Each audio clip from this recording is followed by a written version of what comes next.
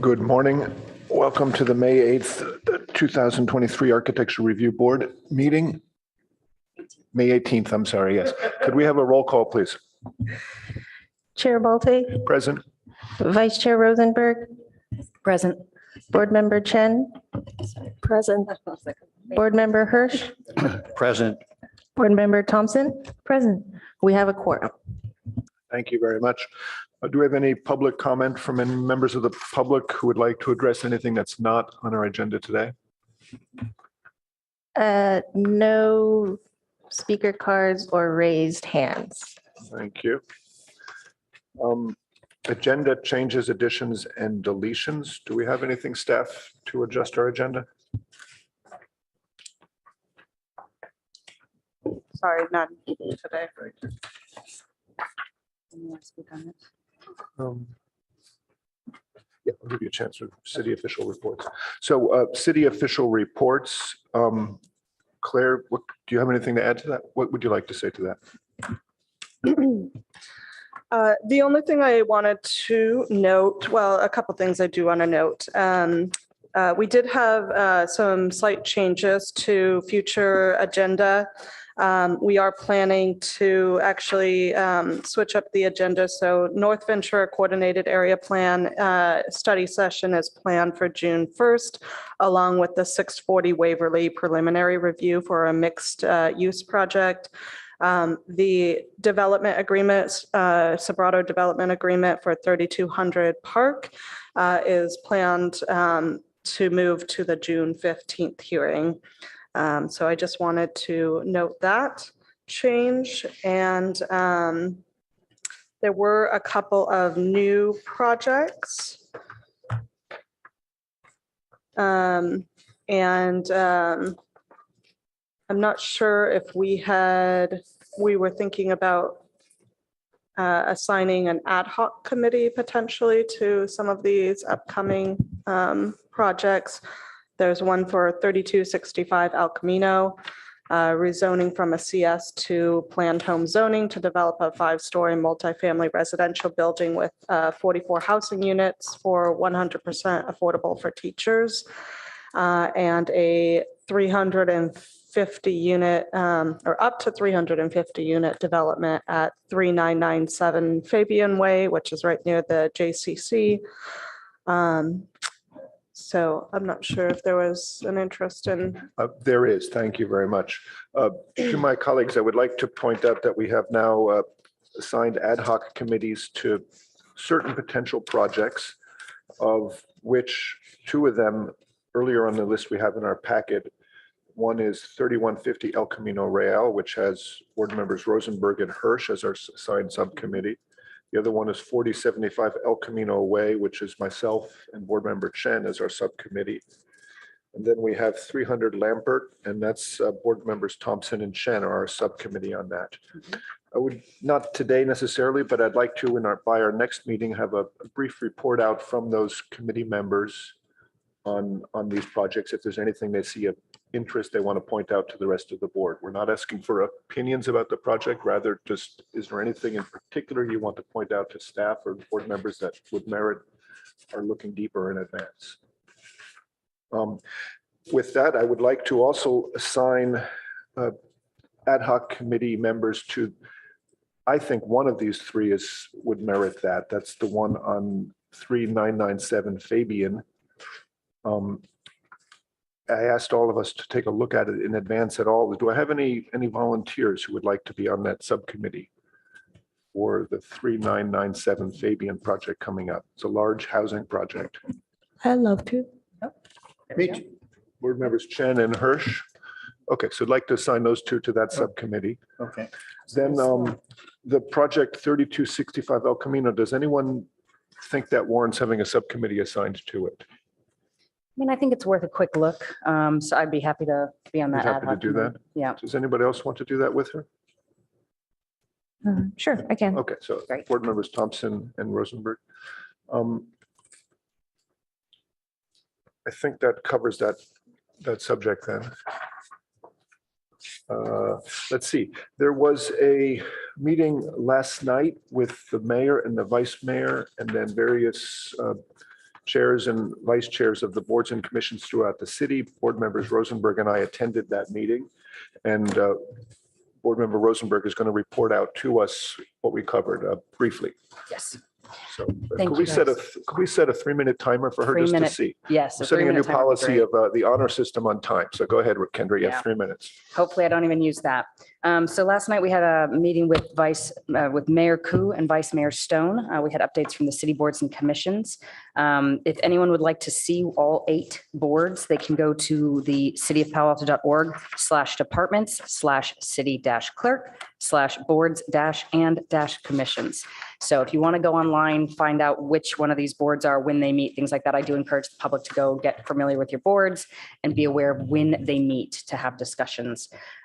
Just very briefly, I'm going to go through the 8 boards and sort of their highlight topics that we covered. Architectural Review Board, we discussed objective standards and how they are impacting the architectural design of our community. If you've sat in on any of these meetings where we've reviewed that, you'll understand what we're talking about. The Historic Resources Board, they were going to update the registry for historic buildings in the city of Palo Alto. They have not updated it since the 70s, and that will be an undertaking over the upcoming years. They touched base on the Mills Act, and they touched base very briefly on the Cannery building and some of the history that was associated with that building, which was very interesting. The Human Relations Commissions, there's an AAPI survey, which they're encouraging as many people in the city of Palo Alto to take. It's Asian Americans, Pacific Islanders, how they're living within the city and how it's sort of an interesting item for them. We have a website for that as well at cityofpaloalto.org, AANHPI survey, all one big word. We encourage the public to take that. Parks and Rec Commission, their parks are looking for more locations to accommodate the growing population. They're also looking to replace a dog park in Barron Park.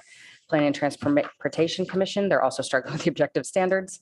Public Arts Commission, they're looking to install new works murals. They have all kinds of plans in the works, and there's an artist in residence in Palo Alto currently, which is wonderful. Stormwater Management Oversight Committee, stormwater was nearly unprecedented in recent years, and there are updates to those rules and regs forthcoming. Utilities Advisory Commission, we are still as a city doing better than PG&E in terms of our rates and standards. There was an item of an unknown increase for gas recently for 1 month that they will be investigating and sort of getting back to us on. Nothing to be concerned about, but they are taking a look into it. And just from a personal note, I would say anything we can do to have our own utilities is a wonderful thing. So that's our summary. In the future, we will be having 2 meetings like this per year. There will be 90 minutes per meeting.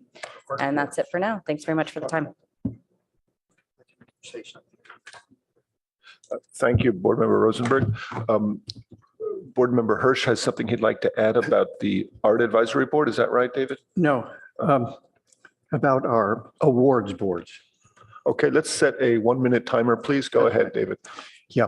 I've been in contact with Rinconada's director for the library in Rinconada and asked them if they had the ability to exhibit our awards boards. They searched for easels, which they have available. And so I'd like the board to address this if they agree that this is a good idea. What I assumed we would do would be attach our description of each project to each of the boards somehow, or arrange it with this director, and they would exhibit them. I don't know the time frame for how long they'll keep it, but they'll have it for public view in the library. So Wonderful. That sounds like a great idea. Staff, who was our subcommittee dealing with the awards to begin with? Do we have it a was- subcommittee, it Jody, was for the me. awards? Osma and who else was with? Oh, I think it was And it was Kendra. Yeah. Yeah. we So were- let's I'll assign David and Kendra as a new subcommittee Mhm. to take care of presenting the awards boards and descriptions as they see fit, Mhm. anywhere throughout the city they see fit to do that. And we still Give have it a the pretty broad boards, latitude. Jody, right? The boards from the, I think Award, they're in, yeah, that's what I thought. Yeah. Okay, great. So again, so if you could just make them available to me somehow. of course. Yeah. Then I can do all the arranging. I'll take them to, We can probably Rinconada. arrange right after this meeting if you'd like. okay, perfect. great, thanks. Thank you. Okay, with that, let's move on to the first action item. This is a public hearing, quasi-judicial for 123 Sherman Avenue. Recommendation of approval of a major architecture review application to allow demolition of 4 existing buildings and construction of a new 3-story, 53,267 square foot office building with 2 levels of below-grade parking. This project would also require a lot merger to merge 3 existing parcels. Before we dive into that, do we have any disclosures to make? Let's start with David. No, I haven't revisited the site yet. I did revisit the site. I'll disclose that I went out to the site earlier this week. No, I didn't revisit the site. I visited the site. Wonderful, thank you. Okay, staff, do we have a report for this, please? Hi, good morning. My name is Emily Foley, and I am the planner for this project. As Chair Balte stated, this is a request for major architectural review to demolish the existing buildings on the site and build a primarily office building that also has a smaller retail component. It also includes 175 parking spaces and a transportation demand management plan.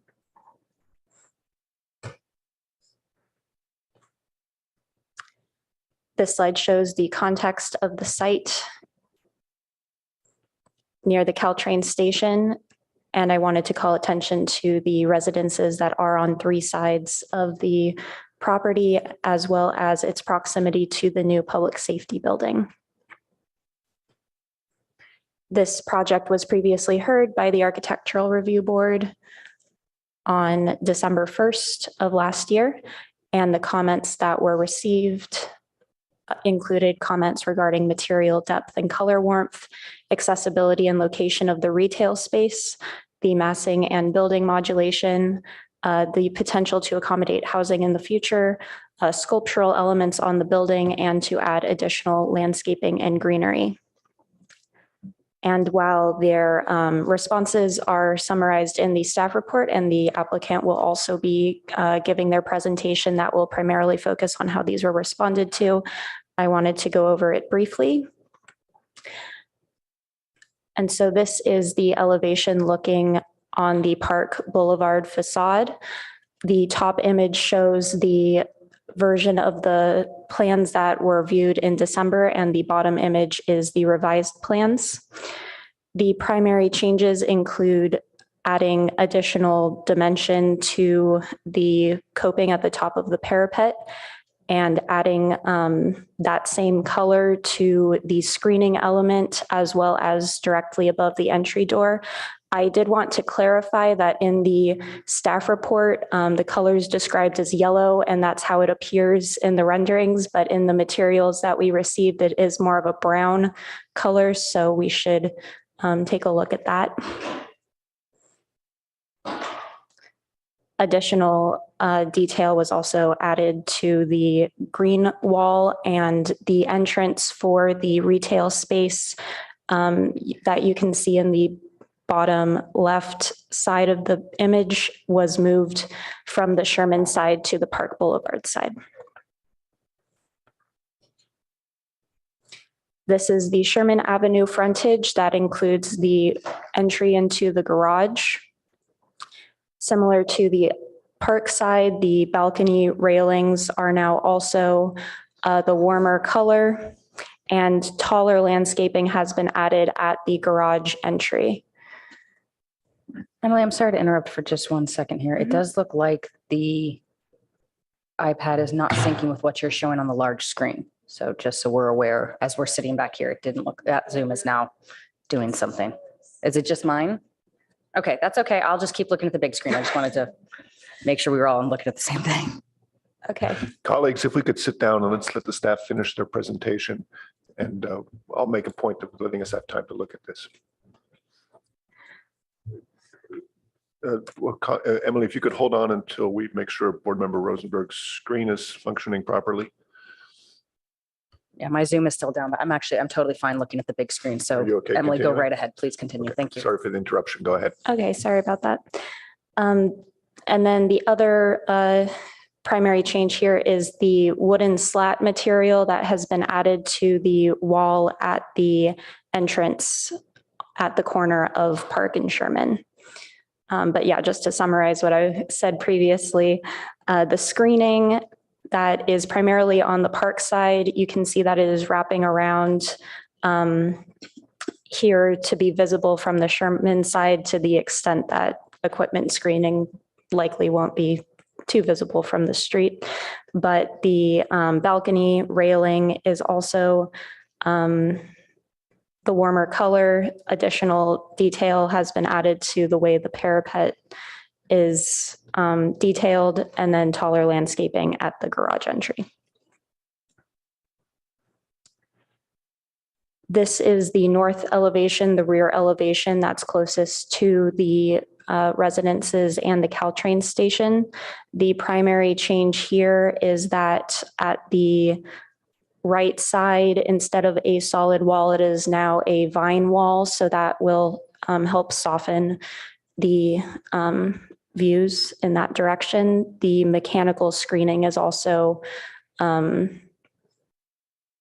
less. The mechanical equipment has been rearranged in a way that should have less of an impact on the residents. And then the last side, the Grant Avenue side, although there was no design change to the screen wall, now that we have the material samples, I think the design intent has been clarified as to, what that will actually look like. Again, the balcony railings are the warmer color. The vine screen at the bottom has also been kind of clarified.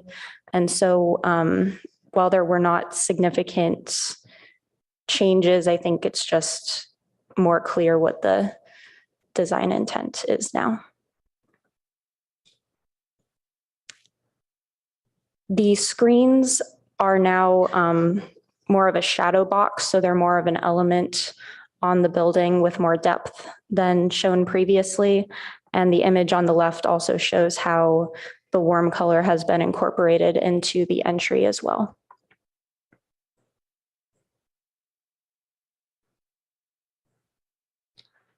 Since this is an office building, it is subject to the annual office limit. But as you can see here, there is plenty of space to accommodate this new building. This project is also subject to the California Environmental Quality Act. It was analyzed through an initial study and mitigated negative declaration, and that is in circulation. The circulation period began May 5th and will end on June 5th. During this time, anybody may provide comments that will be responded to as a part of the CEQA process. And lastly, the recommended motion is that the Architectural Review Board consider the ISMND and recommend approval of the project subject to the findings and conditions of approval. Thank you. Thank you, Emily. I'd like next to ask the applicant to make a presentation to us of their project. And then to my colleagues, what I'd like to propose is that after the applicant's presentation, let's have them just quickly walk us through their sample board. There's a lot of very interesting materials there that we're excited to see. We don't want to use up your 10 minutes for that, but afterwards, let's just have you describe it to us so we can really understand. So with that, please, you have 10 minutes. And if you could please state and spell your name for the record. Sure. I'm Lund Smith, L-U-N-D Smith, and happy to be here today. Good morning, Chair, Vice Chair, members of the Architectural Review Board. Thank you again for meeting with us once again to discuss 123 Sherman. We're very excited about this project, along with the Bebo family. The Bebo family is the family we partnered with on this project. They own the site, and they've actually operated their business in the Bay Area for many, many years, for decades, and also live here locally. I want to just emphasize before I turn over to the architect. So it's been as you can imagine, any project is an iterative process. I think one thing we've been really appreciative of this process, even though it's been challenging at times, is working very closely with all the neighbors around us. We've had multiple meetings with them starting back 2 or 3 years ago, and it's really made the project much better. As Emily mentioned, there are several landscaping features, architectural features, changes that have been made to the project to accommodate and hear their feedback, and it's been very useful. Also really appreciate your comments from the last hearing. What we're going to be showing you today are a lot of the improvements to the architecture in response to what you've said, and also clarifications on some of the materials that are being used. So I want to turn over to our architects now to explain in more detail.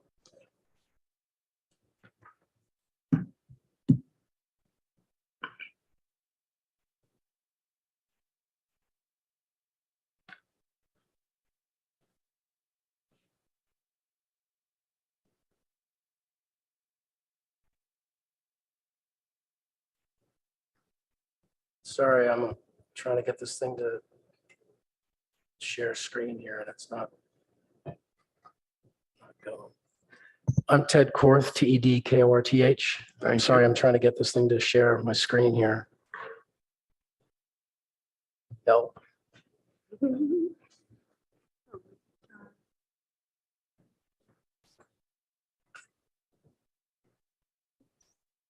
So the images are behind this.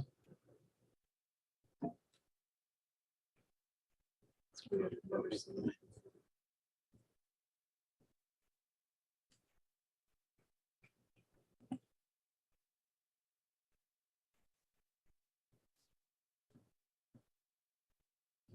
so here's the image. How do we get this to share?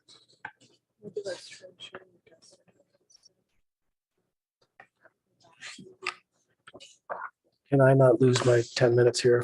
Just We've paused your time. We'll indulge you for a short period. Thank you. I know you'll respect me less, but I can't do anything about that.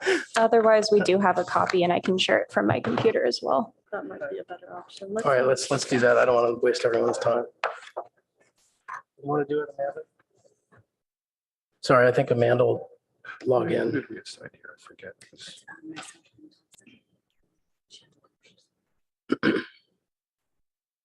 You and Osman.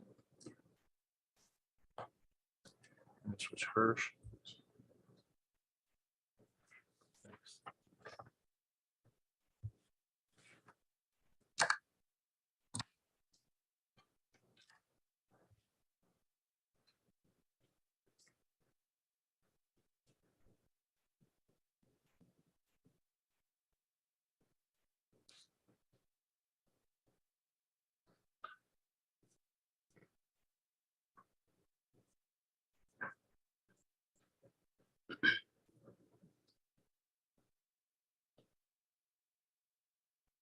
What are we doing? What's wrong with your? Here we go. Okay. Okay, we're set. If we could start to continue the timer, go ahead, please. Thank you. All right, so this is a rendering of how the design looks today. I wanted to lead up to this through the slides. So the next one, please.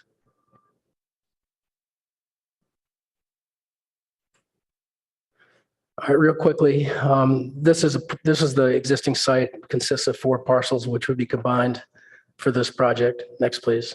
Just as an overview again. This shows the existing commercial uses and residential uses. Residential's in green, commercial's in blue. You can see that on the upper part of the site, the top of the site, there's an existing commercial building that's literally on the property line between our project and the adjacent residential. And there's a mixed-use commercial and residential building in the lower left. This is a 3D view of the same situation. Next, please. So these are existing trees and trees that would be removed. The existing ones to remain are green, especially the 4 redwoods in the upper right-hand corner. We've redesigned the project several times to try to make sure that those trees will exist and thrive. The yellow ones would be removed. We'd be removing 7 trees on the site, and their proposed 9 new trees will be street trees as part of the construction of this project. Next, please. There are 5 existing curb cuts on the existing site. The proposed project, there'll be 2 curb cuts. There are 13 cars parking on the streets right now, Grant and Park, and there'll be 14 when the project's completed. So I won't read all this, but Emily went through pretty thorough description, but we did take pretty copious notes from our last meeting, and we tried to address each and every note that we heard from all of you. Next, please. So this is the existing project. We've made some changes to it. Again, Emily did a good introduction, so let's go to the next one, please. One of the discussions had to do with the retail and a desire to have it open and be directly connected to Park Boulevard. This is the floor plan that we showed prior, where the blue arrow was the office entrance underneath that covered plaza, and the yellow was the retail entrance. So we've revised this to be the next slide, so that the retail opens directly onto that plaza, and then the office entry has been moved to the center of the building on Park Boulevard. Next, please. So this is a view of the proposed project as it stands today. You can see the covered plaza at the center of this project. There's a wood slat wall on the right side with a bench in front of it. There's a retail entry right adjacent to the open plaza. We've showed outdoor seating there, and as an idea for a tenant to have a cafe there. The window system at the ground floor changes to this wood color, which is also shown in key locations on the project. So on the right side where it says signage to the right of the office entry, that stencil panel would be this wood color. The parapet cap would also. The office entry is recessed in the center. It's a 2-story space. The whole facade's been pushed in so that the building's designed into 3 distinct elements on Park Boulevard. And then on Sherman, again, there's a terrace in the center with a wood-colored balcony. And then we've enclosed the stair at the far left of the project. Some of the residents adjacent were worried about that stair in terms of noise, and just would prefer, I think, we decided to enclose it so that there wouldn't be noise issues and there wouldn't be privacy issues. And then the wall that faces the residential is planted with vines. In addition, at the center of the building on Sherman, there was a fitness center, is a fitness center. There was a request that we bring that out and have natural light and windows for it. So we've moved it and reconfigured it so the windows, the fitness center reaches the windows. And to the left and right of the automotive entrance, those walls are planted with vines that will grow up the side. So we've made these changes. The wood color of that screen wall, we thought related to the adjacent building in a nice way and more readily kind of tied back to the idea of a natural material that way. Also, the canopy at the office entry is also that material. Next, please. This is a rendering of a hypothetical cafe that could be located in that retail space. We've taken the wood slat wall to the right that was in the plaza outside and brought it in, so it's sort of a filtered wall that leads back to the more contained spaces of a cafe, so that if you have restrooms, you have storage, you have a kitchen, they can have lower ceilings, and then we can have side registers that provide air for heating and cooling from that sidewall to keep this space tall. It's a 9'8" ceiling, floor to ceiling glass on the left towards Sherman, the wood mullions that same color as the unique features on the exterior facade that breaks the building up into various volumes. Next, please. One thing I didn't mention earlier view was in the rendering, there was another question, could it be converted to residential in the future? And the floor to floor on this building is the perfect dimension for a residential building. And the narrowness of the floor plate would make a conversion pretty easily done. And so it is very possible to do that in the future if someone was going to do that. This is a detail of that stencil panel. There's a piece of it up there. It's to recall the idea of an abstract foliage. There is a gray panel on the outside, a warm gray color, which is the color of the mullions of the building. The openings are clear. They're basically openings. And then the back, there's a white panel. So it throws a really nice shadow from the front to back, and there's depth to that panel. Next, please.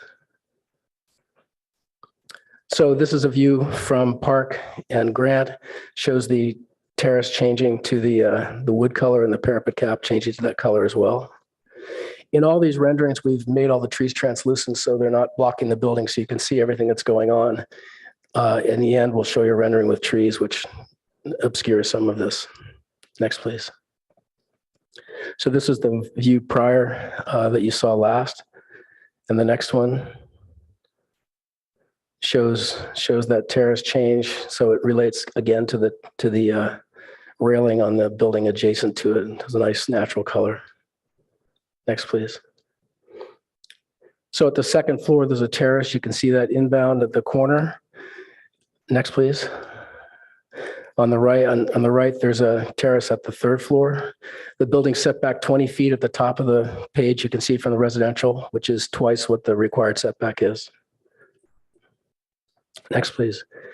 This is the new enclosure for the mechanical screen enclosure. It's 10 feet high now instead of 12. It's been adjusted. I think it's 40% smaller than it was first proposed. Next, please.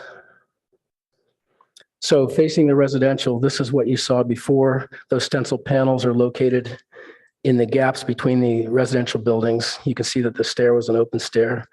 So for light and for privacy, that's been enclosed. Next.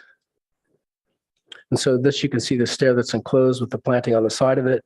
And then these yellow dotted lines are showing the changes that we've made. At the gaps between the buildings, we've installed a shadow box that's 4 feet high in each of those locations to preserve privacy for the neighbors. And I met with Marcia, who lives in one of these buildings and has a courtyard nearby. I'll give you 1 minute to wrap up, please. Thank you. Easy. Next one. Next, please. So this is a view that you'd see from that courtyard. So you can see on the left side, there's the opaque panel there'd be an opaque panel back about 3 inches from the glass that would make that very hard to see into. And then the trees on the left are what would be planted when the building's constructed. And the trees on the right are a view of what these would look like 10 years afterwards. The terrace is along Sherman. This is the prior view. Next one. Shows the wood trellises railings, and then the parapet cap. And it also shows the greenery growing left and right of the automobile entry and exit. Next, please. And this is a rendering of the project with the trees as they really would be without being translucent. That's it. Thank you. Thank you very much. Why don't you go back one slide on that rendering? I'd like to let maybe Kendra, could you help guide? I want to have the board understand what these materials are. So if you could just explain to us as Kendra can pull up, and then board members should feel free to stand over there or here as you like, just to be sure we understand. So that's the stenciled panel. That's the color of the mullions. It's a warm gray. That's a full-scale representation of the panel. Yes, that's the color for the gray stencil panels in the rendering, but the color that it would be for the railings and some of those other areas is the brownish color that right there. So in some cases where the terraces are and there are railings, they would be that color. And then the area to the right of the office lobby on Park would be that color. The green is the color of the panels at the service bay on Grant, which doesn't show in this rendering. And then the dark gray is the gray paint behind the planted area on Grant where the transformers are, which will have green planting in front of it. And the area left and right of the office or the garage entry, the light gray, there are a few opaque areas on Grant on the side of the stair at the second and the third floor. We tried to give you all the materials. Well, we did give you all the materials. The white, yeah, that's the back. That's the bands at the floors. It's called bone white. And it's also the white at the back of the stencil panels. Glass, it's clear glass, low iron glass. And then that is a cedar slat that would be in the covered terrace, or excuse me, covered courtyard in the front. And then also on the ceiling in that area as well, because I can't remember which one of you suggested it, but having a warm ceiling in that outdoor plaza would also be a slat ceiling as well. Wonderful, wonderful. Thank you, Kendra. Okay, thank you for your presentation. Do we have any members of the public who wish to comment on this project? If so, could we open the meeting to public comment? Each speaker will have 3 minutes. Yes, I have one in-person speaker and one on Zoom. So the first one in person, Jeff Levinsky. Wonderful. And Veronica, just so you know, it looks like I'm seeing 2 more cards here coming your way. And if you're on Zoom, go ahead and raise your hand so that we know you wish to speak. Okay, Veronica, do we have it? Everybody, we wanted to show everybody has a chance to speak. You'll get 3 minutes. If you could state and spell your name for the record, you know that, Mr. Levinsky, but nonetheless, whenever you're ready. Thank you. It's Jeff Levinsky, Jefflevinsky. Good morning, board members and staff. Just for the record, I'd like to point out there's no copy of the plans for this project on the back table or even of the staff report. And it's not a great way to encourage public participation. I'd also like to raise 3 concerns about the proposed parking for this building. First, the parking numbers in the plans don't seem to agree with the numbers in the staff report. On page A0.1 of the plans dated May 4th, it says that 218 parking spaces are required, but on the staff report, packet page 36, it says 213 parking spaces are required. They also disagree on how many spaces will actually be provided in the building. So either the plans are wrong or the staff report or who knows. Second, the plans in the presentation this morning show a cafe in the building. Now, restaurants in this building zone require far more parking than stores. The proposed parking is far short of the restaurant requirements. It doesn't seem right to depict how nice this restaurant will look and get people imagining dining there when no restaurant can legally occupy that space because the building isn't putting in enough parking. Third, both the plans and the staff report have the city granting a 20% parking reduction for having a TDM, not only to the office space, but also to the retail space. This doesn't make sense. A TDM typically provides all employees with subsidized transit passes, carpool apps, and even free last-minute cab rides. But that's fine for office workers and maybe for retail employees, but most retail parking is for customers who may visit once a month or once a year. A store in this building isn't going to give transit passes, carpool apps, and free cab rides to all its customers. So why would the retail space get the same 20% parking reduction that you give to an office? The ARB has reviewed other projects in recent years that did not get a TDM reduction for their retail parking. That includes the Stanford Shopping Center remodel, the Compadres replacement on El Camino, the Parmani Hotel redesign, and even Edgewood Plaza. Some of these have TDMs, but those didn't reduce their parking requirements. And that's simple logic. A TDM can't prevent customers from driving to a building. It's great to have a TDM, but not to reduce your retail parking. Please weigh in on this and have it corrected. The ARB unfortunately didn't object a few years ago to the FAR exemption given to the parts of the Colameth parking garage not under the main structure's footprint. That mishap caused enormous problems and consumed countless hours of staff, planning commission, and city council time. It became a major news story in both local papers. Had the ARB objected to it as a violation of our zoning laws, which is precisely what the council eventually concluded, everyone would have been better off. So please don't approve this building's 20% parking reduction for retail based on a TDM. It would create a terrible precedent. Thank you. Thank you very much. Next person, Veronica. Yes, next is Suzanne Steinley.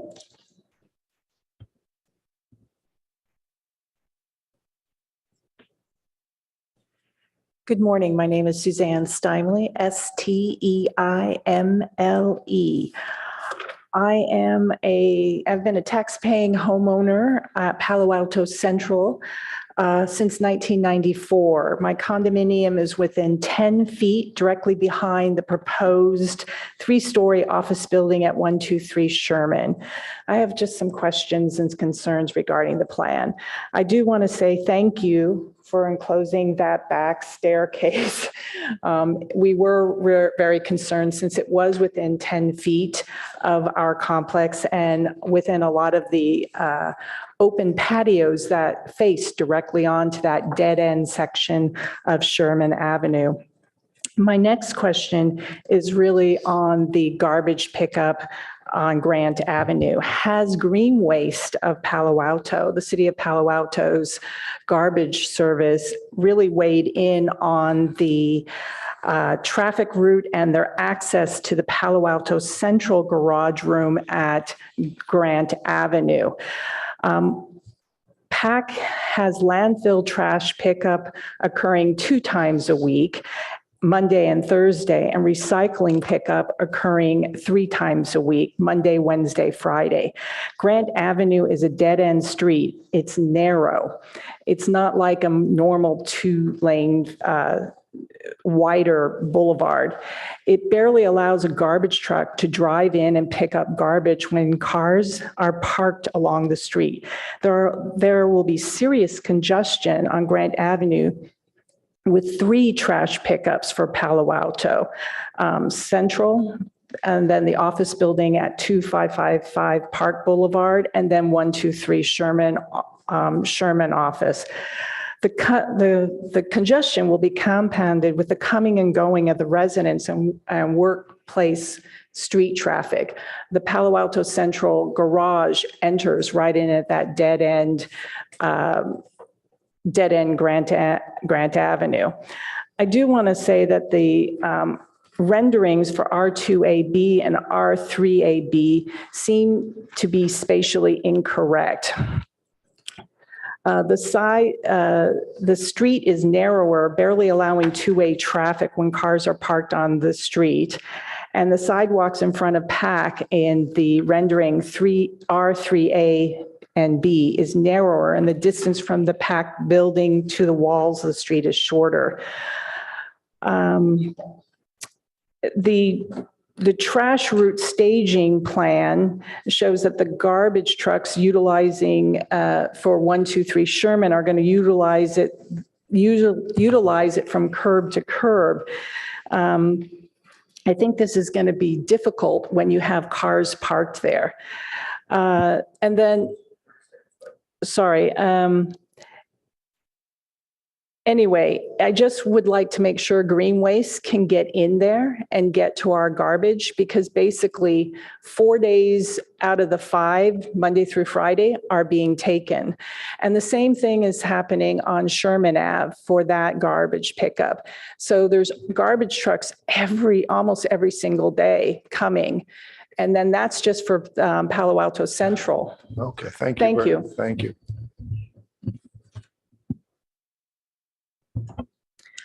Next is Patience Young. Seem to be the only mask in the building. Okay, good morning. Patience Young, Patience, Patience, Young, Young. And I've submitted this also by email, so you'll have a report of it. As a homeowner at Palo Alto Central since 1996, I support sensible city planning. Vacant office space is now more than abundant everywhere. Good reason to determine the viability and desirability of this project. The architects have listened to our concerns, thank you, and have changed plans accordingly. I raised some persisting issues. I'm repeating some of what you've heard recently. The local roadways were not plotted to carry the traffic and parking demands we now face. Park Avenue is a busy 2-lane street and bicycle route. Grant and Sherman, both narrow dead-end streets, provide essential access to underground parking for 144 homes and garbage removal. Palo Alto Central residents rely upon pedestrian gates for deliveries, pickups, and drop-offs. Many vehicles park on Grant while their drivers make deliveries on foot or provide car service. Several times weekly, garbage trucks tip from dumpsters that serve many households and businesses. Green waste trucks are already challenged to reach the dumpster at Grant Street and return to Park Avenue. Drawings of this location are misleading.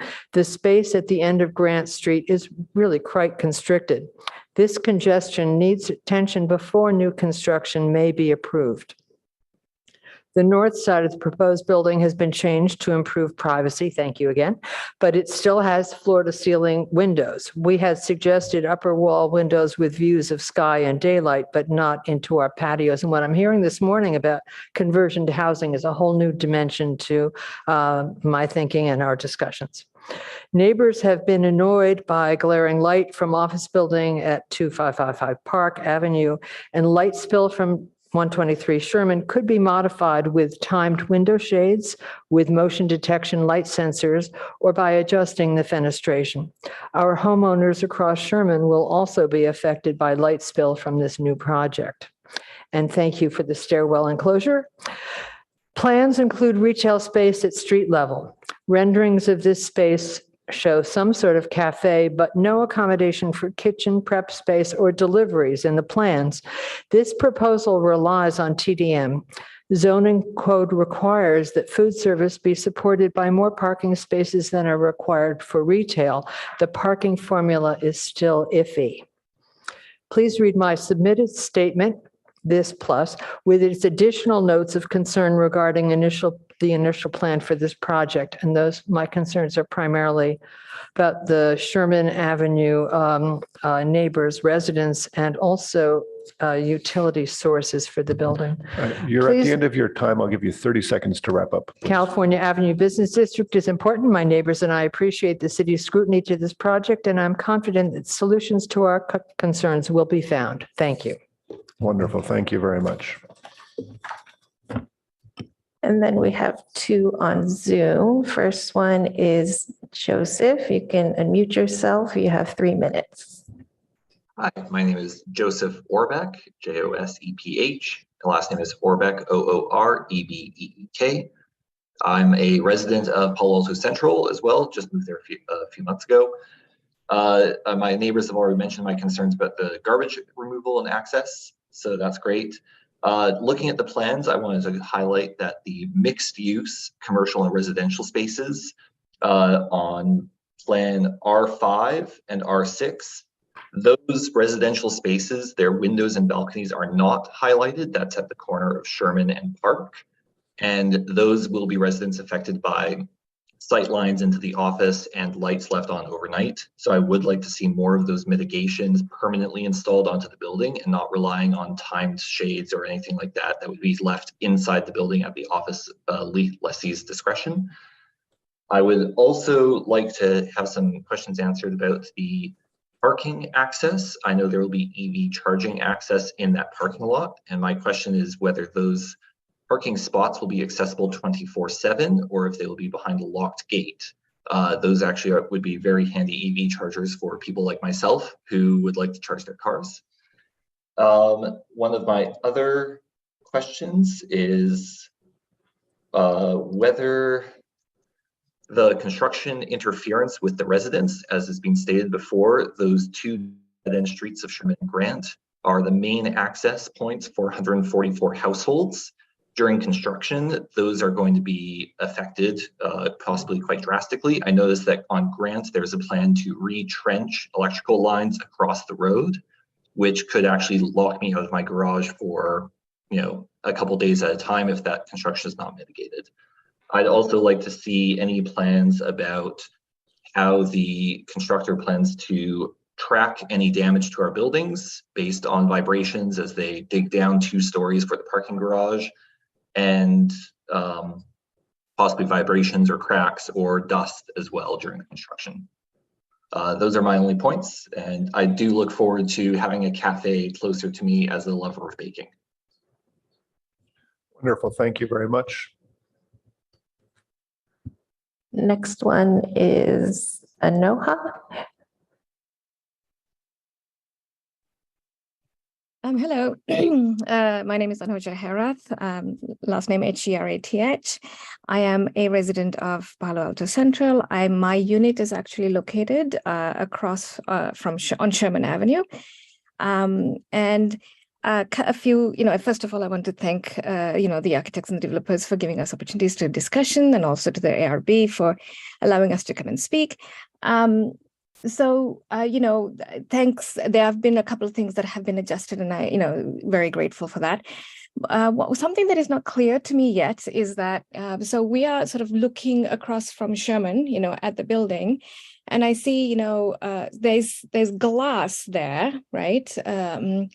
And I'm not sure, because currently there is a little, that 123 Sherman tin house there. And from time to time in the day, there's light that reflects into our units, and it's the sunlight that reflects back. So I'm just not sure if the glass is going to be a certain kind that will not reflect light. So that's another concern, especially there's going to be a lot of glass.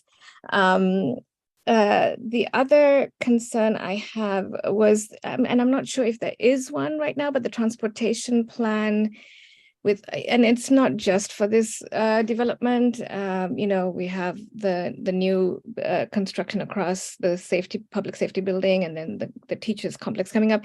So, what is the transportation plan with all this extra cost? Just want to see if there is something like that. I'd like to learn more about it. And I also wanted to echo that I know with the building that has been constructed, there have been cracks that have developed on the complex in phase one, and we had, I believe, one of the residents had talked to somebody, and we had to patch up those cracks. So yes, it is a concern with the development, how that's going to be. And also, I know with the construction there and all the vehicles moving around, there's a lot of noise, and a lot of us are working from home. And I know my husband kept saying every time he had a meeting, there's the beeping of the trucks, reversing and all that. I don't know what can be done, but is there something that can be done to sort of minimize noise at all? If something like that can be discussed, I would appreciate it. Thank you so much. Thank you very much. Veronica, do we have any other speakers? No, that's all our public comments. Great, thank you very much. To the applicant, we can afford you 10 minutes to rebut any of these comments if you'd like to take the time to do that.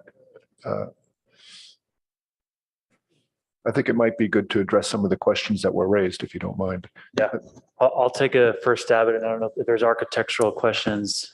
Ted can do that. I appreciate all the comments. I know there's a lot of challenges. Obviously, I hear a lot about parking, concerns about construction, narrowness of the street, garbage pickup. And I acknowledge that these are, concerns and for the residents. We've done our best up to this point to try to address those items. And as we get closer to construction, we will definitely make sure we keep all the residents informed and make sure we're kind of on the same page. We have had experience developing other sites that are similar to this, where we've also developed right next to residential neighborhoods and other buildings.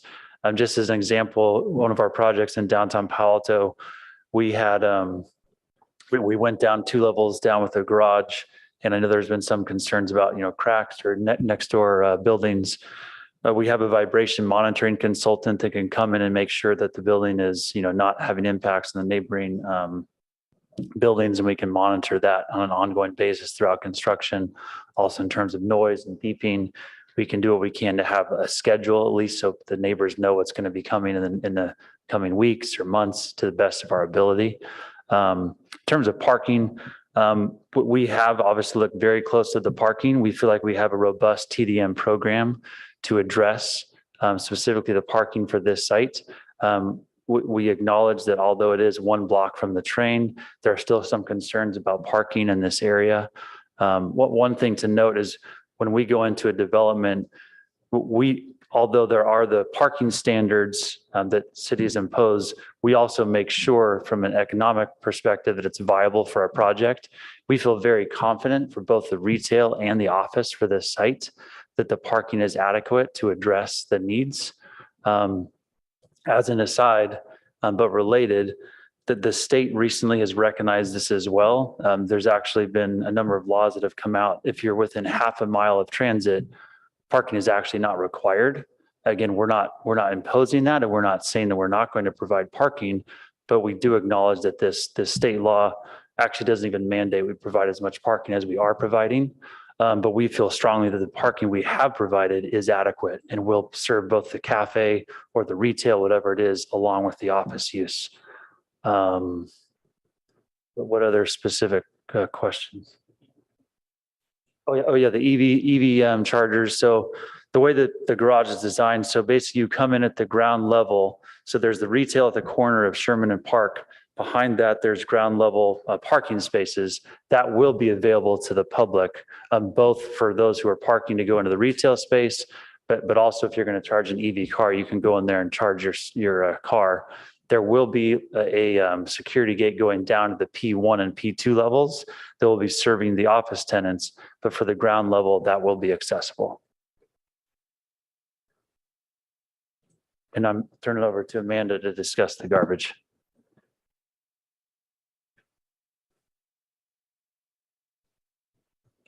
And just to answer the question about trash, our trash consultant did. If you could introduce yourself with your I'm name and- Amanda Borden, AMANDA BORDEN. Thank you. So our trash consultant did consult with Green Waste, Zero Waste, and they did confirm that they can still service the residential trash enclosures. They will have to back out onto Park.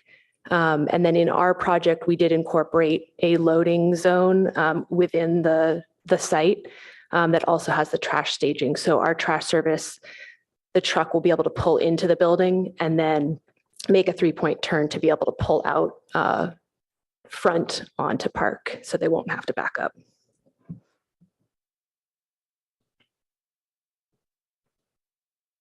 There was a question about glass and reflection.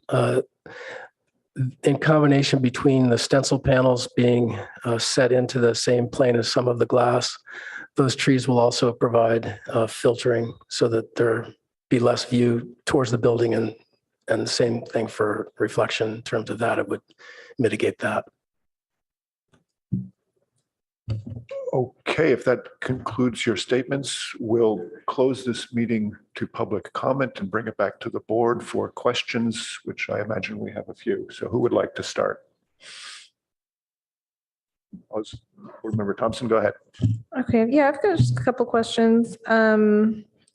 So it was about the shadow boxes on the facade. So those, I just wanted to clarify where they sit in plane. Is the perforated metal aligned with the glass, and then there's an opaque white backing on all of them? The opaque white panel would be in plane with the glass. Okay. And then the stencil panel is out about 3 or 3.5 inches from the face of that. So if there's glazing, and then the perforator stencil panel will be proud of that. I see. And in terms of the sides, it's just open on the sides? It's solid on the side. There's a plane. It's literally a box. I see. And then the side will be a same color metal, and it'll project out in front of the glass. So there's depth, and stencil panel will be out and glass will be back. Okay. And then are there any operable windows in the project at all? No. Okay. And then in terms of all the live planting on the building, I just wanted to confirm there's a living wall on Park Street, and then on Sherman and Grant, is it just vine? Yes. Crawley walls? Planting. I think it's pittosporum, actually. Our landscape architect could answer that, but it's meant to grow all the way up to that first white band. Okay.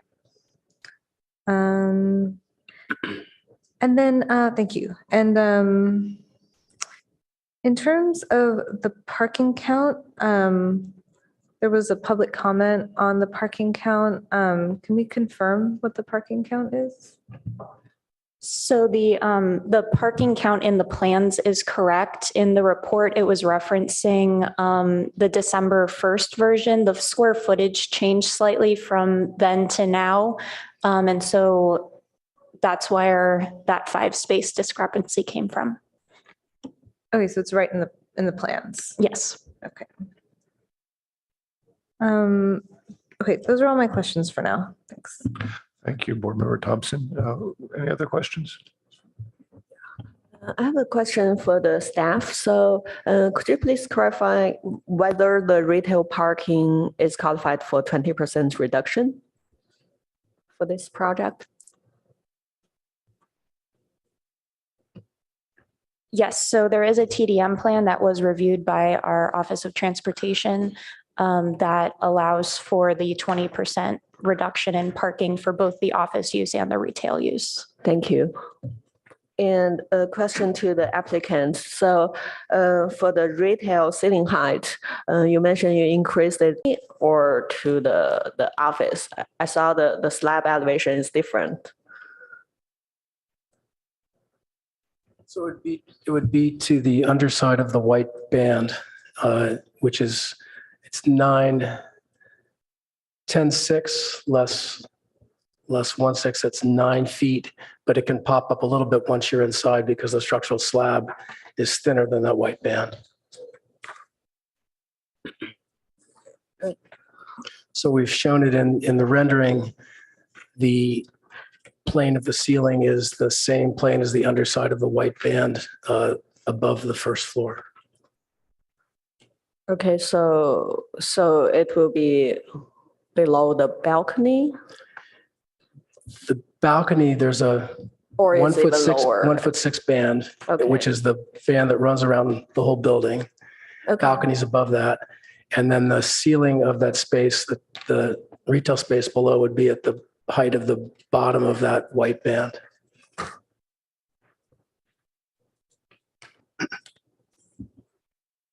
And it's possible to get it a little bit higher than that because the white band is quite a bit thicker than the structural slab, concrete slab.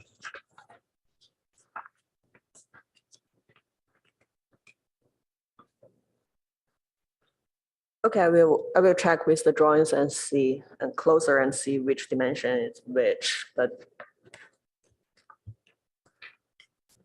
Let's see the section here. Yes, so I'm referring to sheet A 4.2B. So if you see the section there, it seems like the balcony, the bottom of the balcony is a few more inches lower than the office space.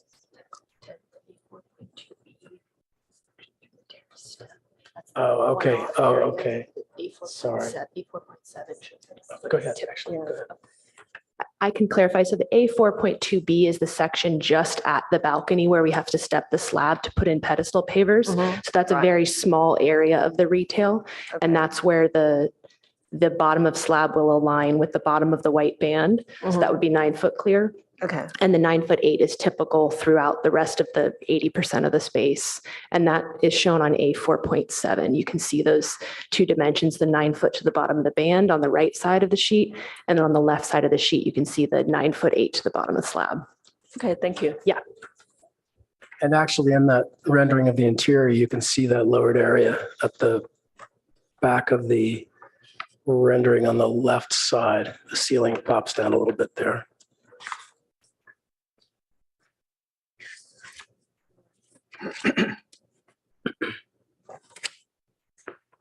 As Amanda explained, the balcony has pedestal pavers, so the plane goes down a little bit so you can accommodate the pavers just in that one little area. Okay. And another question about the trash. So for the retail trash, it is on the left side of the building. Will it be somehow moved to the right side of the building so that the garbage will pick up the trash, or? Yes. Yeah. So what we did is we actually relocated the office trash towards Sherman. So it's directly adjacent to the staging area.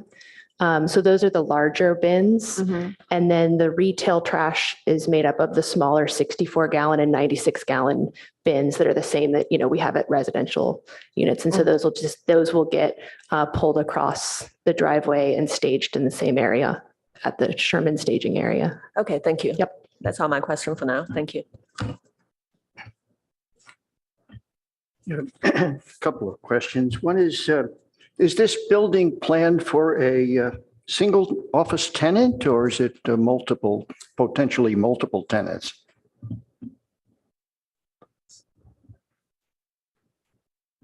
Hi, I'm Boyd Smith, BOYD. It's designed to go either way. It could be single tenant, but also could accommodate a floor, individual tenant per floor. Per floor? Yep. Okay. Specific on describe. Did I understand you to say that the insiders, they're not windows on the inside behind the panels? They're a box of some sort that's a solid? It's a solid area that's an insulated area behind there. So there wouldn't be, we thought that it'd be fine not to have it all that many windows. And then also you get nice shadow off of the white material at the back of that shadow box. So it's opaque behind that area. But on the other hand, the inside loses the opportunity to see this pattern and light pattern through it onto the inside floor, et cetera. So you made the decision to go one way or the other. It could have done either way. We thought maybe for the residents and adjacent people, it'd be probably not a bad thing to have a little less glass. So that was our thought process anyway. Okay. Dave, can I ask a quick chime in on that? What is the actual color of the material behind the patterned metal? It's the white sample that Kendra held up. Sorry, board member Rosenberg. But yeah, it's the white material. It's a fairly white color. Okay. It's called bone white. I think the renderings probably depict it pretty accurately. Thanks. Continue, David. Well, those are my two questions.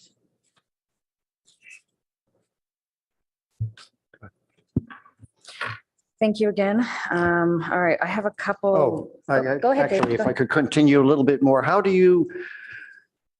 I noticed that those panels are on hinges of some sort so that you can get behind in order to clean the surface behind. Is that correct? Yes. Okay. It seems like that would be a difficult procedure because they're very big panels and they're going to pull out. So there'd be some form of a ladder on the outside to get to the building in order to perform that. We met with a facade maintenance consultant to sort out how to clean the windows on the building. And they'll be using a lift, and the lift, they can just hinge it open and then clean it and close it. So it won't be a ladder. It'll be a safe lift that is OSHA compliant. Okay. It's a good question. You can get at every one. And there's no planting in front of those. Correct. Okay, thank you. Even the ones on the residential side, because there's parking that comes out at grade there with a wall, they can use the lift along that area that's open to the sky to service that side of the building as well. Okay. There is, just in terms of a section that I assumed I was looking at, there is a light well that allows light to penetrate through to the parking lot below. Yes. That hasn't been mentioned before, but it's a significant feature that gets light down to the, thank you. Okay. Yeah. Just want to confirm that that's what it is. Yes, it is. Thank you. Okay, I'm done. So David just stole my question there. I just had a couple clarification items. The location of the gate within the parking structure, could you point that out? Is it noted on the plans? I was not able to locate it just by looking at the floor plans, or is that just not been decided yet? That's not currently shown in the plans. It would just, the space allows for that if the tenant wishes to, because the below grade levels are all the office parking. Great. But we can confirm that that gate will not be at the entrance. It will be somewhere farther back, whether it's at the top of the ramp or right before you go the curve to get down. Correct. Okay, thank you. Can we get the number of the Kendra, parking? which drawing are you looking at for that gate? There is no gate shown. That's what she just said. There's no gate shown. I am looking at the exact same one. This is the gate coming off of Sherman? In the parking Sorry, not structure. Sherman, off of Grant, It's a gate that would be interior to the parking garage Correct. that would prevent the public from going down to the office. to the bottom two parking. Right, so it'd be an floors. internal parking structure gate somewhere, probably either at the end here or at the top of the ramp here is what they just said, but it's not shown on the plans. Okay, great, thanks. Okay, next question. It does look like there are 4 parking spaces noted as being on that Grant Road, that little cul-de-sac there. it does appear that when you flip flop between the rendering on R6 and the trash staging and turnabout plan on TR 0.0, when you kind of go back and forth between it, that centrally located parking space does seem to be an imposition on these trash pathing for the roadway there. Now, my question is that one parking space on the road a requirement, or is that something we could just simply remove that parking space, make sure that that stays open? Because if the trash pickup is 3 days a week, that would be a constant headache if there's a car in that spot. Maybe it's designated as a 5-minute drop off or something like that. But I'd love a little clarity on that specific central grant parking location. Yeah, I think that the first neighborhood meeting we had a couple of years ago, there was some concern about parking in general and the impact on the street parking. And so the intent was to show that the project, because of the elimination of some of the curb cuts, that we could actually provide more space for street parking. It's not a requirement of the project to maintain that added street stall. Okay, so it's a potential that we remove that parking space and allow for that trash to be unimposing. Okay, great, thank you. In terms of the construction concerns and vibration issues, so you guys had mentioned that you have a vibration consultant. I'm also curious if you guys know what type of temp shoring you're going to be using, if there is any temp shoring required for the site, or are you guys far enough away? Are you guys going to be using secant walls, soldier piers, anything like that? Or is this going to be typical construction for that residential facing? Whatever information you have, I just would love to hear it. I wish our contractor was here. Fair enough. The short of it is I don't know the specifics, although I do know we have engaged them already preliminarily to look at this. Butler Construction is the contractor we worked with on previous projects. As I mentioned before, our project at Lytton and Alma, we also went down 2 levels. We did shoring on that one and with residents right next door and also an office tenant. And so I can't tell you exactly what kind of specifics, but they definitely have done this before, and we'll make sure it's being monitored throughout the process. Great, thank you. Those are all my questions. Staff, I wonder if we could just go for the record through the parking requirements. There were some pretty direct comments, and I want to be sure we understand that there's, and I see it as 218 required parking spaces. And I want to be sure that that's correct and that takes into account the retail and cafe ratios being different. So it did not take into account potential restaurant use, but let me check what the requirement for that would be. I guess I just want to note, and the applicant briefly spoke to this, but under Assembly Bill 2097, the city actually cannot impose any parking requirement for this site. So there is no minimum parking requirement as of January 1st of this year. So yeah, but nevertheless, they are, working toward our standards in our code. So I'll let Emily speak to what is provided. Yeah, I'm just interested for the record to put it out there. What would the requirement be if there wasn't higher up state regulations requiring something different, just so we have it out there? And then I'd like to know what they're proposing. Again, it's not really our purview, but I want to just put it on the record. So the parking requirement for eating and drinking services per PAMC 18.52.040 is 1 space for each 60 square feet of service area plus 1 space for each 200 square foot of other areas. So again, the plans don't go to that level of detail in terms of how the space would be allocated, but it's generally 1 per 60 square feet of seating area, and then 1 per 200 square feet for kitchen, back of house, et cetera. And that would include the outdoor covered area, wouldn't it, for the cafe? Outdoor seating would count towards floor area, which I also don't think is being accounted for in this case. Right, 'cause Yeah, that's covered. So the front. So it's plaza area. conceivable that if there weren't a state regulation regarding parking, someone could come in with an application to put a cafe here and be denied because they can't meet parking. Is that proper? Is that correct? If it weren't for the state regulation. Correct. Or yeah, I mean, we really don't have that level of detail. Yeah, I just harken back to the Protege restaurant when they went to go put their restaurant in on California Avenue, and it was actually an incredible difficulty for them because they couldn't meet parking requirements, and they ended up not having a covered outdoor eating area because of that. And it seemed unfortunate that it wasn't considered ahead of time for everybody, even the building owner at that case. So right now, for the record, this building is not providing parking that would meet Palo Alto's current standard if that were actually a cafe. Is that correct? So per the TDM, 172 parking spaces would be required. So with that 20% reduction, and they're providing 175, it is 3 additional spaces. I can't, speak to how that could make or break a potential project, but we just don't have enough information provided at this point. And the TDM is something that would be typically applied to cafes and retail uses as well as office uses? It's applied to the building as a whole, and it also considers the ability to share parking between the uses. Okay, great. I think we have that on the record. And to my colleagues, parking counts are not directly our purview, but it's good to put it out there so everybody knows. Are there any other questions or thoughts? If not, let's bring it back to our board for a discussion. Who would like to go first? Oh, boy. Okay, Yingji, you're close to me. You go first. Let's see where to start. Thank you for your presentation and thank you for making all those changes. I think we see lots of improvements for the current design.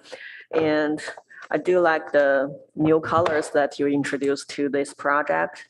And I do like the wood slides at the covered plaza. And also thank you for redesign the entrance for both the office and the retail. I think it helps. And I also do appreciate the more green wall, the living wall added to the project. I think there are lots of improvements. However, I would still strongly encourage you to increase the retail space, the retail ceiling heights. Although I know it might be hard to working with the parking area behind it, but 9-foot ceiling, it is for this large size of the retail, it is just too low. And also for the green wall, I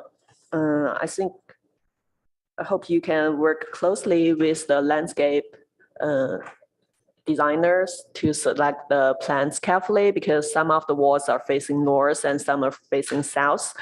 So please select the plants carefully.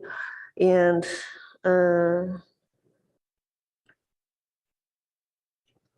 think that's all my comments for now. Thank you. Board Member Hirsch.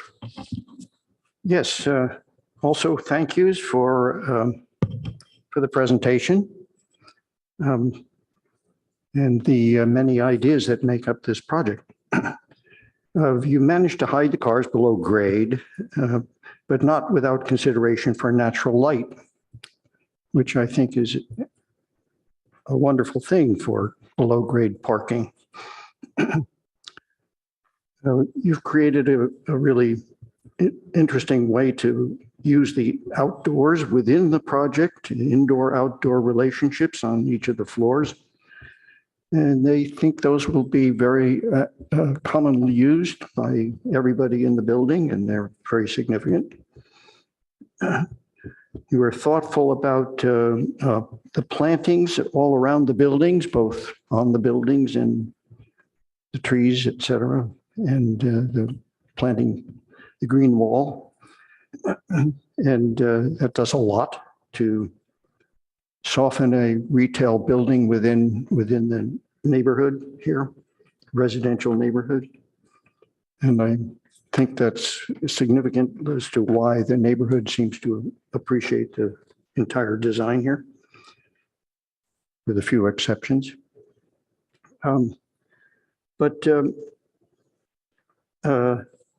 And the panels, I shouldn't forget the panels. I mean, that's a unique idea.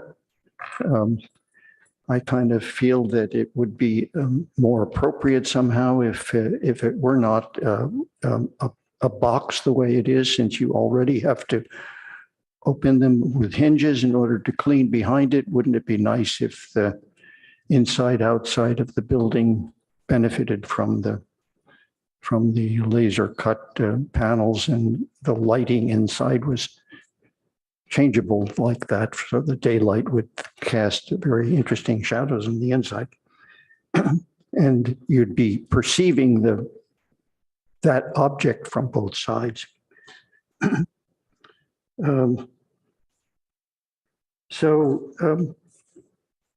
With that in mind, I think your major problem here is really on the Park Avenue elevation. There are three things that happen on this Park Avenue elevation. One is the plaza, which we've been discussing as to the heights, et cetera, of the ceiling. The other is the entry to the office. And the third is the green wall. And those three things are approximately equal dimension along Park Boulevard. And they're separate functions. I think you're missing a really great opportunity here. I think you really need to consider the possibility of giving up a bit of office space above the plaza for a floor and making that into a grand space. It's at present, it's just simply too low for its dimension. It's like 26 feet in one direction and more than that in front to back dimension. If you really think of it, unlike the rendering here, which unnaturally lights the bottom part of the building, the ground in that area from the perspectives that you look at it from, you're really not going to get that effect, certainly not in the daylight. I mean, the amount of light you'll have to put in the ceiling in order to keep that lighting even relative to the outdoor lighting just simply won't work. That's a shadow deep space.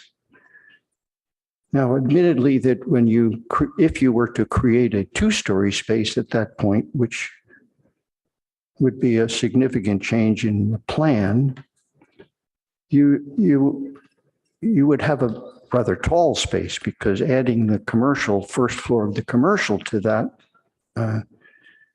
is a significant space. So there need to be some way in which you would actually bring the scale back down somewhat at the corner. But that corner is the most significant piece of this whole building. That's where your major rendering is taken from. And so why wouldn't it not be smart to just keep the entry where it was originally into the office from that side? You wouldn't need that much of a two-story space within the office because you've just come from a two-story space.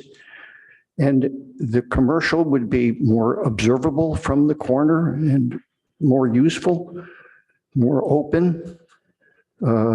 Perhaps you could consider using the perforated to come down further into that space around the whole perimeter.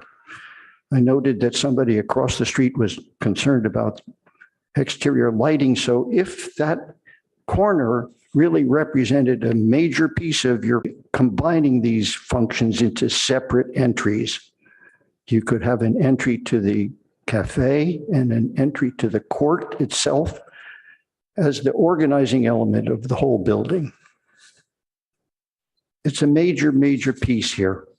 Everything else is really well thought out, and there's just no sense to that. If you think about it, the green wall will be improved significantly because you can carry that across behind the stairwell, even if a piece of it was glass to allow a little bit more light into your lobby. I don't see the sense of having your three separate elements onto Park Boulevard. Park Boulevard's a major thoroughfare there, and you're increasing the capacity of it and the use of it. So I ask you to really reconsider the Park Avenue elevation. and to reconsider the way in which you're addressing the building at that corner. There's a drama possibility here, and you can make this corner really work. That to me is so important for this building. There, besides that, you know, you mentioned the fact that there are potentially two tenants here, but there's a tremendous amount of floor space that's behind a smaller end piece here. And so, you know, you're going to have quite a population inside this building, and that would animate the corner and animate the building at that location. I hope that, you know, I bring this back to my fellow board members to consider this, because if there's some common agreement here, we could turn it into a recommendation in one way or another. I think that the screens are a great idea, but wouldn't it be neat if somehow they were take it one step further, if they were in a track of some sort, so they worked on ball bearings and they could be moved, so that if you had to clean a piece of the building, or suppose tenants were saying we're seeing too much light from this area. I mean, I'm not thinking about that kind of flexibility particularly, but if they could be moved on a track, then they don't have to be swung out into the street. They could be, the cleaning of the whole facade of the building would be a lot easier. And you'd have some possibility of flexibility if you have a tenant that really prefers to do something different on one side from another. You use those panels as an opportunity. So other than that, I think that it's going to be a very, very successful building. And I hope that you would consider this significant design change to the corner. Thank you. Board Member Hirsch, could you clarify for us, please, when you say design change to the corner, we had asked them to put the retail or the cafe at the corner. We did. What is it that you envision? I'm trying to understand the genius behind your idea. So explain more carefully how that would work, keeping both of those functions there. Well, originally they had an entry to the office lobby in that diagram, going sort of, if you entered from Park, you turned to the right to get to the office entry. And the commercial was straight ahead. It is possible to bring the commercial further forward. And then, you know, the comment about the ceiling height, and Chi's comment, is less important when you're already coming from a significant two-story space into the commercial area. I believe that has to be a result of the zoning that required you to limit your height. Otherwise, there wouldn't have been any reason why you wouldn't have made the first floor higher. Why was it so? It's a question I didn't ask before, but it must be the limitation of the height of the building itself. Could you answer to that? I started choking on water in the middle of that. I'm sorry about that. I didn't hear you. But if the question is about the proposed plate heights and the thought process behind that, it may be better to have the applicant answer that. Let's finish our comments first before we dive in deep on. Sure. So, yeah, you know, I mean, that would be the first question I would have asked, is that actually, which I didn't get asked, is why is it that the first floor is so low? Okay, we'll come to that. Who would like to? Are you done with your comments then, David? No, just one additional one, and that is that our objective standards has a much higher requirement for first floor commercial heights than what is being proposed here. And there's reason for that. And so I would have said to consider a greater height to the first floor, and would have answered the questions that were raised before. Great, wonderful comments. Thank you. Ozma, do you want to go next? Sure. Okay, well, thank you to the applicant and thank you to the members of the public for speaking on this item. You know, in general, when I was first reviewing this project, I was very appreciative of all of the changes that were made per our suggestions and per the suggestions of the public. The wood slat entry looks really nice. The living wall, locations of living planting around the building look really great. I did have a similar thought initially that initially I didn't realize that the screens that were on the upper levels were actually solid. I thought they might go open out, sort of have like a glass behind it. But I also appreciate that there is solid on the facade versus just a full curtain wall from start to finish. So I do appreciate those updates to the project. In general, I can recommend approval for this project. I think the comment about the 9-foot ceiling height is a little bit of a sticking point. Potentially, I was kind of looking at your sections, and your first level of parking doesn't look like it has stackers, and it looks like it could get lower potentially. And then there might be a sunken courtyard thing going on, which may or may not be the right choice here, but it would give you an extra height. I think a lot of the design elements, like the verticality of the wood, contribute to sort of making that space taller than it is currently. I think I remember last time asking about that, raising the building height, and I think there is a restriction there from what I remember. So I actually don't have a lot of comments on here. In general, I think this project would be very appropriate in this area. So yeah, I'll just leave my comments there.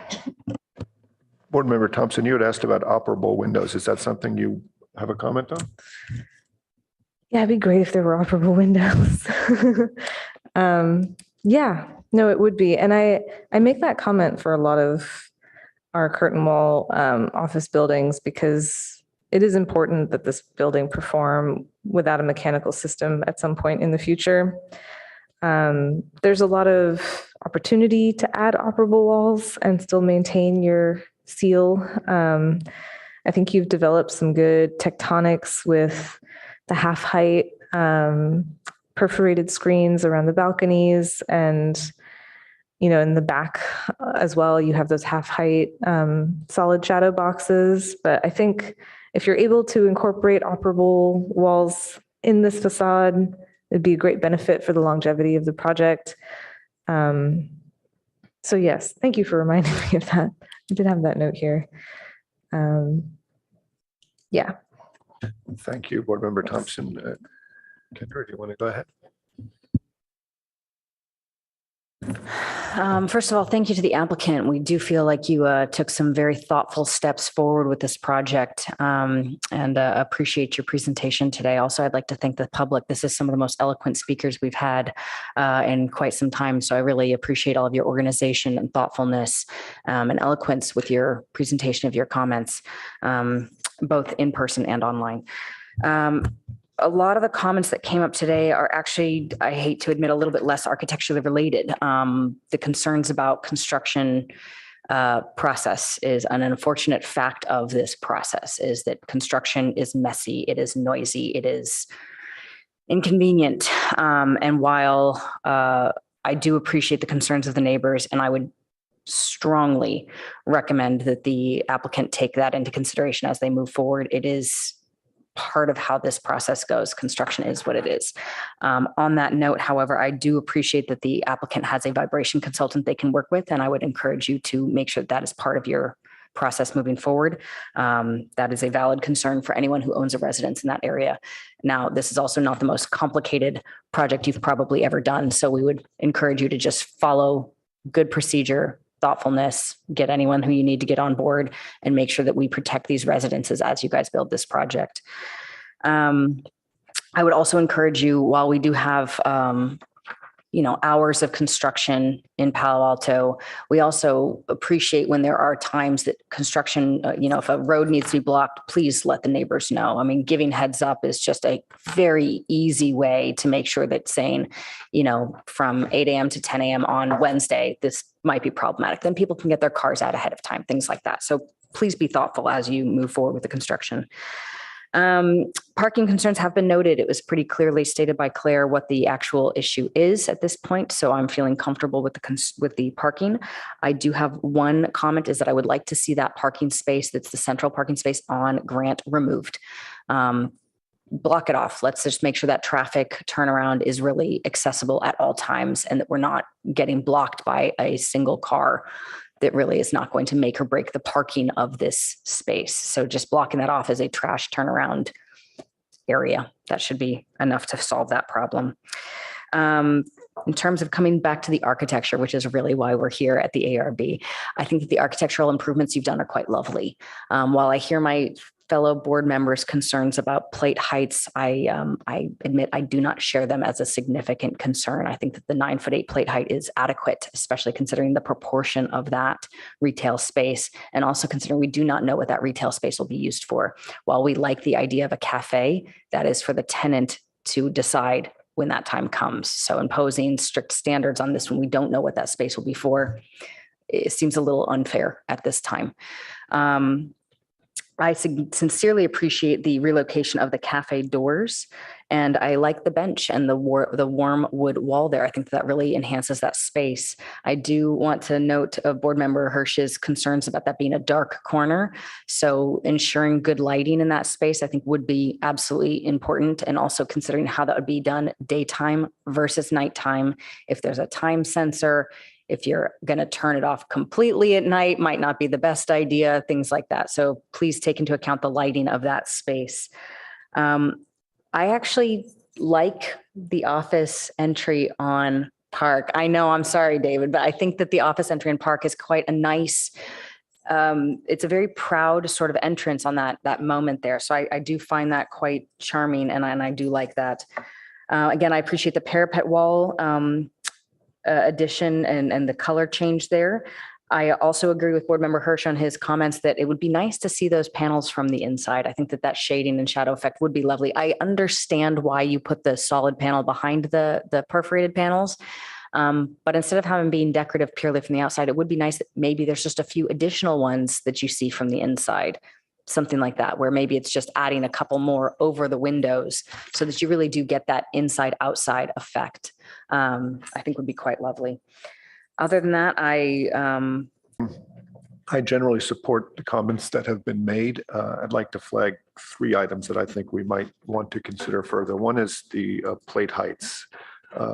9'8" is fine, Board Member Rosenberg, but we're talking a structural 9'8", and there's always finish underneath. They were pointing to the wood slats. There's typically wiring and frequently plumbing, sprinkler systems, things like that, which often bring it down even as much as 12 inches. And 8'8" is certainly not acceptable for a retail space in a new building. And Board Member Hirsch is correct. I believe that our objective standards require something taller, and I don't see why we wouldn't hold to that standard here. I think the issue really is not that they can't make the whole building taller, but rather that they have to make the offices shorter. And that's the trade-off an applicant has to make. Yes, the office space is less desirable because the commercial space on the ground floor is more desirable. And that's very much our role to help balance that out. So I think it's clear I tend to lean that way, but we'll come to that as a discussion as a whole, perhaps in a second. My second concern has to do with the panels and the large windows. Really, it's related to a lot of comments we heard from the community repeatedly about light spillover.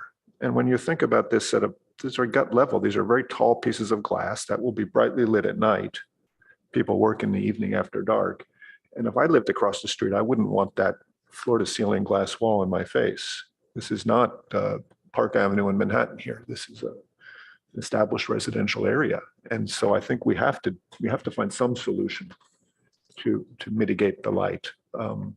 I do agree that the sliding panels would be wonderful if you could see them from the inside as well. And I'm concerned that that white color behind it is quite bright. Those panels are, I'd say, at least 50% transparent. So that white color is also going to be bright. And again, that's something that's hard to perceive, but my gut tells me it'll be quite bright looking through that opening. So I'm just concerned that the building is just a little bit too much brightness to the residents who are very close. The streets are small here. So, and I share Board Member Thompson's desire. If you can make operable windows, that's just preferable. Just think of today how nice it is if you can just open your window a little bit.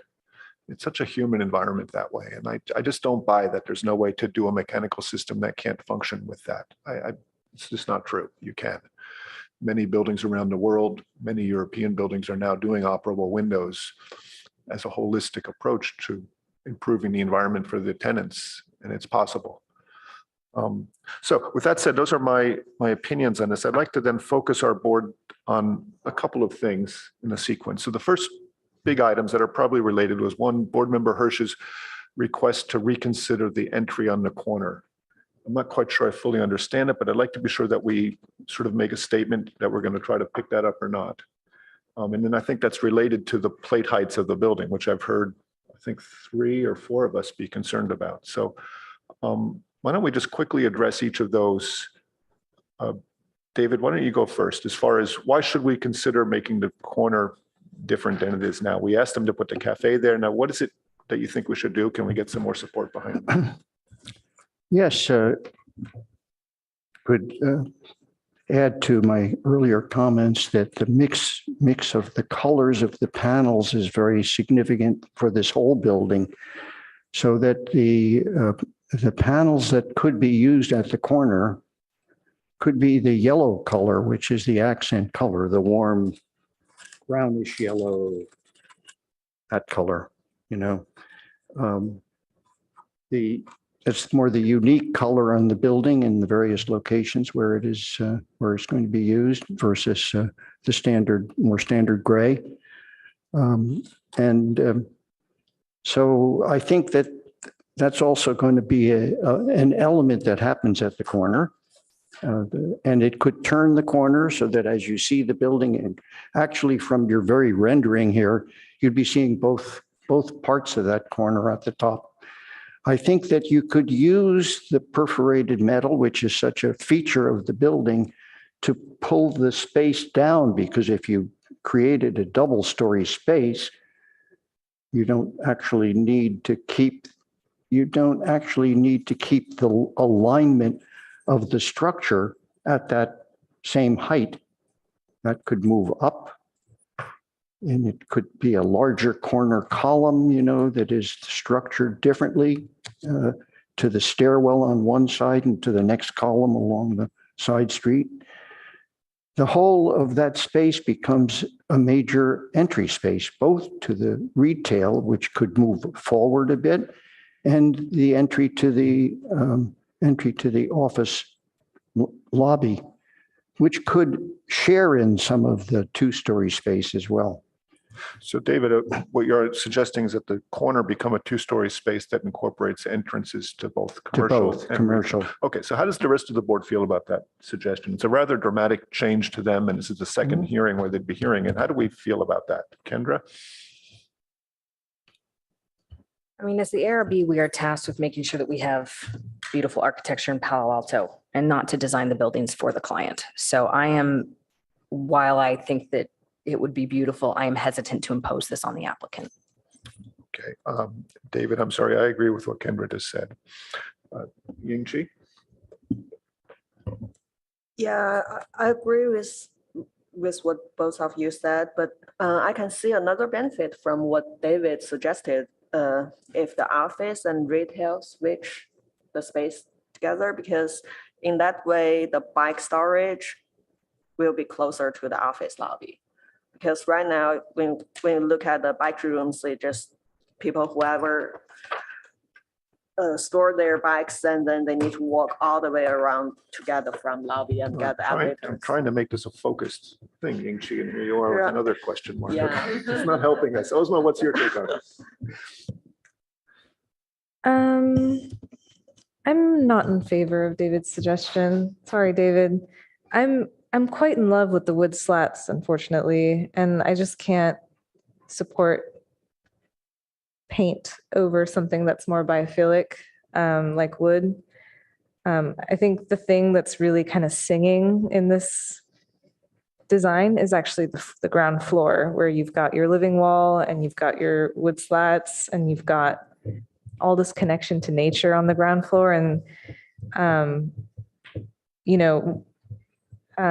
I know we're not talking about the reflectivity of the facade yet, but, bringing that up, bringing more green things up in your facade, I think would help with some of the reflectivity concerns. But in terms of the relocating of the entry of the office, I kind of agree with Board Member Rosenberg that it kind of makes sense on the facade to keep it where it is. And then kind of create this little kind of nice, deep cave-like pocket. It's kind of nice. It's like, it's very cozy. It's got open corners on two sides. I wonder if we, I know our objective standards don't permit retail heights lower, but the other element of this is if an applicant thinks it makes sense to deviate from that, they can bring that in front of us and we can reconsider a lower height, subjectively. And I wonder if the retail space here is just a different flavor. Like maybe it's a cozier, smaller retail application. So the more I'm thinking about it, the more I'm kind of happier with what we have in front of us. Okay, so I'm searching for consensus. I don't hear it, David, on the corner. So you're welcome to make a motion at some point. But for now, let's address the question of the height of the first floor. There's been some concern that it should be raised taller. Could staff please remind us what the objective standards require for a plate height or a ceiling height of a retail space? Let's look it up for a second. Would you also like the applicant to walk through the different floor levels? No, at this point, I'd just like to know what, I think we did that last time, Jody. We can call them up in a second, but let's see first what the feeling of the board is when we really come down to it. What is the required height? That's a good question. Board Member Hirsch, do you know that offhand? You brought that up. It's either 14 or 15 feet. Yeah, that's what I remembered when we go through all those objective standards, 14 for the retail on the ground floor. Yes, and you mentioned the sprinklers in the ceiling. Well, air conditioning, any ductwork in the ceiling is going to cut about, and that's the reason for that height, by the way. It would be the mechanical system more than anything else. The sprinklers are nominally a few inches, to get the plumbing through. But, the air conditioning ductwork is significantly bigger. I did also want to point out that on sheet A 3.1A, on that top elevation labeled number 3, proposed south elevation at Park Boulevard, we can see the building next door versus this building. And I would like to point out that this building's floor plates are a little bit shorter than the existing building next door, but they're not, 6 feet lower. They're just a little bit off. And going from a 9'8" plate to a 14-foot plate would dramatically change this building. Okay, so I hear you say 14 seems too much to you, Kindred, but can you support requesting it to be taller than, if we use the terms on their drawings, it's 10'6" floor to floor. And we're all professional enough to understand what that means to the inside. And I think we all want to see this get across the finish line today, which means we're going to need to come to some closure. Can we try to suggest a number, and then we'll ask the applicant to come up to address what our recommendation might be before we finalize anything? Don't worry, we're not about to just proactively put this, but. Well, I wonder if we can just, in that same drawing, I could support, so the other floor to floor heights look like they're 11.9. And maybe what it is we kind of ask 11.9 to be on the ground level, and maybe the upper level gets shorter. Okay, so I hear Board Member Thompson suggesting instead of 10'6", we request 11'9". Do we have any, How do you feel about that, Ying-Chi? I was even going to say that we could reduce each of those to 11 foot, 11 foot, and take that full 18 inches and put it in the first floor. That's fair enough, but let's just be specific to what we're talking about. It's up to them to design the building. Yeah, I would say, why don't make it simple just to 12? 12 feet. Yeah, So 12 Elizabeth feet. suggested And- 11.9, you're suggesting 12. Board 12 Member Hirsch, do sounds you have a good. sense where you feel is appropriate or reasonable for this building? Well, I have to say that, unfortunately, I'm going to have to vote against, the rest of you members here because I'm not in favor of this project as presently designed. I would like to increase the nature wall further on the face of the building, and that's possible if you create a different entry to the office. So I think I agree 12 feet is a good 12 feet is compromise. good. Okay, so could I ask the applicant to come up and I guess this is your chance to explain why that's not reasonable. Thank Because you. I'm hearing a consensus around 12 feet instead of 10'6". Fair enough. Would love to address this. So honestly, I'm already losing sleep over our ceiling height on the second and third floor. That's a genuine comment.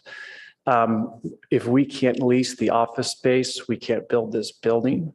We are already 2 or 3 feet shorter than a typical office space with our current design. When we were in the process, there was a zoning change that lowered our building height from 37 to 35 feet. So trying to accommodate 3 floors is really, really tough.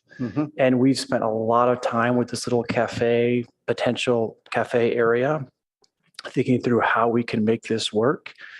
A kitchen space, if it becomes a cafe, is going to be, 25, 30 feet deep. That leaves another 30, 35, 40 feet of actual space at 9'8". We can run the ducting along the sides. So the ducting is not encroaching further into that 9'8". We can expose whatever's nice space. But unfortunately, we are at our absolute limit in terms of ceiling height, being able to lower the second and third floor. It is what it is. But again, that being said, we are very confident it's going to be nice, delightful retail space. We'll have floor-to-floor glass, vertical elements inside and ducting that is kind of tucked into naturally lower spots of that build out. I think it's going to work great. Okay, I'm not hearing a sense of compromise. I'm hearing a sense of attempting to convince us we're not correct in wanting it to be taller. Is that fair? And just because I can't build a building if I can't lease the office space. Now's a chance to compromise. If you can think of something I would between what love we're to. suggesting and what we're not. I think we're going to be requesting something taller though. So and I'll tell you, I can't build it. Sorry, well, but that's your call. what it is. We're just trying to keep the building be good. So thank you very much. Peter, if you don't mind me jumping in here, Sure, go I ahead. would like to make one also comment is that we're asking for, just to make sure that we're all looking at this with a clear eye, we're asking for the first floor to be notably taller, for them to make what I'm hearing are pretty dramatic changes to their potential viability of this project over a quarter of the square footage of the first floor, because most of this first floor is parking. So I would like to point that out, that we're really asking for something pretty dramatic in what appears to be about 1/4 of the footprint of the first floor. Well, but that is their choice, Kendra, to decide whether it's a flat plate building or they raise higher on the corner. As Board Member Hirsch's instinct was Understood. telling us, Mhm. architects can vary things. It doesn't have to be the same height everywhere. Mhm.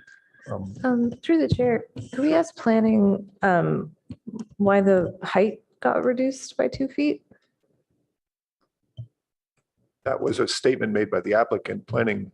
Yes, address it that. has to do with its proximity to residential. I'm not remembering the code section off the top of my head, though. But it is part of the development table for this CN zoning district. So council had clarified before, we used to have, an interesting code section that talked about within 50 feet and within 150 feet, you had to have a lower height limit, and that was very confusing to everyone involved. Council clarified that we now need to have these lower height limits within 150 feet. And so I believe that's what's being referred to. Wow. So they actually came down with 150 feet, requiring the 35-foot height limit. Yes, so this is in 18.16060 table 3. Portions of a site within 150 feet of an abutting residential district other than a PC zone has a maximum height of 35 feet. That's very clear. Okay, if you'd like to address us quickly. Yeah, thank you. Just want to follow up with one item. So this item that was brought before the council was also brought in about a year into this process. So we'd already designed the building and everything is 37 feet and then it was implemented. So obviously it made it tricky. And we, to my brother's point and to the architect's point, we've literally done everything we can possibly do to shrink this building down to 35 feet. And we are confident that retail can lease. We have a number of retail buildings, some in Palo Alto, some in other places. There are some retail spaces that are not 14 feet high and that have this 9'8" clear. So we're confident we can make it work. Maybe it's not a cafe, maybe it's a different retailer, but we're going to make it a cool space. But to my brother's point, the building won't get built. We actually cannot lower the office floor plates any more than it is. Okay, colleagues, so sorry. Okay, one more statement, please, and that's it. The other thing that makes the building a little bit different, a lot of buildings, there's a 14-foot floor to floor, 13 feet, and there are beams between longer spans and there are beams and it gets lower and then people build ceilings and it gets down to 9 feet when you start with 14. We've designed this with a concrete structure with columns that are 30 feet apart, so it can just be a flat plate slab so that the clear height from the floor to the underside of the slab above is the 9'8". So our thought was what Boyd was describing is to provide side-loaded ducting, so you're not lowering the ceiling and not building a ceiling, but expose it and make it interesting, like a cool cafe space. That was our thought. Okay, thanks. You guys have made that point several times. If you could let us finish our discussion. Okay, colleagues, this is the time where we have to sort of put something out there if we're going to. My feeling is we should be going at about 11'6", floor to floor in the ground level as a compromise, given everything I've heard. Does anybody else have opinions about that? Yes, I don't agree with it because I think that it's clear that they have limitations here that they can't overcome. Those limitations are created by obviously the change in the zoning. And I think we have to be cognizant of that and recognize it. I just want to put another point in for raising the area at the corner, because if you do have that raised, then you can certainly accept a lower retail area. But if you're not going to vote in that direction, and I'm the only person on this committee who agrees that that's a smart idea for everybody's concerned, their concern as well as, then I recommend that we accept their explanation. Board Member Rosenberg, where do you land on this? I'm in agreement with Board Member Hirsch here. I think that, this project has clearly had to deal with a code change midstream. As architects, we've all had to deal with that, and it can be quite frustrating, and we adapt and overcome. I am really hesitant to completely derail this project based on a retail space that we specifically requested and sort of imposed on this project to some extent, where we said, we want this cafe, we want it in this corner. I mean, and the fact that it is a quarter of the square footage of the entire ground floor, while the remaining portion is parking, which again, they are providing and it's not required. I am really having a hard time understanding that raising the ceiling heights for a 4,000 square foot retail space could potentially make this project unfeasible. I can't get on board with that. Okay. Board Member Chen. Yeah, so I heard the challenges that you faces, and I think we need to work with that. But I'm not sure whether I should ask a question to the applicant, whether it is possible instead of one retail with 4,000 square foot, you can have like maybe a couple of retails with smaller spaces, because I think appropriate ceiling height, it works with the size of the space. If the size of the space is smaller, then the lower ceiling may works in that case, because just think about maybe say 200 square foot living room, if you have a 9'8" ceiling, it is a decent living room space. But if there's a 4,000 square foot space, it is huge, and the 9-foot ceiling make it looks even shorter. I think that's not on the table right now. Though. Right, We just yeah. don't know what they're going to do. They might Yeah. well rent it to several people. But the question right now is, do we want to push for taller space or leave it as it is? So which way do you lean? First, to start with, I prefer the taller ceiling space for the retail. And also, I heard David brought up his original idea, like to have the retail on the park, and maybe in that case, the retail has the 2-story high ceiling space. And then in this case, I'm more favoring that option because currently the office space facing the park, it doesn't have a great entrance, but it has the 2-story high interior space, make it more grand. But if we switch the office and retail to put the retail in front of the park, and then the office space, the office entry will have a more welcoming plaza, which means maybe it doesn't need a 2-story high foyer for the office. So I think ideally the retail should have a higher ceiling, but I have no idea how to solve it. So that's why I just kind of support what David suggested. Just provide a little bit of additional information here, just as we're having this conversation. It looks like I'd like to hear Board Member Thompson's opinion first. I would just like to add the square footage that we're discussing. If we're going to raise this up and lose that floor area, that square footage would be 1,044 square feet that we're discussing in this corner. So I just want to make sure that we're all aware of how much of that space is that we're discussing. Okay, Board Member Thompson, where do you land on this issue? Well, it seems like regardless of the suggestion made by Board Member Hirsch and our suggestion, we're still asking the applicant to sacrifice some of their office space. Whether, if we do a 2-story option, you're sacrificing office space above that. And applicant just made it clear that this project isn't viable if that office space is sacrificed. I kind of liked your suggestion, Chair, about varying the height along the first level. Given that this retail space is so smaller percentage of the whole floor plate, could that piece just raise a little bit and everything? And then you're sacrificing a little bit of the height of that office space above it. And I don't know if that, breaks the office space, just that tiny piece above it.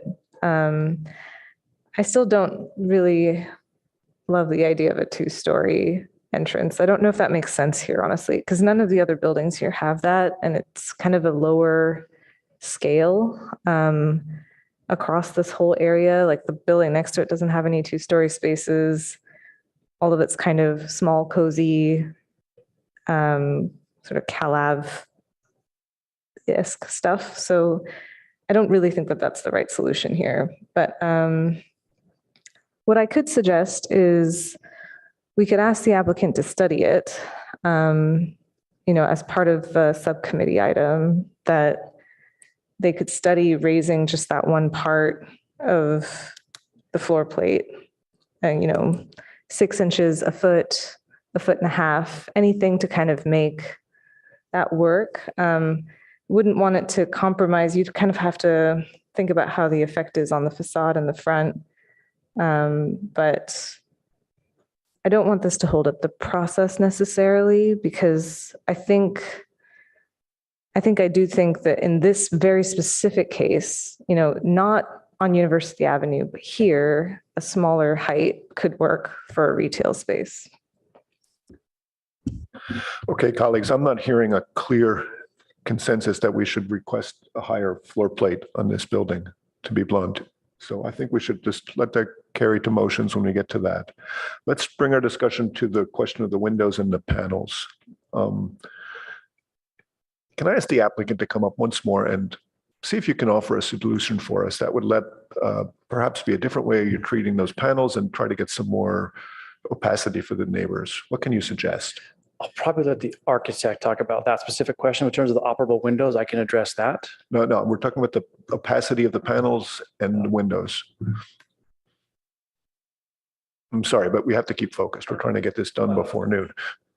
We want to get you approved, and so we want to focus our discussion. What can you do to make it so the windows are not so bright to the neighbors? So we did make the wall behind the stenciled panels solid, but there's an interest in having the glass behind that as well. So those are a little bit contradictory. We could add more of those panels and have them be opaque. So maybe we add 2 more per floor or 3 more per floor or something. So there's still enough window area to have a nice interior space.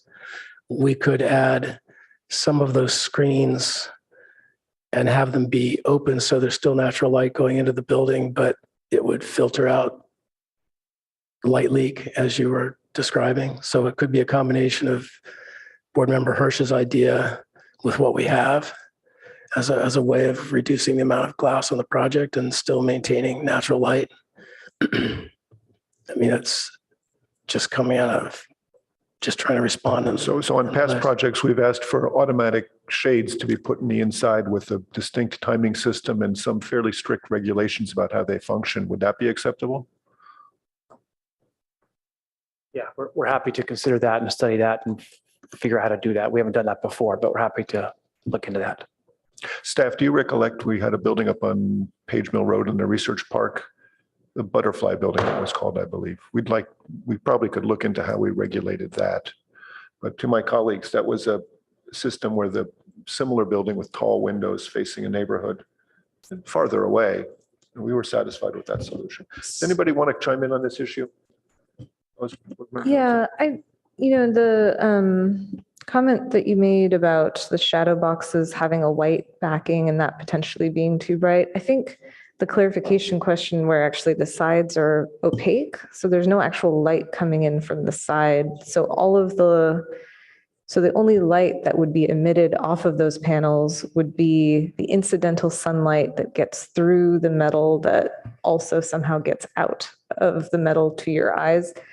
So I actually think that those boxes in themselves will probably be pretty, not really a reflectivity issue. I think you're right that, I think there's so little of the white in general. It's just on that floor band that I'm not too concerned about reflectivity on that particular item. I know there was a member of the public that made a comment about the reflectivity of the glass. And the thought I had was, could there be vine greeny things somewhere on these upper levels to kind of help mitigate some of the reflectivity, given that it is kind of metal glass all the way. That's kind of where I landed on reflectivity on the facade. Thank you. I just think your suggestion is a very good one, and they're going to explore it. I think the shades would probably be sufficient on the inside of the building. You can get all kinds of shades that have a bit of transparency through them, or translucency, whatever works, and that would be a way of eliminating any neighborhood concern here, that you have a system on the outside of the building that really works, that system with, the entire surface there, that is to say the outside penetrations and texture of the panels versus the inside, or with the inside of the shades, would be sufficient to solve any lighting issues. Do you think you could even put shades in front of if you asked for the panels or gave the applicant the option to have glazed walls behind these panels so you could see through them, and having a shade there would be the same feature, and it would give them the option of designing the building as they see fit. Building could be completely glass and have shades on the inside. They could then, it improves everything. Okay, Board Member Thompson makes valid points about the reflectivity there. Board Member Chen, what do you think? Yeah, I think shade helps, and I think what they are proposed here, the details of it, I think I'm not that concerned of this issue. Board Member Rosenberg? Yeah, I'm the biggest sort of issue, I'm going to say that very gently, lowercase I, would be on the north elevation where it's really that very long facade facing the residences. You've already got a system of paneling through here, whether it's white or glazing behind it. I think the only difference would be a privacy issue at that point, not necessarily a lighting or brightness issue between the buildings. And ironically, I think that you just might need more panels where the residences actually are to prevent light spillage, to prevent some of those privacy issues. But all of that being said, I do think that the interior shades would completely handle that. So I'm not hugely concerned. Great. So I'm hearing consensus around the idea of shades on the inside. Let's quickly address Board Member Thompson's concern about operable windows. Do we have a consensus that that's something we should require? Board Member Hirsch? Yes. Board Member Kent Rosenberg? You know I'm going to say yes. With just a few of them here and there. We went through this with the project recently on El Camino Real. Beautiful project, but we did require operable windows for exactly this reason. It doesn't have to be every window, but let's get a few of them in there. Board Member Chen? Yes. I support that as well. Staff, how did we end up conditioning that on the project on El Camino? I remember vividly requesting that. How did we phrase that? Because it's very vague what we're saying right now, a few windows. So that particular project was asked to come back to an ad hoc committee so that we could see those new elevations. I see. So we did it through an ad hoc committee. Great. Okay, so I'm hearing closure on that series of issues about the shades and the windows. Chair, there was one other item that maybe we could get consensus on where a few of us mentioned it might be nice to add some of the perforated metal over glass. Is that something that we might want to discuss as a board in terms of giving direction to the applicant? Okay, can you make a suggestion? Which way do you think it should be? I think it might be worthwhile to ask the applicant to study adding more of those perforated metal panels over glass so that there is a bit of the filtered light coming into the office. So if we gave them the option of doing that and coming back to us with the subcommittee or just letting them, once they have the shades, a lot of that, the question of privacy is taken care of. I think it's not really about privacy. Right. I think it's more about Design. like design of the facade. But I think if we're going to ask them to consider operable windows, that might be part of an elevation update that we could ask them to consider as well. Board Member Chen, what do you think about that suggestion? I can support that. Kendra? Yeah, I can support that. I think bringing the operable panels and perforated panels back, or operable windows and perforated panels back to an ad hoc committee would be a very simple way to cover both those items. Board Member Hirsch? Yeah, I think that the building should be a glass building with perforated panels outside of it. I don't see a reason at this point for the shadow box idea at all. Okay, good. So we're coming to some closure on that. Can I ask a quick clarification? Sorry, Sure, of is course. that instead of glass or having a mix of solid and glass? It's a mix. Yeah, I think in the past meeting, we asked for more solid on the facade. So I don't think we'd be asking to reduce that. I think it would just be to make a mix. Yeah, I think we'll be asking for that to come back to a subcommittee to review it, assuming everybody's on board with this. So let me introduce one last thought, everybody. I'm concerned that we would like to have a cafe at this location, not just retail. And is it possible to ask staff to somehow entitle the project with that being an intended future use by basically making a statement that the parking is deemed to be okay right now as it's submitted for a cafe? So that if someone comes in with a cafe, it's allowed. I don't want to see the same situation we've had before where a tenant just, where they can't rent it because of the parking and then it's not going to be a cafe. A lot of us are looking at this, imagining it, that corner having the activity of a cafe. So to staff, is that something that could be possible as a condition? I think that's definitely something we can study for the ad hoc. To my colleagues, do I have support behind that concept? 100%. Board Member Hirsch? You're puzzled there, son. No, no. I know what you're thinking. Yeah, I think it would animate the plaza to have it a use of that sort. So I agree with that. Yeah, it will be a great addition for this neighborhood. I agree it'd be a good thing. I guess I heard that because of the state law, it doesn't really matter. It doesn't matter, except I'd like to just double check it by putting it in our record as well. State laws change and it might change again. Yeah. And if state law wasn't there, they would really have a problem. If I may too, I don't know that the project was analyzed as a food service establishment. And there are requirements under, I believe, Title V of our code related to for food service establishments.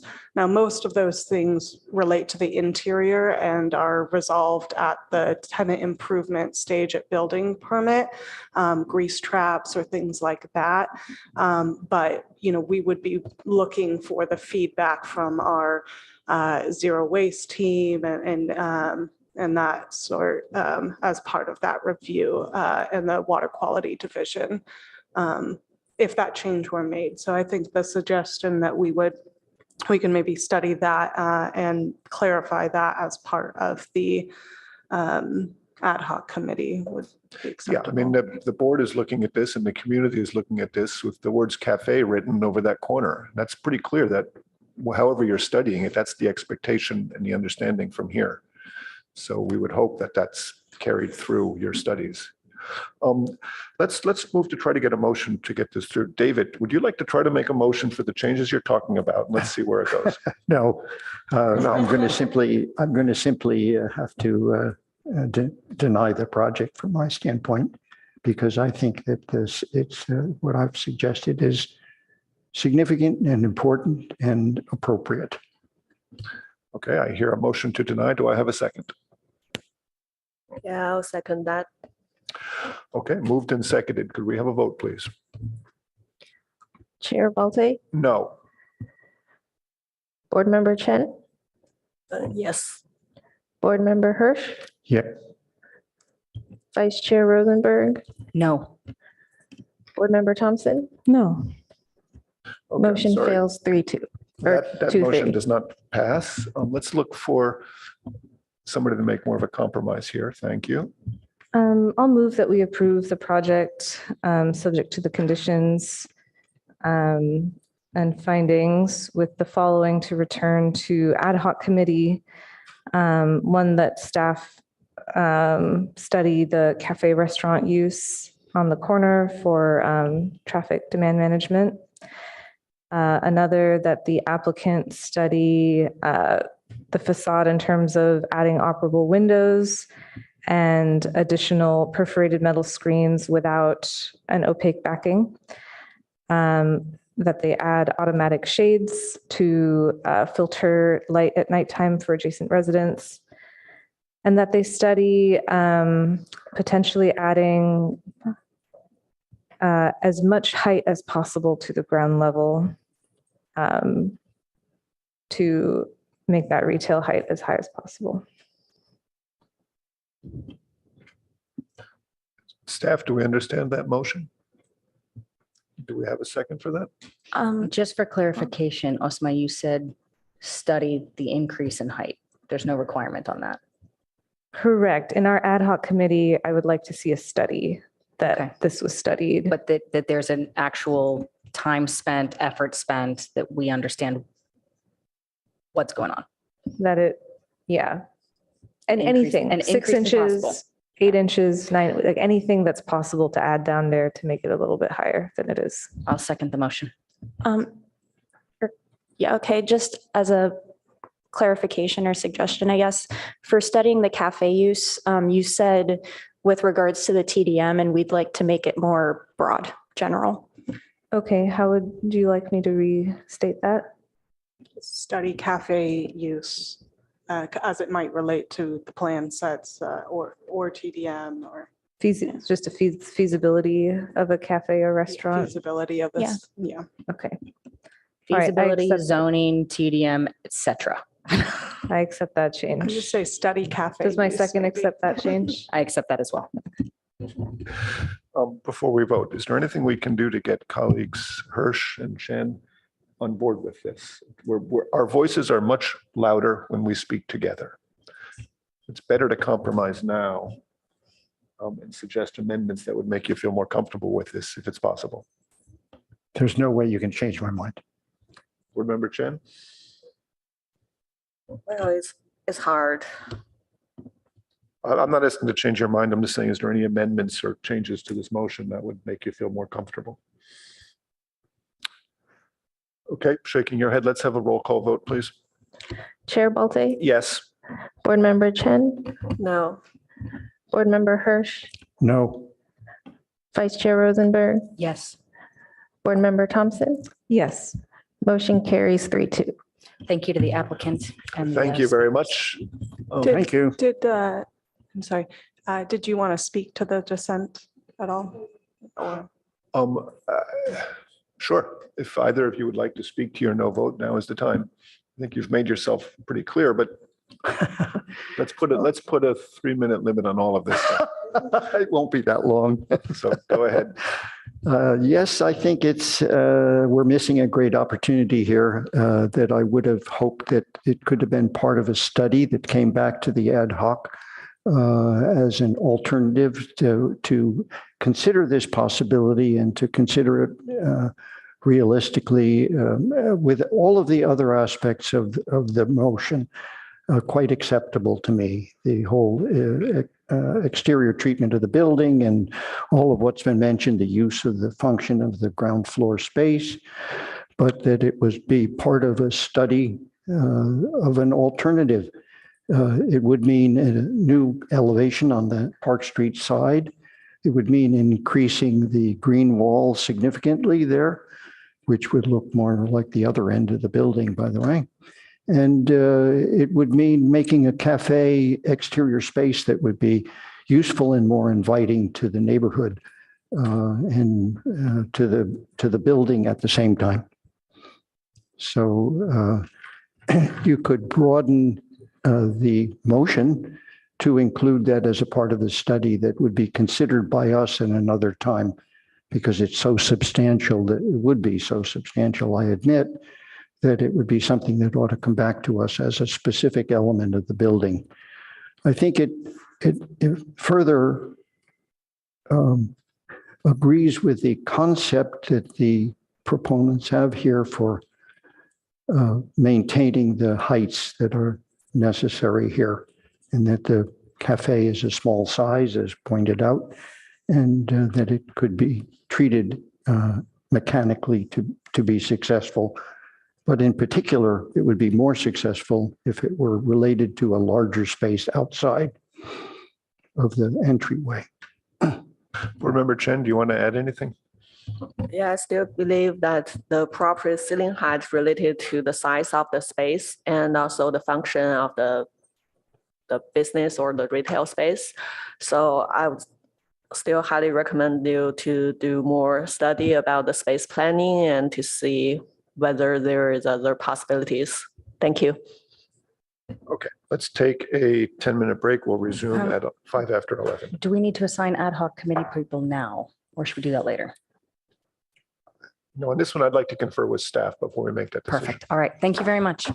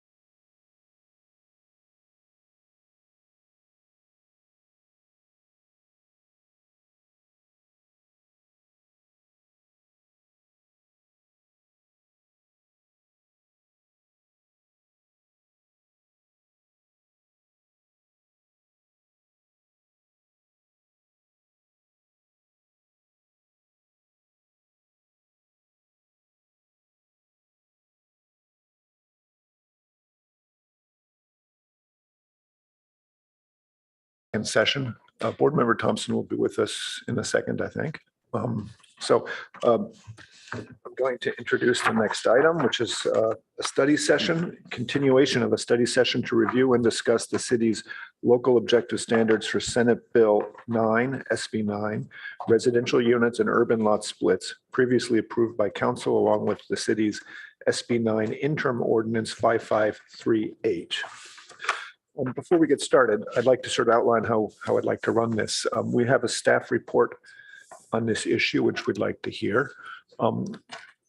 Then Board Member Hirsch has asked for a few minutes to present some thoughts that he thinks will be of interest to all of us on this subject. So we'll give him 10 minutes to do that.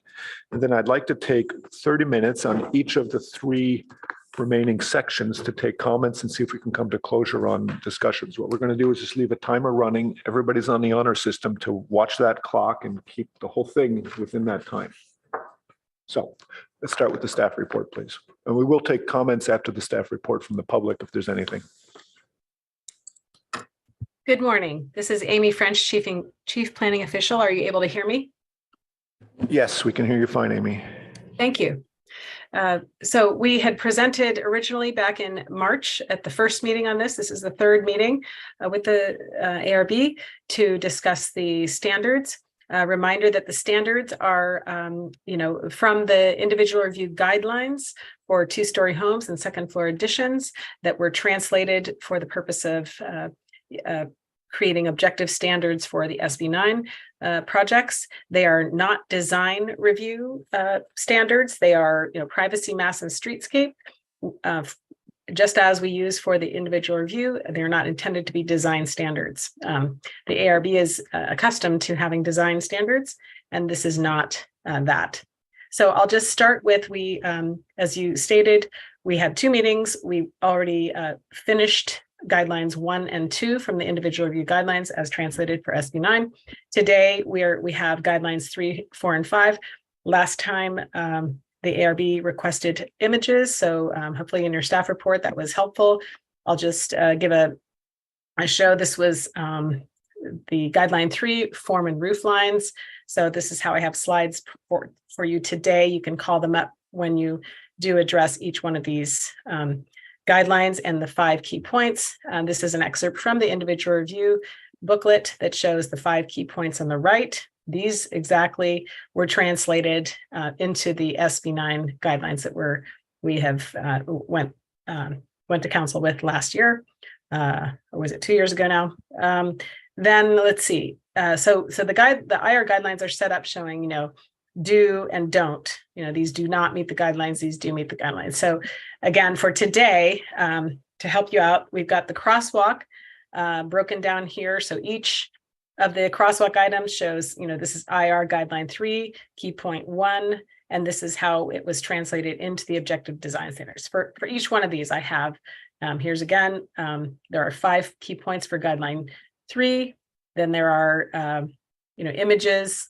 This was in the slides we presented in March to the ARB as an example of key point 2 and how it was translated into SB 9 objective standard. I have this for each one. We have guideline 4, which is about facades and entries. Again, we have the crosswalk. So when we get into this, I'm just flipping through these. Then we have guideline 5, privacy. So I'm going to put it back to guideline 3 and let you kick it off. Peter, Chair Balte. I'm sorry, Amy, did you understand earlier what I suggested? I wanted to hear your presentation as a whole. Then I want to hear what Dave Hirsch has to say, and then we're going to go through each one of these in a 30-minute time frame. So is that what you're suggesting? You want us to, I see what you're saying.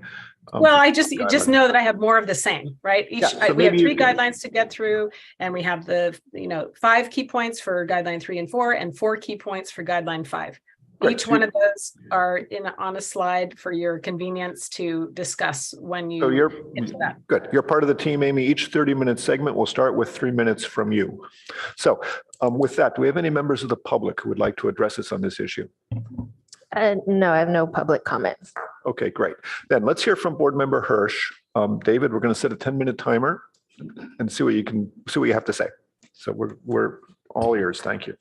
All right. So We've been putting together a quickie slideshow showing some more modern buildings and some historic buildings that I've been photographing, because it seems to me that it is critical to make the specific design decisions that are made within the SB 9 based on the reality of what is available to see in Palo Alto. So, I'm starting with an interesting project because Peter is the architect for the building on the left. I'm just going through all of these because I would like to offer them to planning as a test of what the guidelines show at present and as a critique of some of the design implications, not implication, actually the design standards that have been created. I note that, so today we're not going to be looking at the objective standards that have been created, but we had so many comments about items such as in the larger frame, the idea of daylight plane being governing all issues, and there are some variations on it that may not be necessary if it becomes a standard. I just want to sort of refer to something here, but everybody must know about this book, right? This is an excellent book because it is so specific in all of its zoning requirements, dimensional requirements, and so on. Can you state the title and author, please? The Zoning Ordinance Technical Manual for Single Family Residence Zoning. And this was created in 12/13/06. And is available online for whoever wants to download it. Absolutely. The important thing about it is it was a book that was created by 4, 5, 7 people. I have no idea who these people are because this was in 06, but there's a significant, there are just so many significant aspects about this book. And it is so absolutely depending upon measurements and actual calculations. So let's just run through very, very quickly this collection. The first two, where they're not related to each other. We're just showing photos 1 through whatever, 20, I think. But I'm offering these as something that you say, yes, everything about this passes, or no, it does not.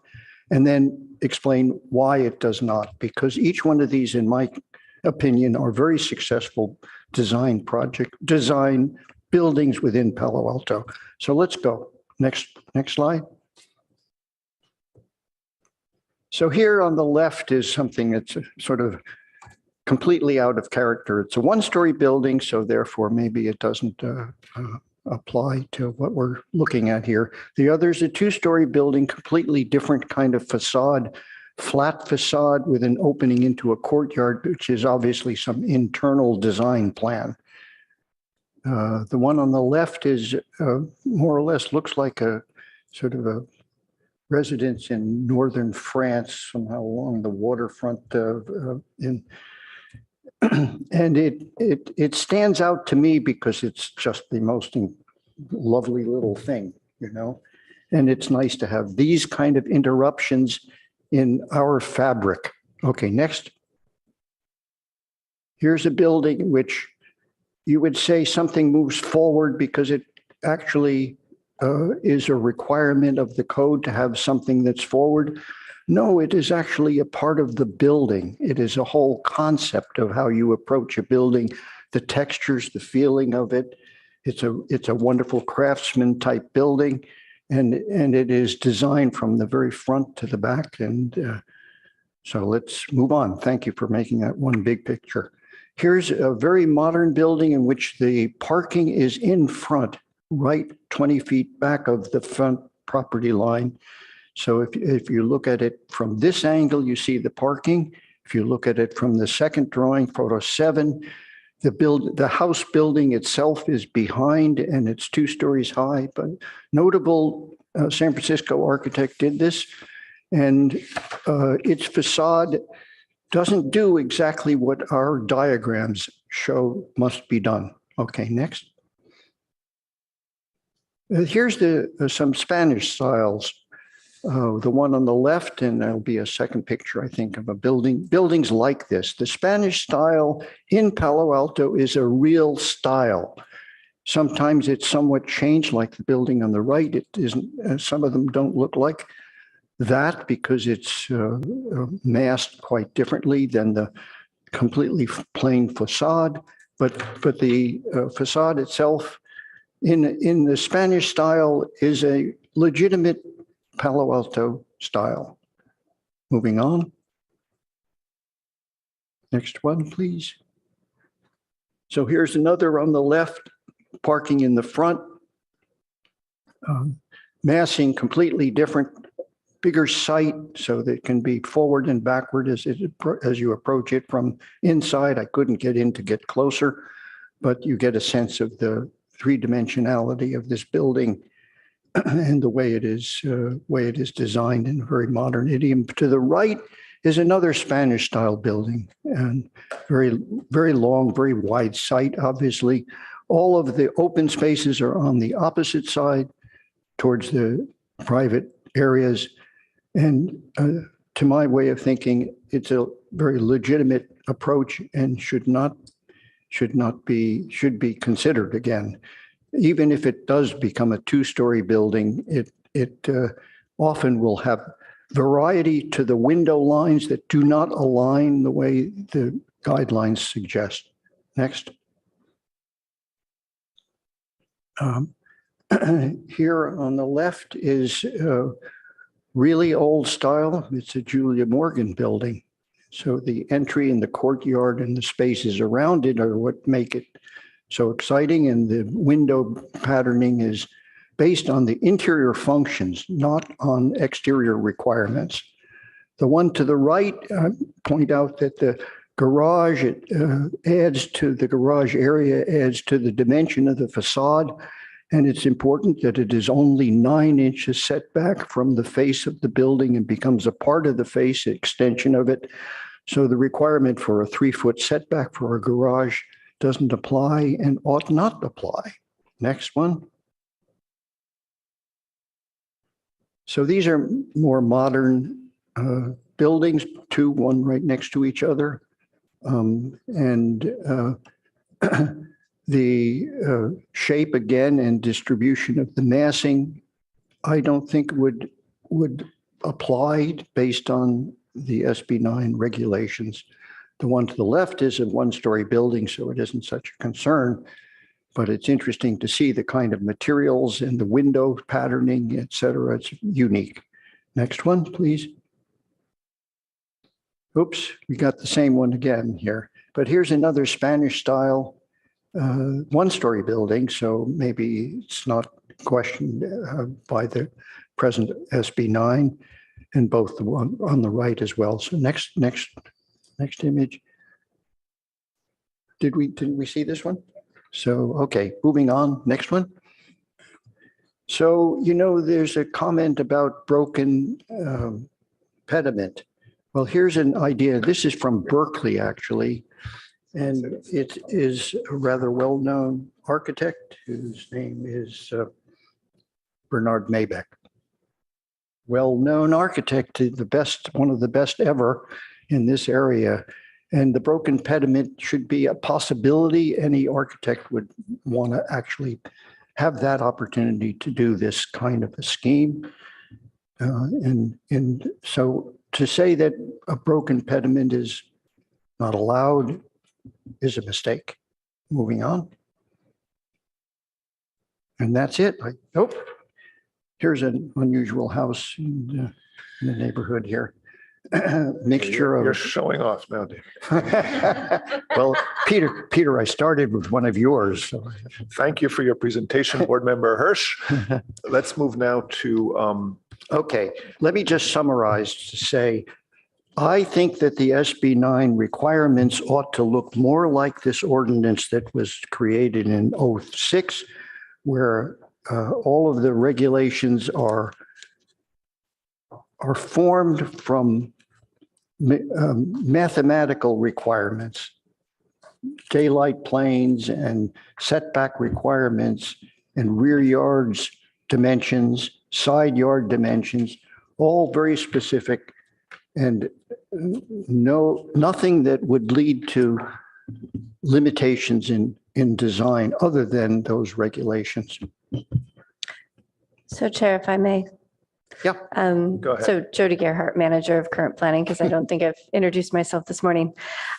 So thank you for the compliments on the tech manual. I was not involved in that, but I do also appreciate that document.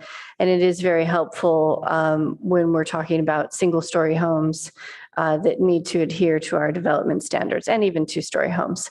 But the SB 9 regulations that we're talking about today are most related to the individual review guidelines that are currently subjective, that are subjective. We have converted those to be objective as part of SB 9. And then we're just asking today to have the ARB take a look at those, see if we have lined them up properly with individual review guidelines, or if any changes need to be made. But we need to consider SB 9 objective standards along with the IR guidelines, because those are in place, adopted, and we're not looking to make changes to those discretionary standards right this minute. Thank you, Jody.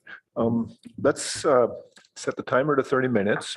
Let's all focus on the set of standards number 3. Let's ask Amy French to lead us on this by explaining what she had a presentation and an image or two. Amy, could you start us, take 3 minutes to run us through what you were going to say a few minutes ago? Sure. I get 3 minutes for item 3.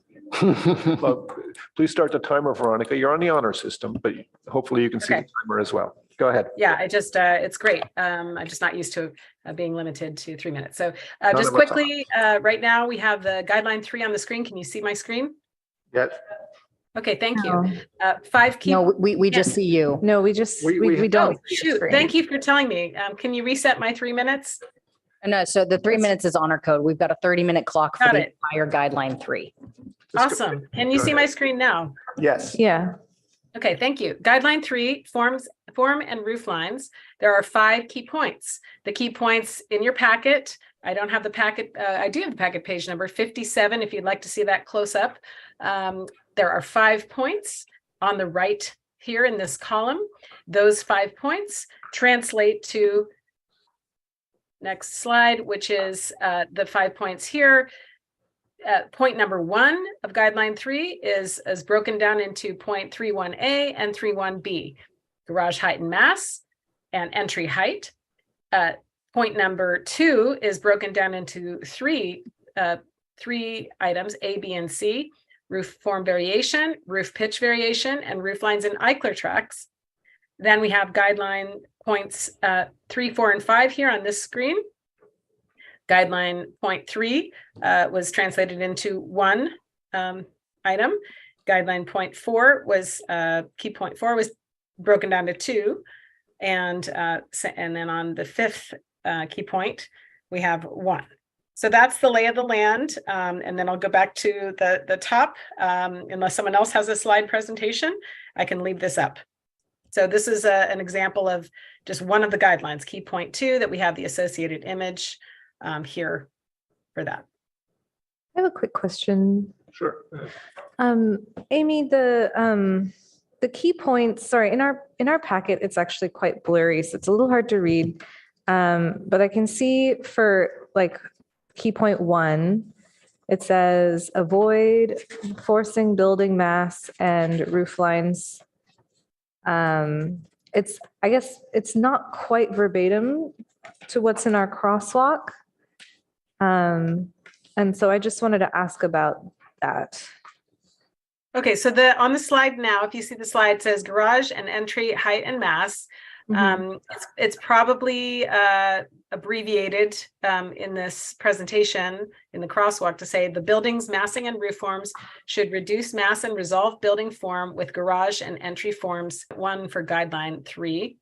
The key point 1 says avoid forcing building mass and roof lines to fit a detailed or interior design driven floor plan. Correct. Well, this is the crosswalk we presented to council. So I don't know if Emily Foley is with you there. She is. Okay. We worked together on this at the end of 2021 to bring this to council. So I'm not quite following where you're getting your key point 1. It's in this.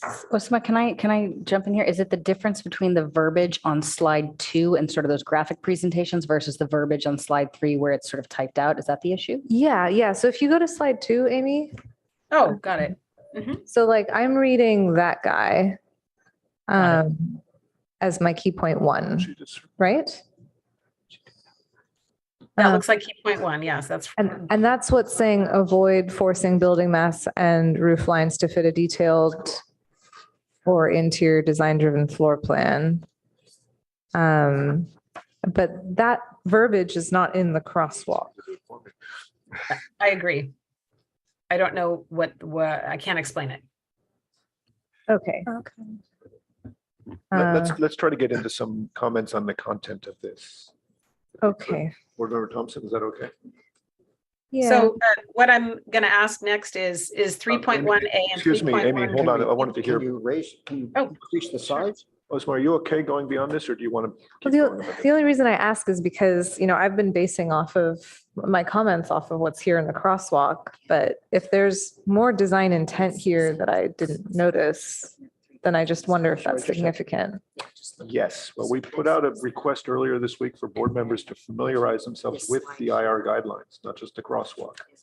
So the onus is on us to know what these codes are at the core. That's this whole page. Yeah.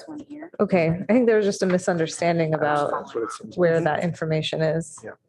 But okay. 5 minutes into this, let's get going on these items 1 through 5 on section 3. Who wants to give us? Can I jump in here? Go ahead. All right. So really quickly, I do want to say that I would like to urge the board members to remember that this is specifically related to SB 9 and higher density, tighter setbacks, things like that. So really the focus is on privacy, daylighting, airflow, things like that.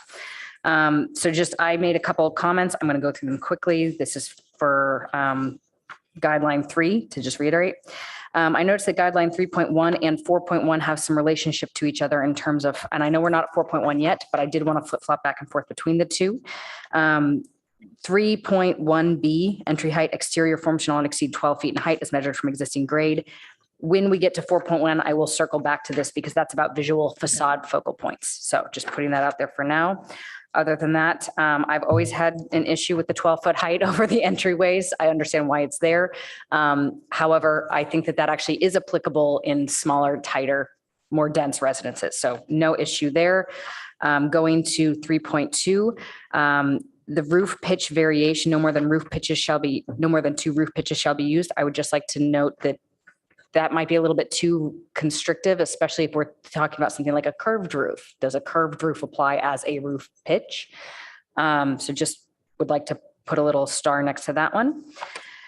Incomplete roof forms, actually, my only question there is, does that apply to cutouts? So in one of David's photo examples, he showed there was a flat roof panel with a cutout sort of over a porch.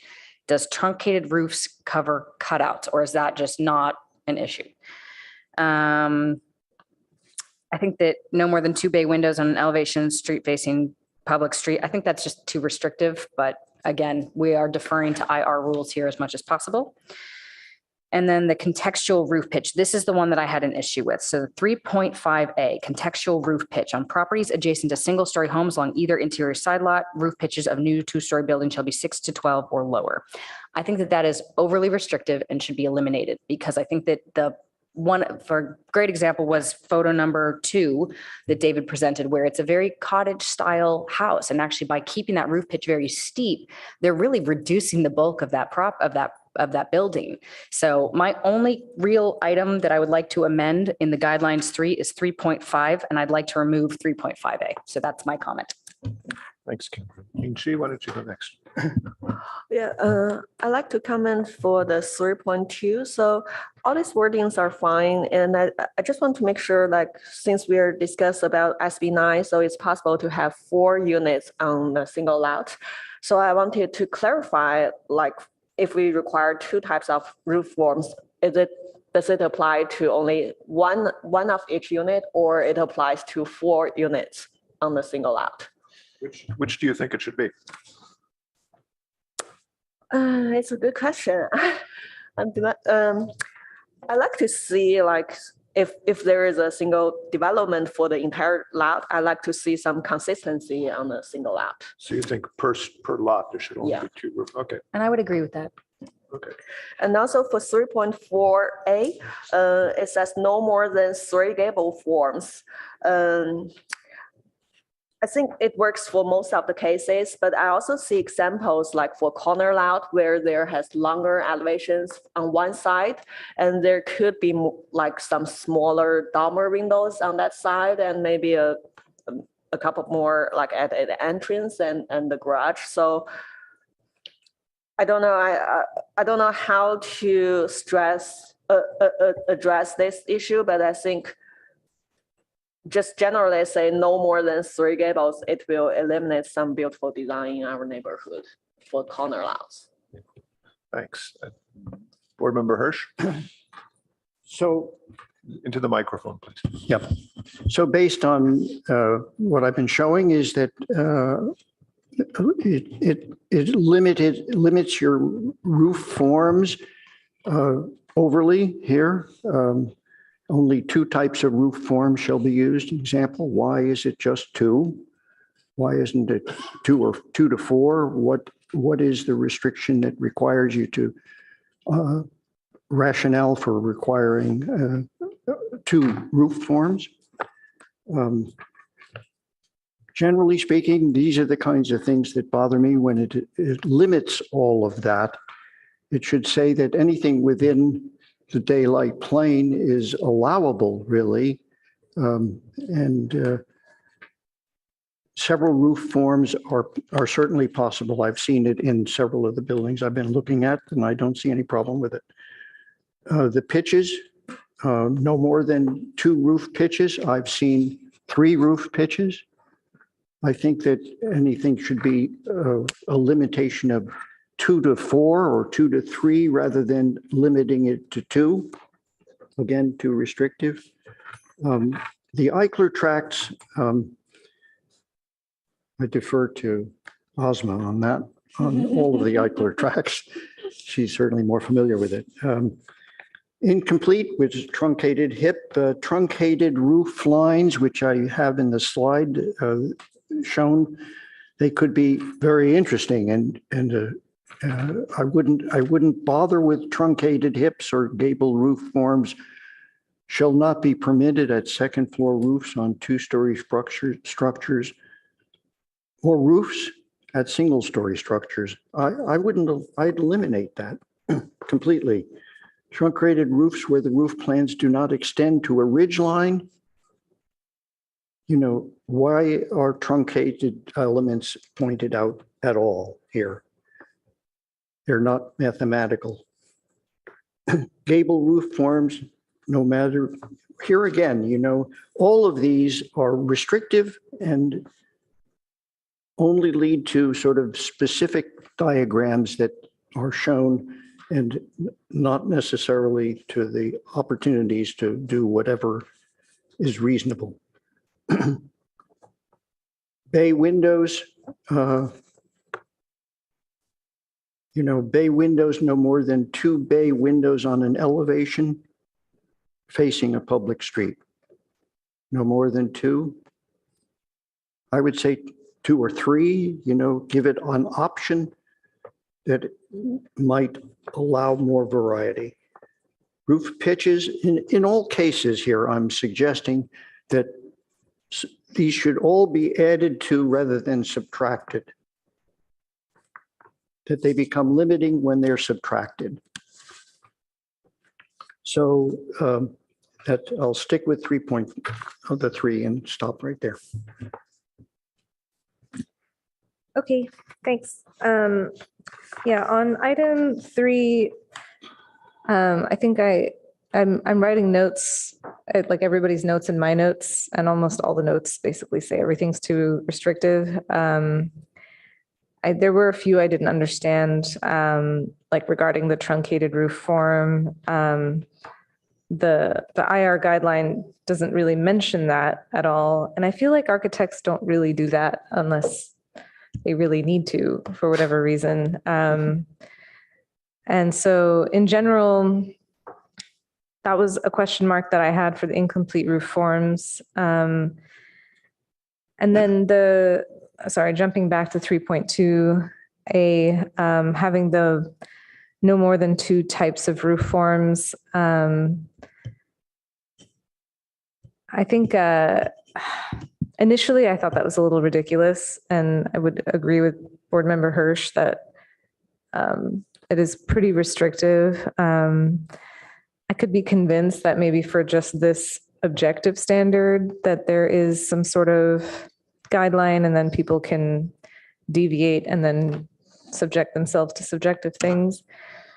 But that one was kind of so that stood out to me. For 3.4, hearing almost all 3 board members so far say that those are all very restrictive. I really think it depends on the size of the lot. It depends on, the proportions of the building. It's hard to make these, the intent is just to say not to be cluttered. And I think by giving a number, that's maybe not the right way to go about it objectively. That maybe it's kind of a proportional thing instead. I could probably workshop on that a little bit more. Those are my comments on 3. Thanks, everybody. I'll quickly run through. I think in 3.1A, we should say maximum height of a roof over a single story attached garage. Seems to me if you have a second story over the garage, this is removing that option. I think that the 12-foot in height, at first I said really should be measured to the ridge. It doesn't state which it is, the ridge or the plate, but the guidelines say to the ridge. But as I thought about it more, the 12-foot height is the trigger for whether that thing counts twice as FAR, which I believe is the proper way to limit it. If an architect wants to have it to be taller, they're paying a penalty in other aspects of the design to justify that. And I'd rather leave it be restrictive that way. So I think we should just strike it here. It's already limited through the FAR calculations. On item 3 here, I think what we should do is define what we mean by roof form. I would say primary roof form, and make a definition. I'd not jotted down something like a primary roof form is a roof element covering more than 10% of the footprint. I'm just shooting from the hip, but there's many times in a building where you have a small dormer, a bay window, a little pop out over a kitchen, and you want to do something unique and different. This would prohibit that. I agree with the big idea that major elements should be the same. And then to respond to Yingqi's comment. Can we clarify a bit about what was meant by roof form? In this case, it was like supposed to be style of roof, like hip, gable, et cetera, flat, not necessarily the number of roofs that the building has. Yeah, I realize that as I went through this comment, there's several places we refer to that.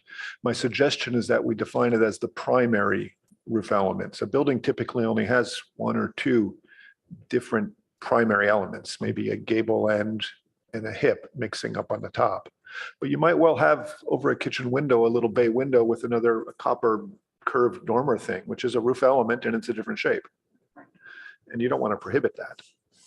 So again, just come up with some definition of which are decorative roof elements versus primary roof elements. That's just a suggestion there.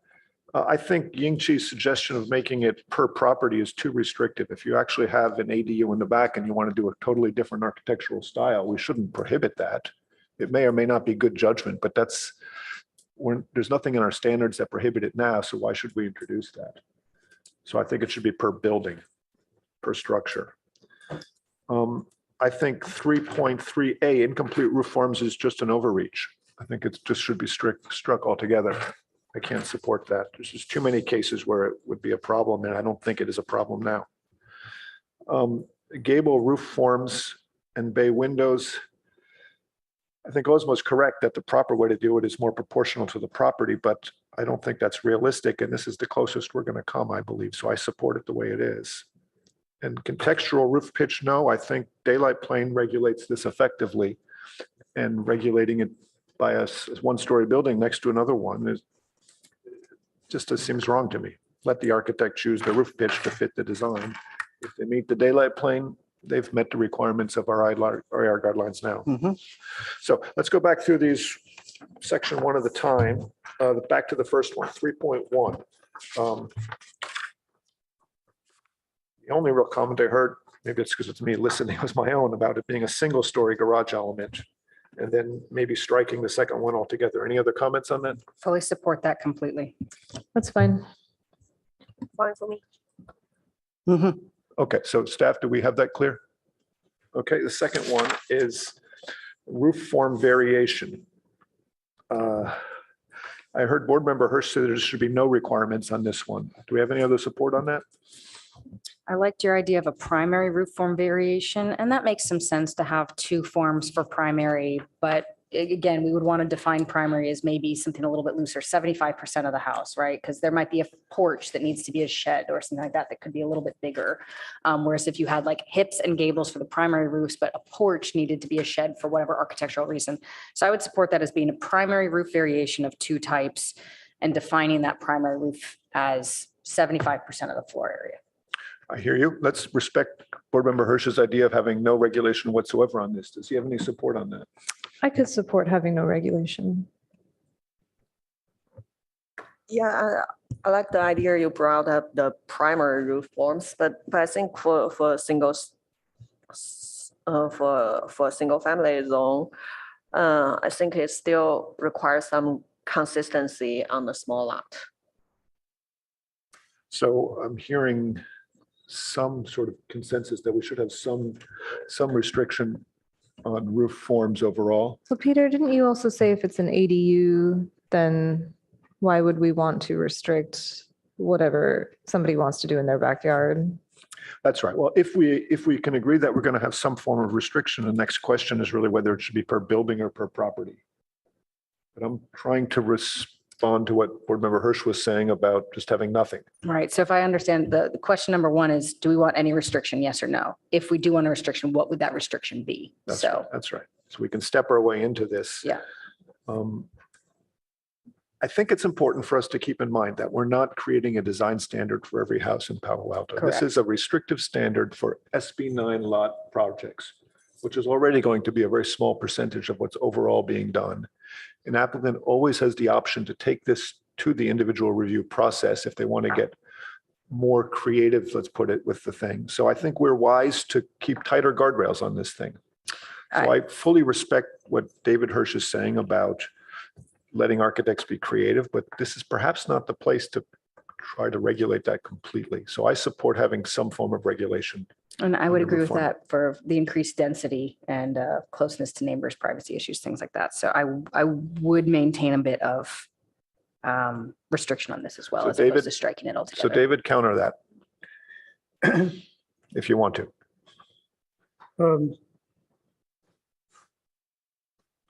No, I think that it should be added to, that this is one in which an addition of more than one addition is reasonable.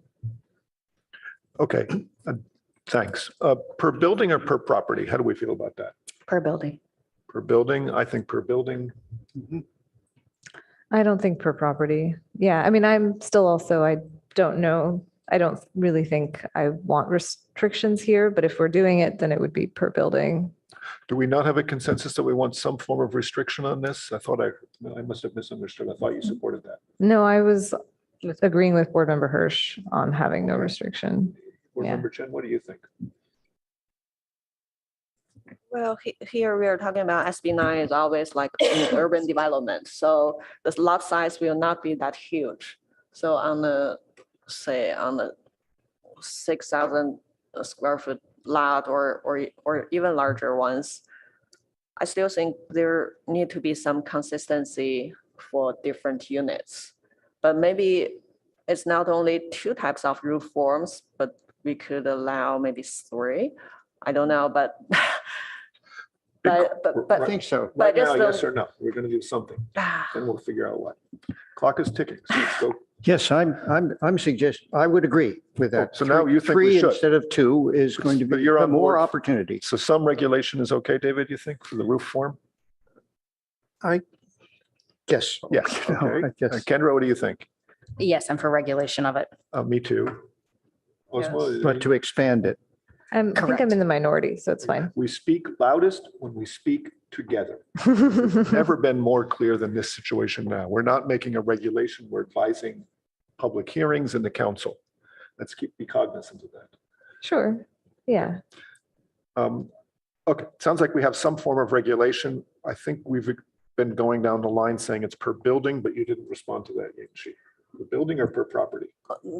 personally, I still prefer per property, but Okay. increase the number of roof forms. Okay, Board Member Thompson? I preferred per building. Per building. Okay, so it sounds like we have a majority who think per building. No, I'm sort of thinking per property. I go, Okay, so take a step back because then there'd be some carryover between the different structures. If I can make a slight counter argument for per building versus per property, I think that if we allow it to be varied per building, you'll see more variation. I think if we say per property, you're going to find that you get little clusters of 4 houses that look like they were developed as opposed to crafted. So you're going to get 4 little houses that all kind of match versus having 4 potentially unique items on a property. So I would allow for a little bit more variation. So allowing it Yeah. per building is more variation. Correct. And I think also it might help with actually contextualizing the properties, because if you have, Great point. for example, your starting building is like a gable roof, the adjacent building might want to pick up on just that one angle, and then that becomes a shed roof. And then maybe behind there, you have to like step down, and maybe that wants to be a gable roof because you're picking up on what's happening next to you and being adjacent. And then all of a sudden you have 3 different roofs, but it makes complete sense on the property that you're on. And that's kind of why I think that's why I'm really anti-restriction. This is why I'm anti-restriction in general. But the opposite of anti-restriction is just adding more opportunity or options. Yeah, I think here we are talking about all based on good designs, and we want to see, okay, there are more possibilities, but we also see like on a single property, whether like additions over times, over the years. And we see there are some addition project that has limitations for for future development, and there are crazy roof lines created. So that's not what we want, right? So I think we should have some consistency like over the future in the long run. Okay, this is not regarding renovations over the long run. This is a specific No, but- regulation for a new project. But I mean, for SB9, since they can have 4 units on the lot, it could be developed in different phases, right? I think that's correct, but I don't think these regulations would apply. If you do a set SB9 project and then go in a year later for a new building, it would go under whatever regulation is in effect for that, which is probably the IR guideline or just a building permit, depending on whether it's an ADU, 1-story or 2-story building. Is that correct, staff? So it is correct that they wouldn't necessarily have to build out the full amount of floor area right from the beginning. But because SB9 units do count towards floor area or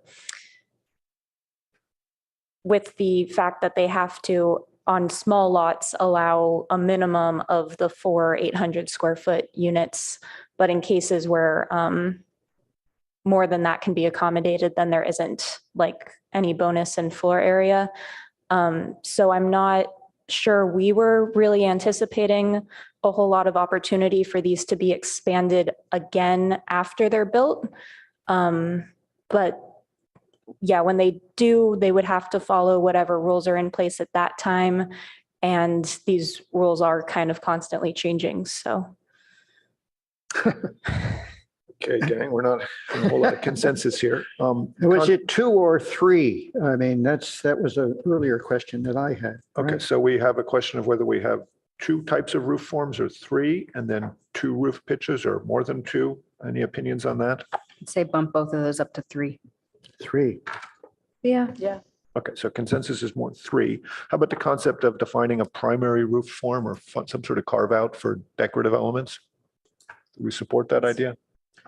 Fully, but I wonder if the allowing for up to 3 roof forms is enough to cover that. That's a good point. Any other opinions on that? Just keep it simple. Yeah, I think leave it at 3 and that'll Leave it allow at to 3 cover and for it becomes Okay, part of the leave it design it. Gable and process. shed. Leave it at Done. 3. Okay. Item 3.3. Sorry, just for clarification. So was it 3 per building? Okay. Yeah, it's per building, 3 types of roof forms and 3 roof pitches are possible. Item 3.3, incomplete roof forms. I heard Board Member Hirsch and myself say no. I heard Board Member Thompson say architects don't do this, which I assume means no, you don't support it. How about the other 2 of you? I say strike 3.3A. I think that it's overly restrictive. And I also think that one thing to note is a barn style of a building would want that. Yes. Right. So I say just strike 3.3A Board Member altogether. Chen? Yeah, agree. Okay, so we don't Agreed. recommend 3.3A whatsoever. Gable roof forms. I heard. Wait, sorry, just to circle up on 3.3, do we just want to not have a regulation for that one and just kind of loop it in with another of the key points? That's correct. We're assuming that our other points cover this item. Right. And we're unanimous on that, which is what I want.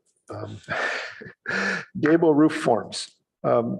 It's suggesting no more than 3 possible gable roof forms facing a street and no more than 2 bay windows. I heard Board Member Chen suggest a corner lot exception. I heard Board Member Hirsch say 3 bay windows.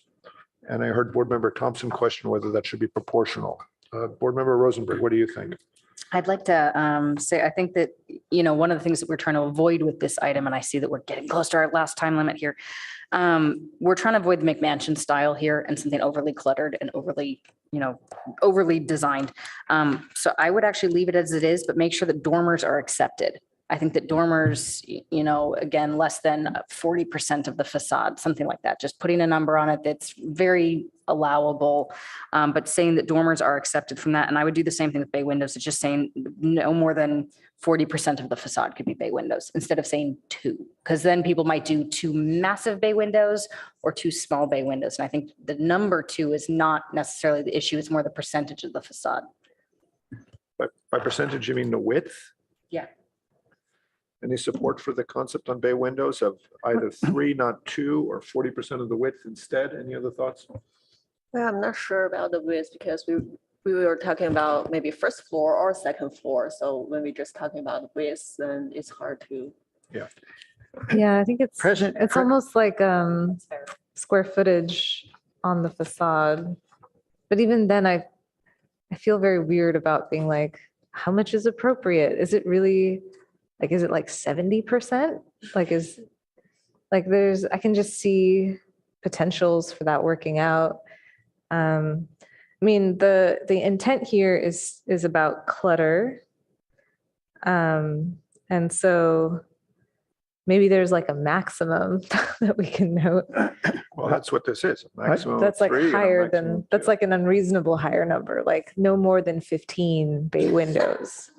Right? Like we know that that's not going to work. I like the percentage idea. I think that's a reasonable idea, having designed a house with a lot of bay window. Has anyone taken a percentage of their facade though? Like if my facade is 500 feet. Right, as a square footage facade. Well, I mean, we do this with like I had the other document here. Palo Alto already has.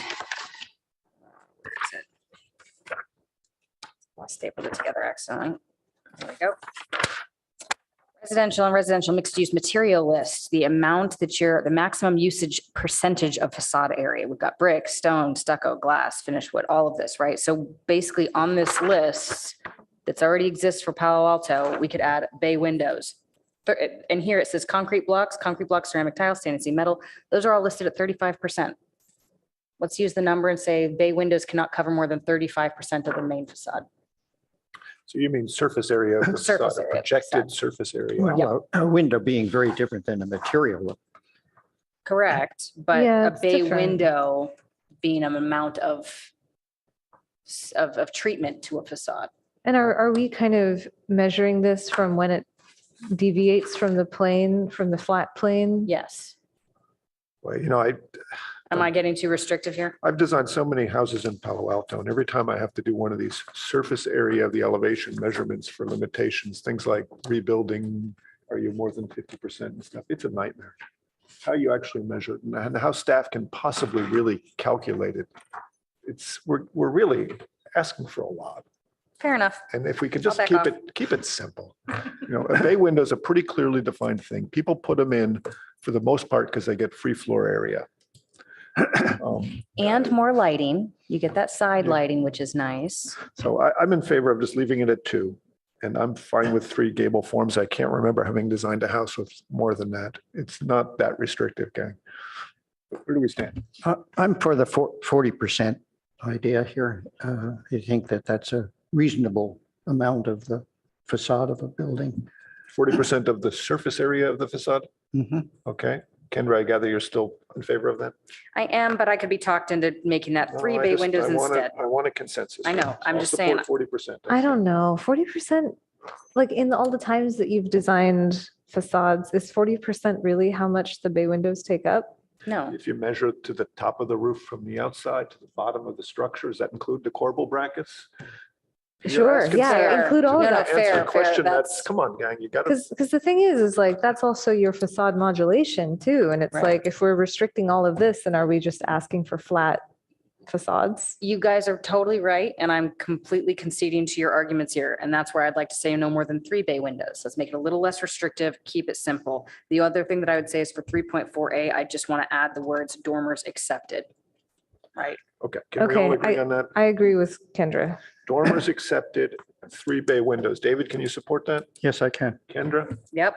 Yingxi? Yes. Yes, I support it as well. Okay. Last one is contextual roof pitch.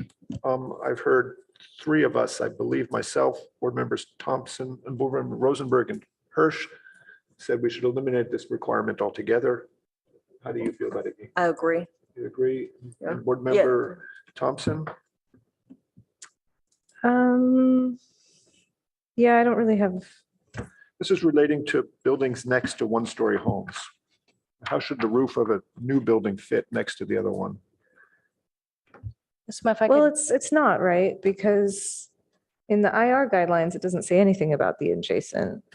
This, I'm going back to what's not in the crosswalk, but what's in the IR guidelines, but it doesn't say anything about adjacent. Well, it does. It does it in a more prescriptive way. It says you have to line up eave heights. And it looks for you to look for other design elements to provide continuity. Where beneficial. To reduce mass and enhance form. Yeah, I mean, it's extremely difficult to subjectivize or objectivize how you make a building compatible with its neighbor. Yeah. Extremely. But I just come down to it being an unreasonable restriction. So do I. When the daylight plane really regulates that overall effect Yeah. very well, and that's a Yep. very objective standard. But I want to be Okay, sure that. yeah, I mean, yeah, let's get rid of it. I just don't even know what we would add to No, satisfy that We're one. not trying to. Yeah. So, okay, so staff, we're recommending unanimously to strike 3.5A as well. Okay, with that, we're 7 minutes over, so we're doing well. Let's reset the clock, please. No, 30 minutes. Director French, could you take us through section 4, please? Okay. She's A not- guideline 4, packet page 51 to 2, if you want to see a closer version for yourselves. On the screen, key point 3 is broken down into A and B and C and D. There's four points related to key point 3. There are 2 points related to key point 4, 2 points related to key point 5. I think I've covered it. I have an image here that shows, do, 2 versions of do that we had presented back in March. I think that's, and then we have one other that is an example for key point 4, if this is helpful when we get to that one. Okay, going back to the crosswalk slide. Wait, what happened to key point? Oh dear. I don't have key point 1 and 2. So we're, key point 1 is new facades. And I'm sorry about that. I must have slipped and didn't include that slide. You'll have to turn to your packet. Page 51 of the packet. Thank you. Sorry about that. Facade focal points and facade composition. So number 1 is new facades and additions should have a unified visual character, etc., and giving special attention to elevations. And key point 2 is when composing facades, a clear use of line, order, hierarchy, etc. My apologies.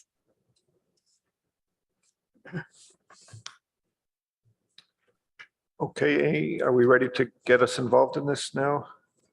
Yes. Okay, so which way are we going to start on this one? David, what do you think about these points? Just don't start with me. Let me catch up. Okay. I'll Ozma, how start. about you? Yeah. Ozma. Okay, so 4.1A, it seemed a little arbitrary to have a 50 square foot glazing large window as the focal point.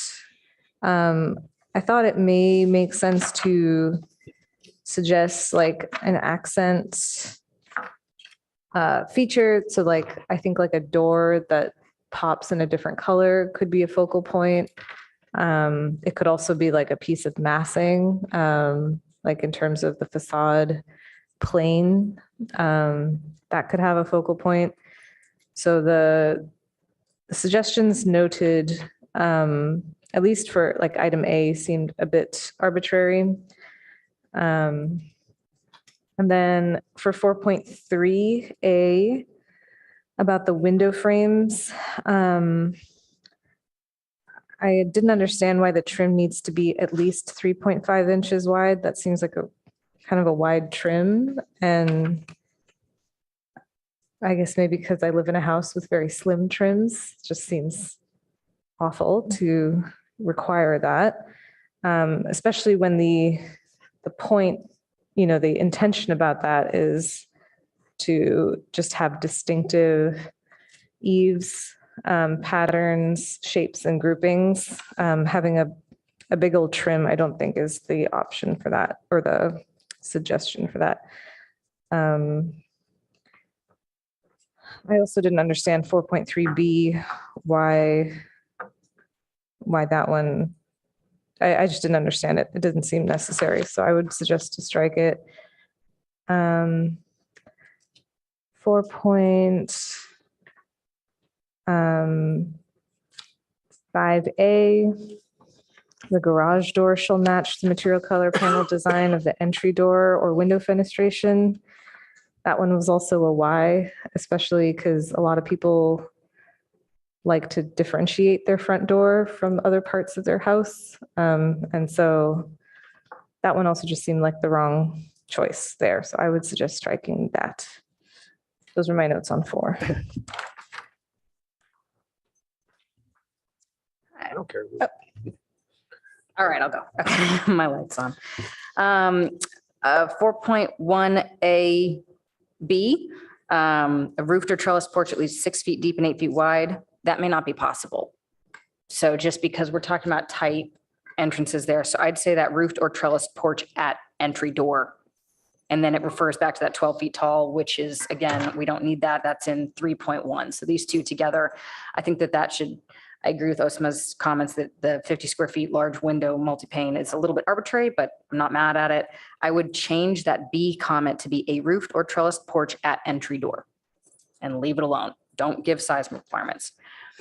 4.2A, window alignment. They should be vertically aligned. I think that should be struck. I think David's example of photo 2, the cottagey looking gray house is a perfect example where they don't line up and it doesn't matter. And again, we're talking small, potentially small buildings here. So I think that that's overly restrictive. 4.2B, I would change that to 3 feet in height and 3 feet horizontally apart, because again, it's tighter spaces if we keep it. The window detailing. Now, Osma, I want to touch base with you on this one because I think I understand that the intent of this one is that when you see those older homes that are built in like the early 80s where the window and the stucco are in the same plane and there's no trim and they just look really cheap. I think the intent of this is to prevent that. So I don't want to get rid of it altogether, but maybe we change that to 2.5 inches or 1.5 inches. So there's some sort of trim detailing. I don't mind the 2-inch recess as an option. So giving people options here, but I don't want to necessarily strike it all together. And same thing for 4.3B. It's the simulated divided lights and the Muntin bars. When they're between the panes of glass, they look cheaper. And so I think this is just trying to maintain a quality of an aesthetic that we're trying to maintain in Palo Alto. So I'm not mad at 4.3B. I would actually keep it. Because it provides a higher quality of product. And if they don't want to adhere to those simulated divided lights or true divided lights, they just don't have divided lights at all. So I just think that the ones that go between the glass are not the greatest in terms of aesthetics. Stucco texture, no problem. Exterior materials and Iclotrax, no problem. Contextual porch entries of 4.4A. Again, this might not be possible. So that there just might not be space for these porches. I think that we're really, this is a good intent, but we're going to be tight on space. So I would scratch that. Last one, and I actually didn't have this one noted before. Osma, you changed my mind. 4.5A. I agree with you that one is overly restrictive and can be scratched. That's it. Okay, I could chime in at this point. Okay. I don't think it's necessary to have focal points on every house. To just use that terminology suggests too many possibilities. So I would eliminate the wording focal point. So therefore, that changes 4.1A completely. I don't know how to deal with it except to strike it. Yeah, so you're saying we should eliminate the whole thing? Strike focal points. Well, you said the word focal point or the whole No, regulation? the whole Okay, item. fair enough. And I think if you're going to discuss any one of the A's or B's here, again, I think it should be a variation of amounts and percentages, not specific numbers. Shall it be at least 50 square feet? There are certainly situations where the facade of a building may have no glazing. One of those was the sort of shed roof that had an open courtyard and everything was inside, or all of the Spanish style buildings that have absolutely minor little buildings on the facade, but probably very big windows at the rear, which I never got to see. So there's a lot of conflict here based on standards in Palo Alto that are reasonable standards. And I happen to love some of those Spanish style buildings. And I think that Clerk was influenced greatly by them. And that's a piece of our history that we have to remember here. So I have a lot of problems with 4.1A. Window alignments on two-story planes that face the street shall be aligned vertically unless there is a change of, no, absolutely not. There's all kinds of situations where windows do not align. So I crossed that one right out. Facade element spacing focal points such as large featured windows and bay windows shall be spaced at least 5 feet. Could be less, huh? So 3 feet was suggested. I think that's reasonable. Shall be spaced. I don't like the word shall be spaced. I think it has to be a minimum of, but not shall be spaced. And allows you flexibility. So the wording here is not successful in my mind. Window wall detailing, windows frame shall be at least 2 inches. Well, my windows are steel windows. They're very small. They're minimal, absolutely minimal. Are we going to eliminate steel windows from all buildings here? I don't think so. So then it has to be stated differently. It has to be stated that you have a window with a frame. If you have a frame, it should be with a wood frame around the window, then it should be a minimum of. By the way, windows, if you know how they're constructed, usually the side of the window sits on a sill, and sometimes the sill sticks out because of weather. And sometimes the piece below it creates the proportion. So to say that all sides of a window are the same is an incorrect analysis of what windows really look like. So I would rather it say that there'll be minimum proportions to the size of the window frame. Window penetration with divided lights. Yes, I agree. Okay. If it's divided lights, they should be all the way through in some way. I hate it when they're inside the glass only. So that's the only one that I've accepted as worded here.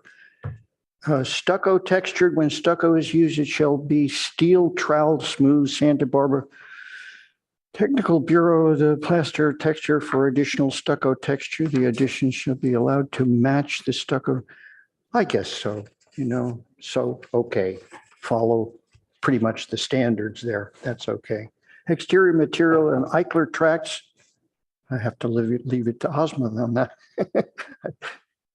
Okay. Exterior wall cladding shall be vertical board channel. I don't know. Do you always have vertical board channel? Take a look at that and tell me what you think is reasonable. Yeah, Eichlers always have vertical siding. Mm-hmm. Yeah. So then horizontal or flush siding or flush siding. Is there such thing as flush siding? Wood tongue and groove board. So, and some of these requirements were brought forward from our Eichler guidelines that we put together. Okay. Yeah, so, there is flush siding. So then that's why I left it to you because, I didn't have comments on that one. Okay, fine. Then I'm okay with that. Porch entries, roofed street facing porches with posts, columns, and more than 3 feet deep. Occur at least 50% of the homes on the block. I'm really, really bothered by this one. What do you do? Is this deed restrictions? That's not allowed. As far as I'm concerned, it shouldn't be allowed. I think that if you have a historic district and you have it stated in the law that you have to have it based on code that way, legally, it is required and been gone through determination that that's a specific neighborhood of a specific character. But very little of Palo Alto is that way. I don't find it necessarily the best way. I like the variation. It intrigues me. So, it also becomes a problem because 50% of the block, what if there are 4 houses? What if there are 5 houses and 3? Then what happens with the last one? Does that have to do it again? Do we make a district out of it? I don't agree with this at all. I want to strike it. So entry to Eichler tracts, once again, I defer to the Eichler requirements because the Eichlers have a standard that is Am I over? Yes, You're of going course. too long. Go on. Well, I'm going all the way here. I'm almost done. So garage doors, again, that's been discussed. It doesn't make any sense. And garage door sizes, well, if that's required, fine. I Okay, do I'm want to done. caution on the garage and front door materials that there are times where we've had projects come in with beautiful front doors and the cheapest garage door you can find. So just, that's a possibility. It's a point well taken. Board Member Chen. Thank you. So generally speaking, I'm fine with the 4.1, what is right here, because when we go through the typical, the IR review process, I think these are the common things that are required for the single family design. And we are always asked to have a porch, a good sized porch at the front of the building. And for 4.2A window alignment, I agree with all the board members. It doesn't make sense because for interior design driven, it might not work if we just have the windows aligned at the 2 stories. And for 4.2B, I agree 3 feet is a good number. And here it says the large featured window. I'm not sure, like, is it kind of subjective? How large is large? And 4.4A, again, I think it's aligned with what we required for IR review process. So I think it is fine to me. And for 4.5A, yeah, I agree that it's too restrictive to match the materials and the colors. But I think for panel design pattern, it would be good if it matches the entry door, especially like for the craftsman style, the garage door style could match the entry door style. A question about that. Because like if you have a wood door, you're not going to get a wood garage door necessarily. But is that to require it? Like No, instead of it's having an aluminum garage door that you can like paint? You can't require it. It's incredibly maintenance intensive. Right. That's what it's saying. That's why 4.58 is such a huge problem because Yeah, problem with material and with color, but I material, think we color. can, yeah. But even like style, sometimes off the shelf garage doors aren't always going to match the front door. And Yeah, if I can make a suggestion for this, I think we just change that text to read, the garage door shall be of high quality material and complement the house design. That's not that's not objective. That's subjective. That's not objective. Well, I don't think it should match the color. I don't think it should match the panel. I don't think that any of that's required. I think that also some of these modern houses, you can see that there's like that aluminum with the glass inlay. And that looks great, but you're not going to have your front door do that also. No. And, So- and especially if you're on a corner lot, like my front door is on this side of the house and my garage door is on that side of the house and nobody can see Doesn't if they have match, any doesn't matter. relationship to each other. So then the question is, how do we get this to make sure that we have a high quality product without, because if we just strike it, then Jody's concern remains, right? Well, let's hear Chair's comments because we've had 3 people suggest to strike it. So So it's been great to listen to everybody because I'm starting to narrow in on 2 things that really apply to 4.1 and some of these others, which is garage doors and front porches. So I think that in general, just requiring a visual focal point is overreach. Let an architect decide how the building should be focused. That said, and this is a case example I'm dealing with right now in small buildings, occasionally someone will try to make it into a garage, not a house. There's enough people in Palo Alto who will take a small lot, subdivide it, do something like that. And then you're left with a home that has a garage door as its focal point. And I think that's clearly something we don't want to allow. So I think more what's important is to define the negative here, that the garage door cannot be the focal point. I know it sounds weird. I have no objections to that. But that telling is the you strangest thing. firsthand, it's happening now in town, and I can easily see it with SB 9. enticing people to divide up property in odd ways. And people being wealthy enough to chop up that way, it could happen. Agreed, but to counter argue that, like I live in a cul-de-sac and the first thing you see of my house is the garage. There really is no other option for how those cars would enter the lot. There's nothing left, right? So I think that let me just finish that. If you say that the garage cannot be the focal point, I'm very hesitant to restrict pushing that farther back or things like that, because there's sometimes that's just the solution. Now, it can't be the only focal point. I was going to say, if it can't be the only focal point. Fair enough. I'm good with that. You know, a typical garage door is a door that is solid up to 6 feet and has clear story windows kind of that lets light into so the patterning of a garage door should not look at all like the front door. The front door generally would have either lights within it or side lights around it. That's reasonable, but not reasonable for a garage door. So there's a distinct difference. So you should say that perhaps there should be some fine detailing of the nature of and give some alternatives to that, but not specifically say that it's matching a design. The design should not match between a front door to a house and the garage door. There's no relationship that way. Well, that's veering into the question of how should a garage door be designed. Well, we're getting into the weeds a little bit, but I think the focal point, like David, you made a comment about scratching the term focal point. It's actually not even in the IR guidelines, that word focal point. It just says a unified visual character. And that doesn't necessarily mean that there is a focal point. Does not. Can we say that a garage door shall not be the unifying visual character of the house? Then do we want to make an exception for the Ecklers? Because lots of Ecklers just have 2 garage doors facing the street.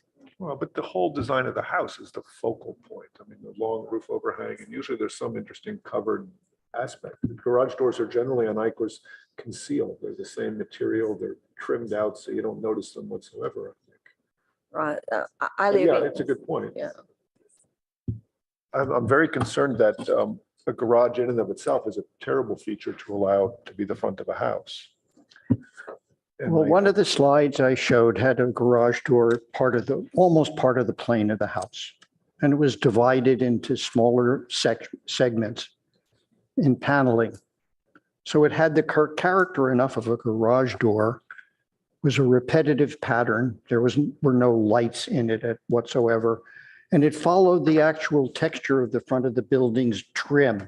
It was a white door within the horizontal framing of the rest of the house, you know, wood siding. So. Yeah, it's tricky because we're in suburbia. So garage doors are going to be a big part of our facade, whether we like it or not. And some of the modern houses just used a horizontal wood siding. It was excellent.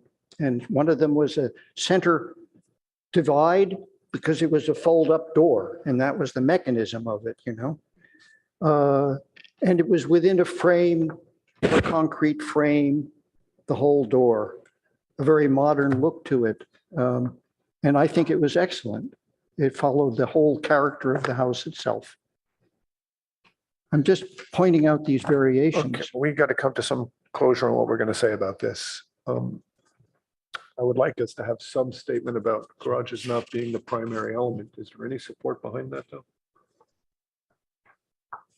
I think after realizing the reality of where we live, I just don't know. Okay. I don't know if that's feasible. Or subjective, but nonetheless, I'm pushing that we change 4.1 to say that the garage door should not be the primary focal element of a street-facing elevation. That would void my house that I live in now. You might, yeah. Yeah. And I don't have an option for anything else. And I think it's maybe it's not the point that it's a garage door, right? If it has a nice, cohesive, unified design, it's fine, right? Like we shouldn't take any issue. I mean, the whole landscape of Palo Alto is garage doors, lawns, and front doors. Like, that's our landscape, because everybody has a car. And so it takes up a lot of space. Okay, so I've hijacked this issue because that's not really what the Just intent to of this is. clarify, Yes. to clarify that guideline 1 already talks about garages and driveways shall be subordinate to the house.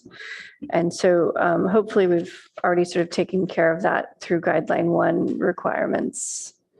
But these, we're now, with guideline 4, we're talking about facades and entries.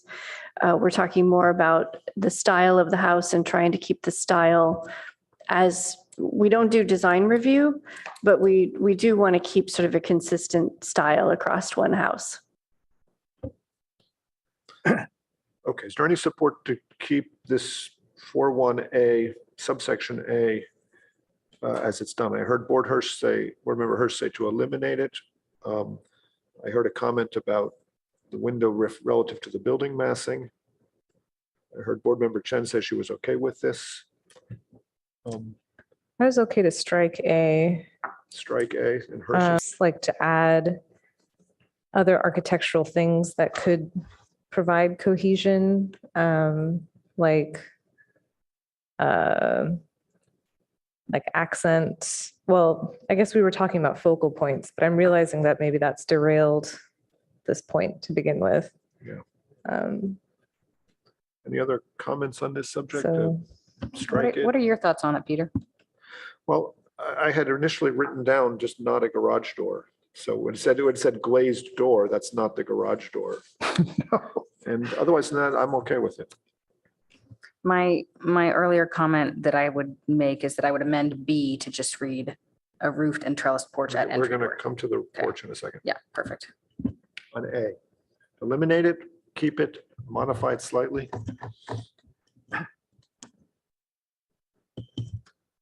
yeah, let's take a straw poll on eliminating it. If you're okay You're with in that. favor of that?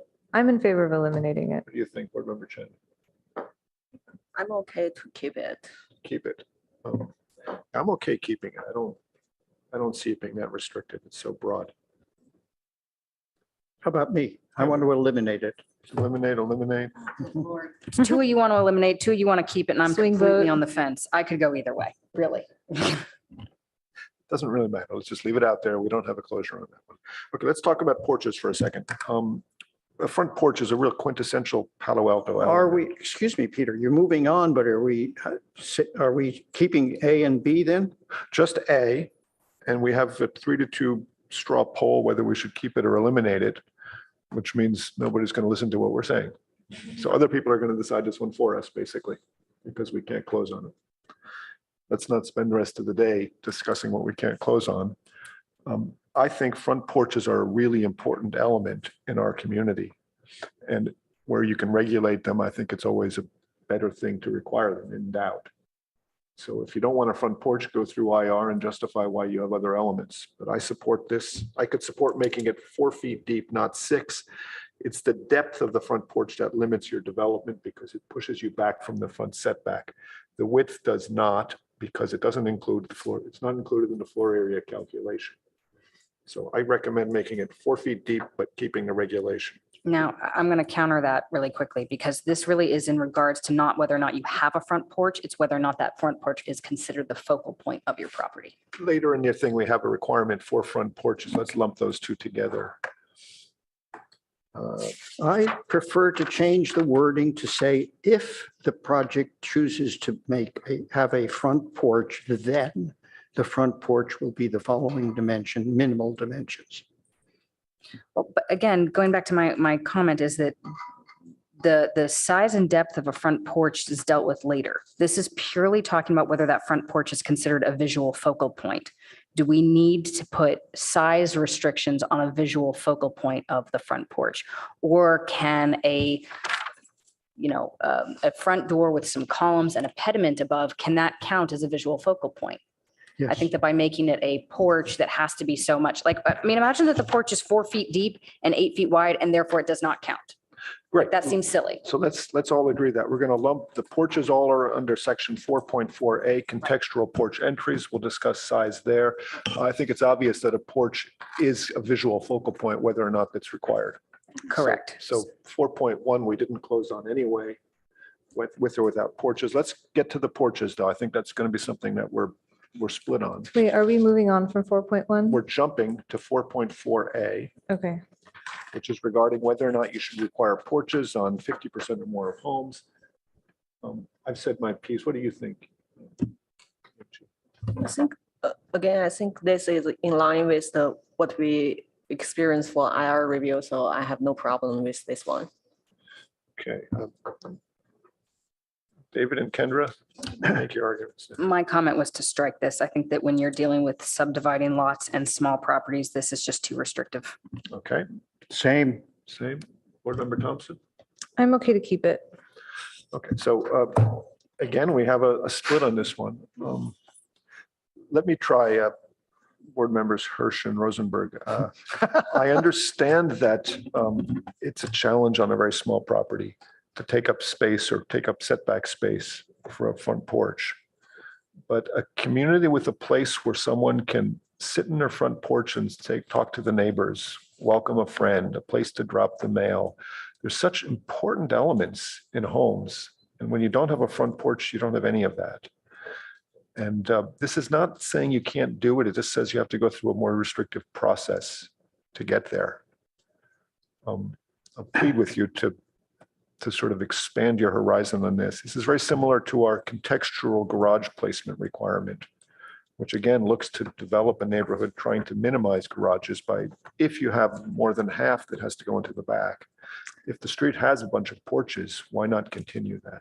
And the IR guideline specifically, just to, because it's not quite verbatim in the crosswalk, but where there is a prevailing neighborhood pattern for an entry type, such as front porches or entry courts, that entry type should be considered for the design. Reasonable to say that it should be considered. I think that's a very reasonable way to state it. By the way, just in terms of usage, nobody sits on their front porch anymore in my neighborhood. Maybe there's other neighborhoods where they do, but it was a very nice sentiment that you had, which is probably about 20 years old, but at this point, they don't use them. That's not my experience. I think they're filled with shoes mostly. I would argue, so I used to live over on Waverly, and there's this beautiful little Victorian house that's like blue with white trim on the corner there. And there was a guy, one of our neighbors, would sit on that front porch, drink a glass of wine and play guitar. And I loved it. So to wherever you are, you made my day every time I walked past your house. I'm not saying I don't like the idea. I'm Right. just saying I don't see it being used, but that's okay. I also find an issue with this because the concept is that we will be splitting lots, main houses and ADUs in the back. Does this porch also have to be built on the ADU? That's street facing property, isn't it? I think it's just the Oh, street okay. facade. Frontage on a Street public facing right of way. porches. Sure, it wouldn't make sense. But in the back. it doesn't, so the proposed house shall include a street facing porch. Okay, so house is an important word there. Street facing is important and the ADUs are exempt. Okay, maybe we change that to 4 feet deep and I'm fine. Okay, that's 4 of us. David, can you give us your weight on this one? Hold on a second. I got lost here. Which number are we on? We're on 4.4A. Which one here? Right. 4A, And so- contextual porch. Okay. Right, it has to do with house. I struck it already. That's street fine. facing, and I'm saying I could get on board if they change that to 4.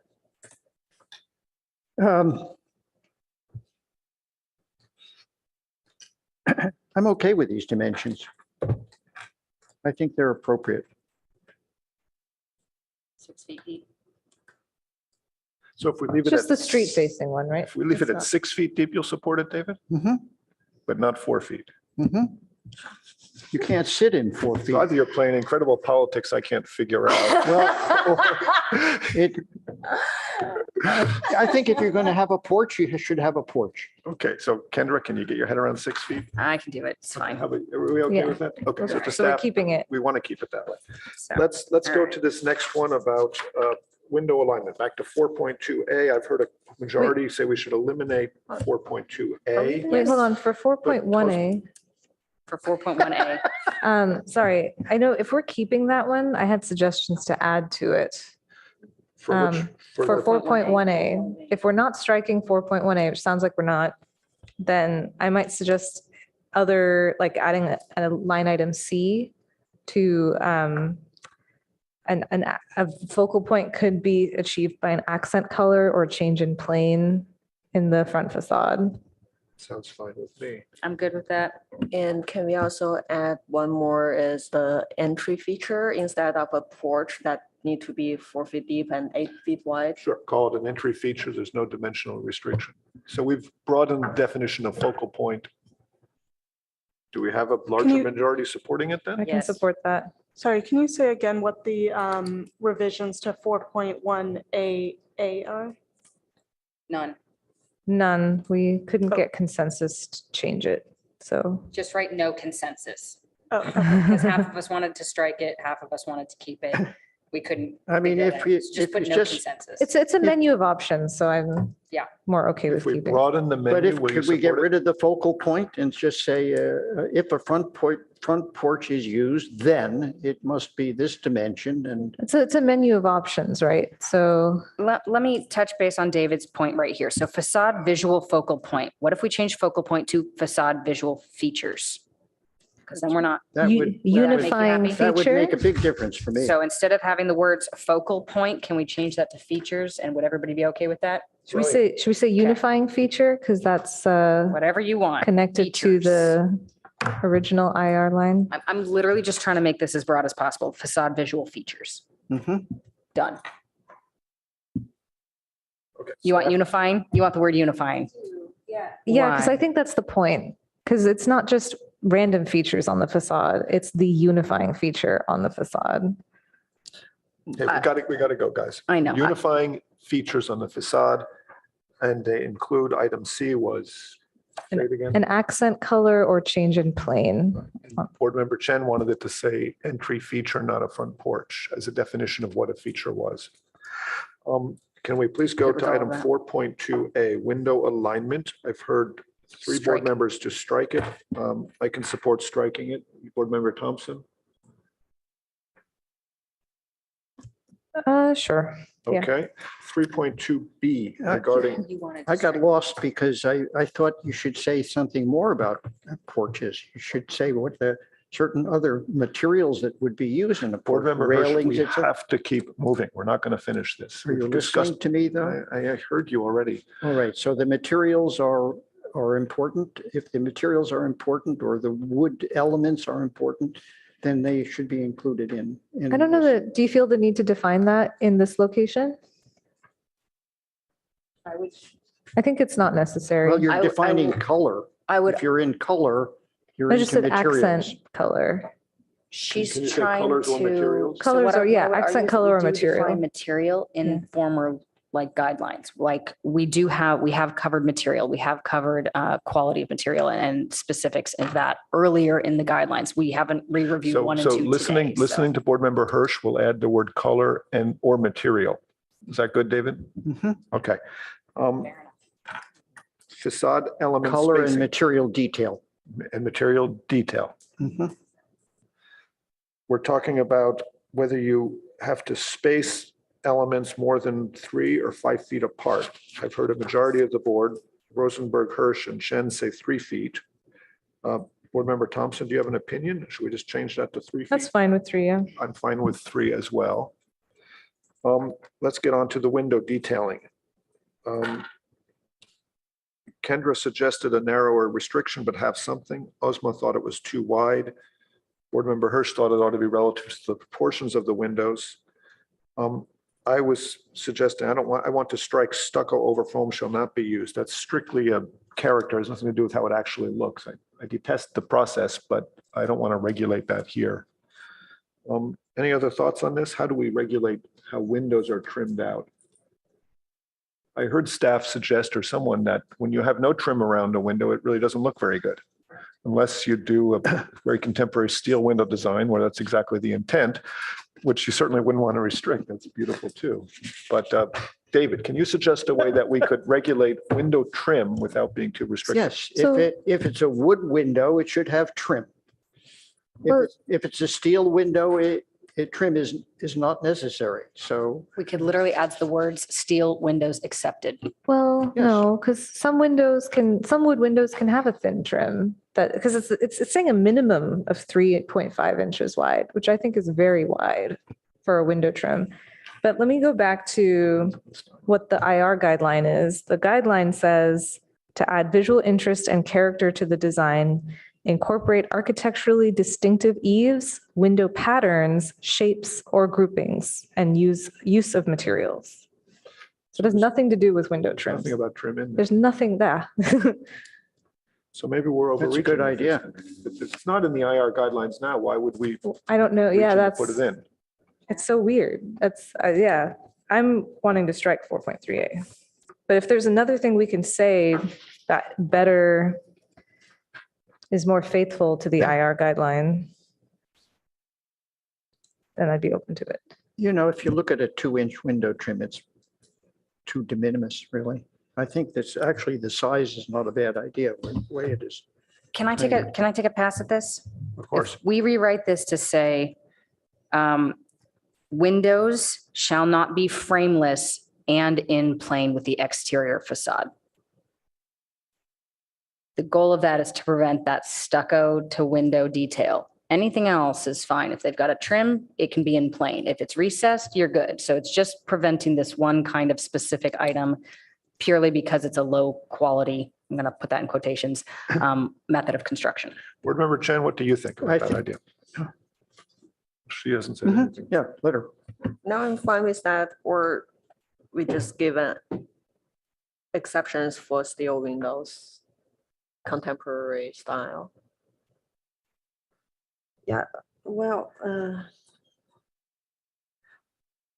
yeah, I think for more traditional style, it's always good to have some trims around the window, and since it's objective standards, so we want to say something there instead of just strike out. So how about if we pick it? I think, let me add to just, if an expressed trim is proposed, it must be a minimum dimension of 3.5. I'm fine with that. Don't do it, David. Why? Because there's so many beautiful window trims that are not 3.5 inches. Like all Eichler homes have really thin frame windows that are wood that provide a really nice inside outside. Because it's so thin, you feel like there's more glass. And like, why would we want to reduce the amount of daylight in there because of something arbitrary like this? I think the concept of if we're trying to avoid something like an in-plane window with a facade without a trim, I think that's fine. Okay. And then if you want to inset your window, then you should be able to go frameless if you want, because that's a modern look. True, correct. You're right. So If it's framed with a face piece, then it could be a minimum dimension though. Kendra, how did you just phrase that suggestion? Was frameless and flush with the wall required trim? Yes, the window shall either have a trim or be recessed from the exterior wall. So that would be in facade. direct contradiction to what Osman's talking about, right? no, that's right. That's also what it currently says. It says 2 inches recessed or a 3.5 inch trim. And I guess my comment is, I don't necessarily think 2 inches is correct, and I don't necessarily think 3.5 inches is correct. And I don't think that all 4 sides of the window, because that promotes picture frame windows. I think that there's just too many nitpicky things here. Just a trim is vague enough. A trim, 3 sides, because you might want 3 sides plus a sill and an apron, and sure, make it 1 inch, right? Something to just ease this up a bit. Board Member Hirsch, can you support that? If we have no restriction on the trim width, you're the one who was saying it had to have some heft. Well, if you have it. I'm quite okay with, certainly with steel windows having no trim. And steel windows, the glazing might well be flush with the exterior of the building. Yeah, and I would say steel windows accepted. And what if I use a Colby Vista Lux wood window clad with aluminum made to look identical to a steel window? It's not the same width. They're pretty close. Okay, where do we stand? We're talking now, we're going to strike the width of the trim, or have trim, and that's it. Can we support that then?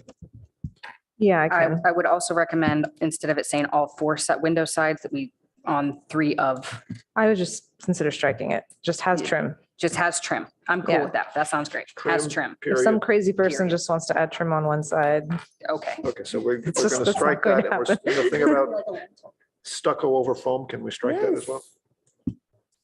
Okay, so we've struck from have trim, period, nothing else on section 4.3A. Are we okay with that? David? Yep. yes. Yes, yes, okay. Window mullions, if we have divided lights, they have to be true or simulated divided lights. Are we okay with that? I would keep I that. think everyone wanted to. Yep. Yes, okay, those two stay. Stucco texture, I heard no arguments about. And porch entries, we've talked about. Garage doors, we talked about, right? I think 4.5A, we were going to strike. 4.5. Yes, I think we want to strike that for sure.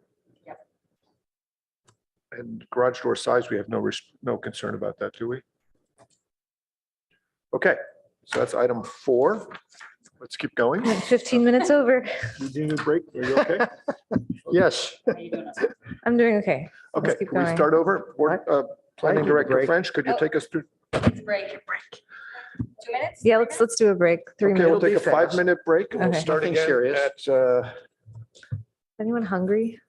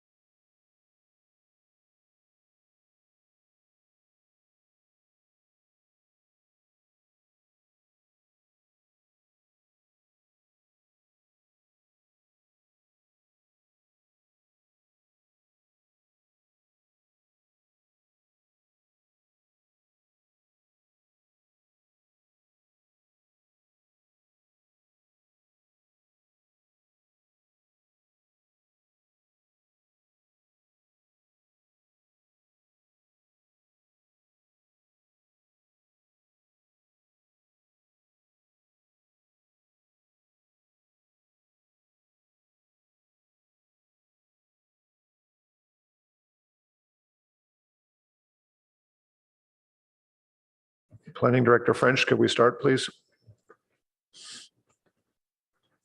Yes, hello. We're on guideline 5, privacy. Yes. 5.1. 5.1 is privacy conditions, privacy diagram. We have 5.2, which is window location, privacy treatment. So we have 4 subpoints on that, A, B, C, D.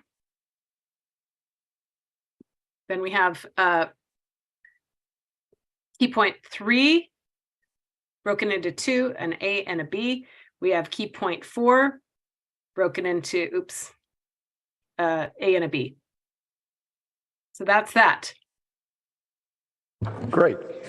You took less than 15 seconds. That's what I like. Okay, we're going to start then in on board comments on these subjects. Who wants to start? Board Member Chen?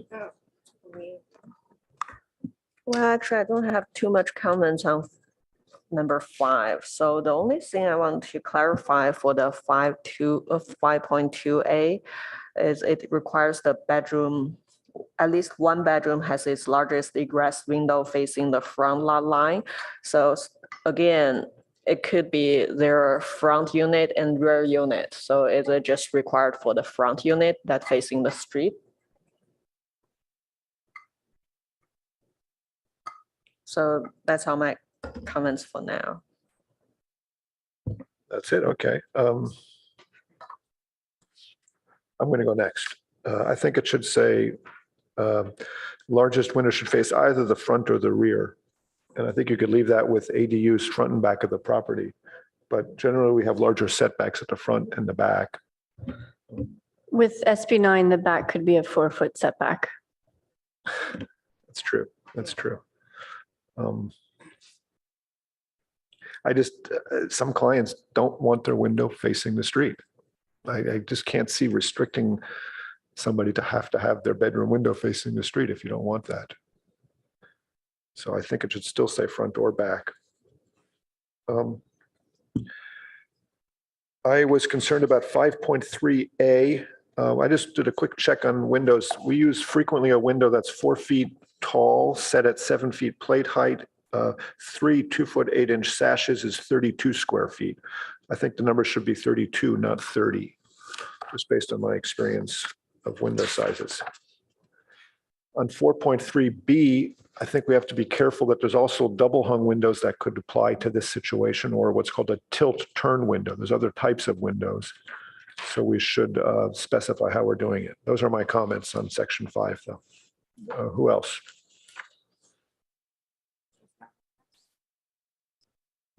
Yeah, I'm sorry. I'm looking at the IR guidelines.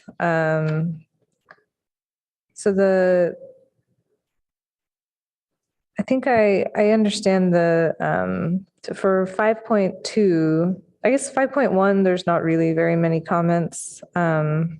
This is just showing a site privacy diagram. But for 5.2, it says, design the house to mitigate possible privacy impacts by providing non-transparent glazing, significant landscaping, permanent architectural screens, or sufficient distance between houses. When necessary to achieve greater privacy, reorient the direction of windows or decks, or adjust window size or sill height. So I don't know. So I guess, is that where that locating the bedroom window towards the street comes from? That's right. My understanding is that the conflict often comes in when the window is facing the side because the setbacks are smaller. And staff might correct me, but the rear window sometimes is conflicting when you're looking over somebody's backyard when it's far away even. But with a 4-foot setback, it's clearly going to be an issue. Is that, staff, can you chime in on this one? So egress windows obviously need the lower sill height. And so that's why there's more concern for these types of windows. And I think it would be fair to say we tend to view it as a kind of privacy hierarchy where the side is of the most concern, the rear is a lesser concern, and then the front is, where the most opportunity to put larger windows is. It's really larger windows that are covered in shades. for the most part.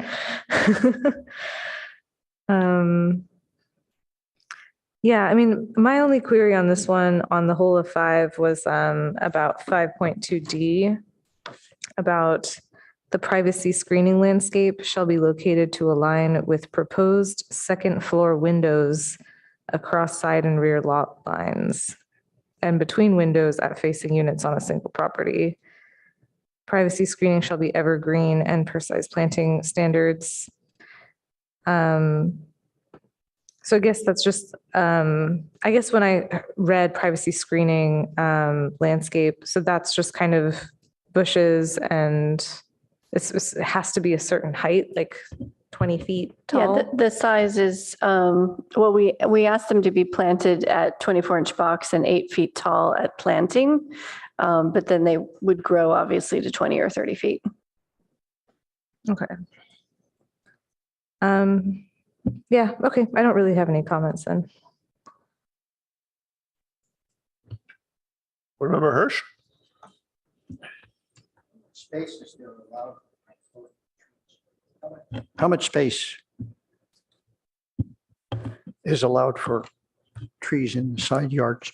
One of the other objective design standards, I believe it's probably under guideline 1, required a 2-foot wide planting strip, but we would have to check to see how prior comments you provided may have affected that. I think we removed that altogether.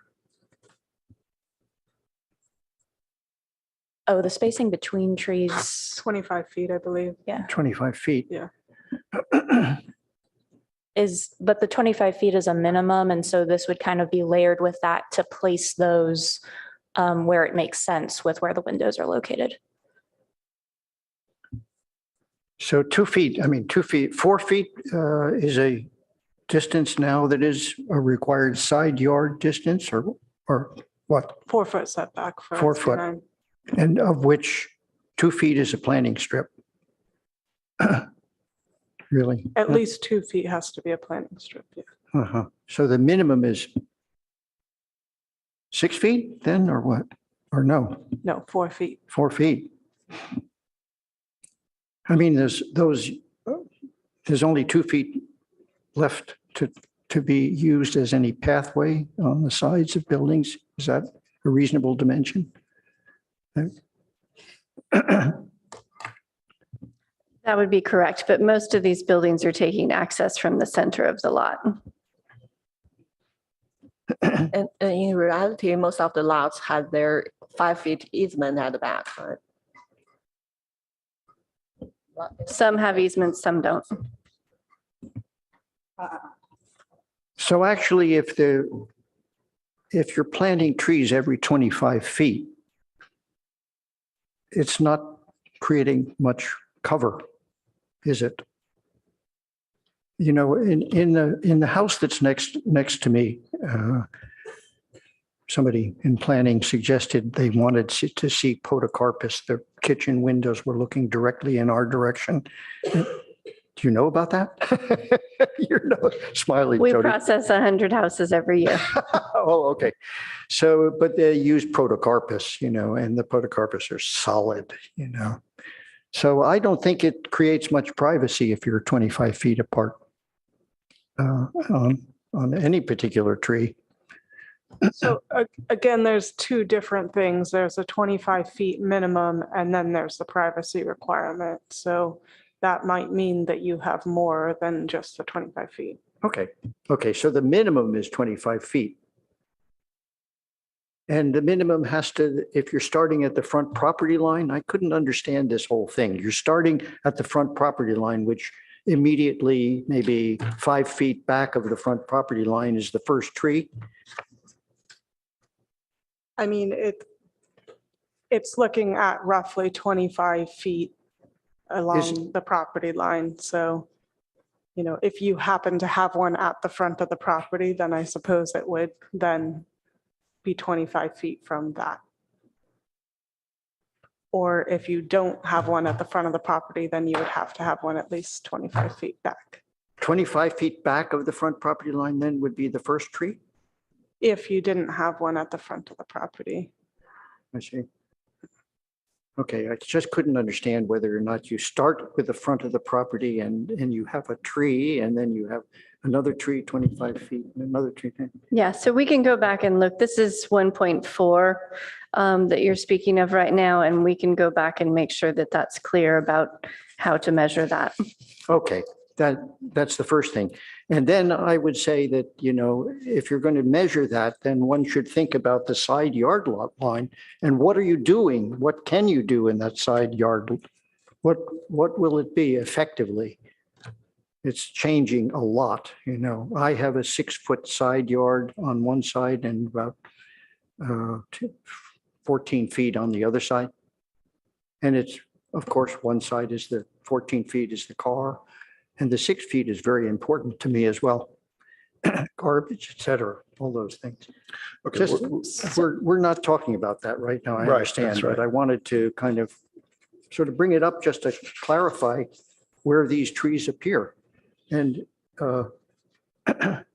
how you can make sure that they get rooted properly as well in a space that is as narrow as that.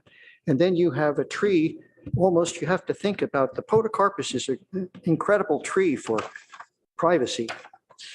But any other kind of a tree is quite different because it branches, it needs light and air, et cetera. I think it needs to be described maybe as the type of tree that it might be for privacy, something like that, you know. So we do say in 1.4, we do say plant screening trees. Yes. And okay. so, you know, like you say, with more branches and leaves and things of that nature. Yeah. But this 1.4 is, the trees are 25 feet apart. It is meant to be more, you know, breaking up the massing, providing open space. It is also why we only require the 24-inch box trees.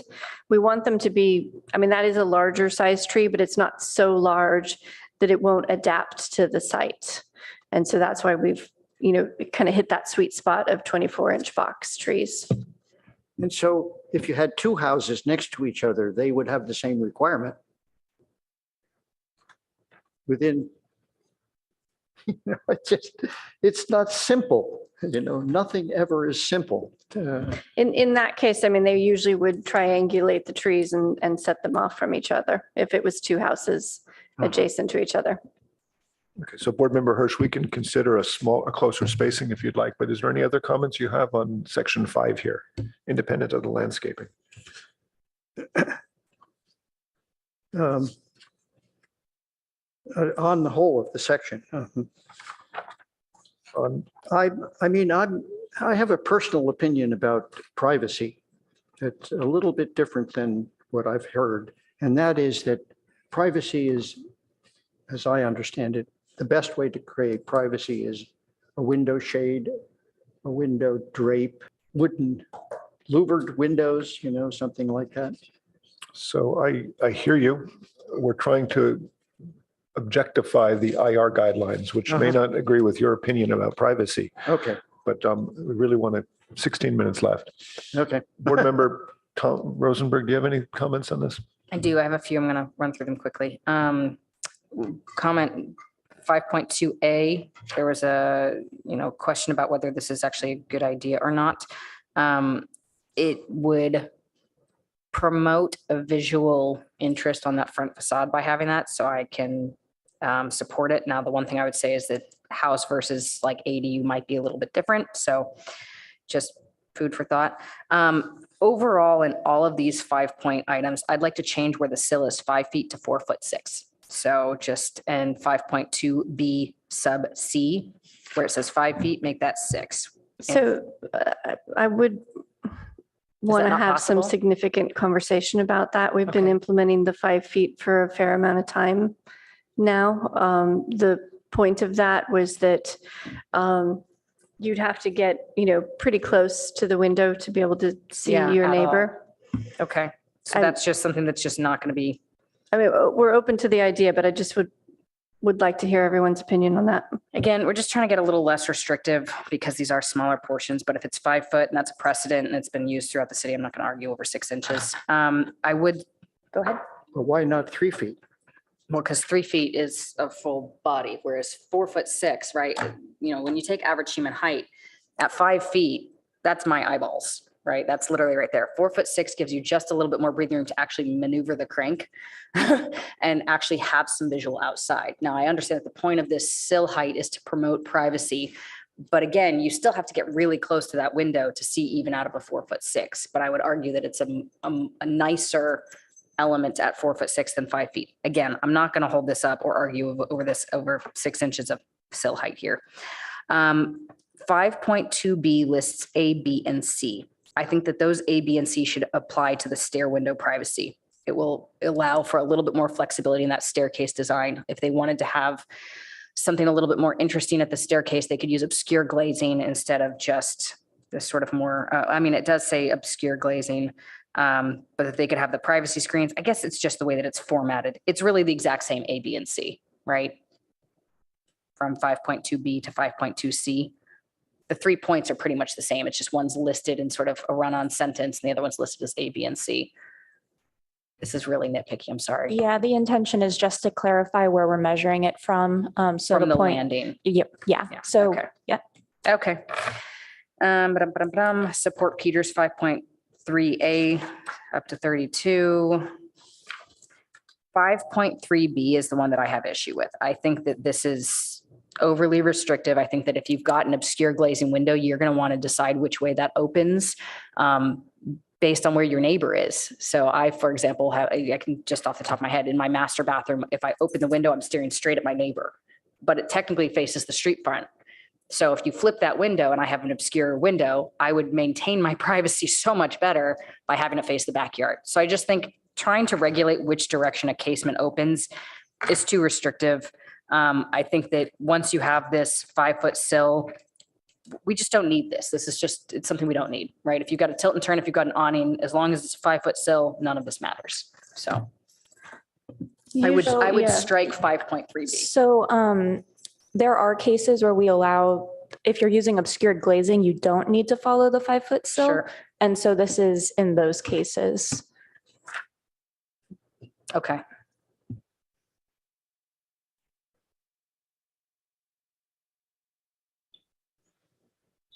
No, that's it.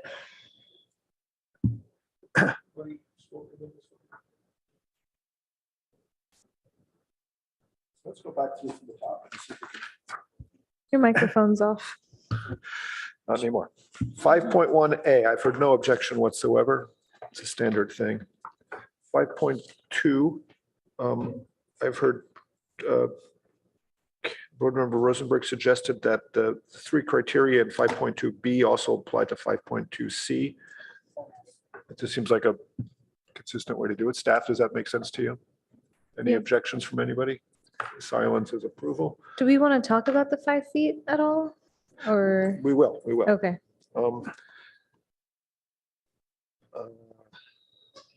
I had suggested, but I didn't hear enough support about the orientation of a primary window in a room.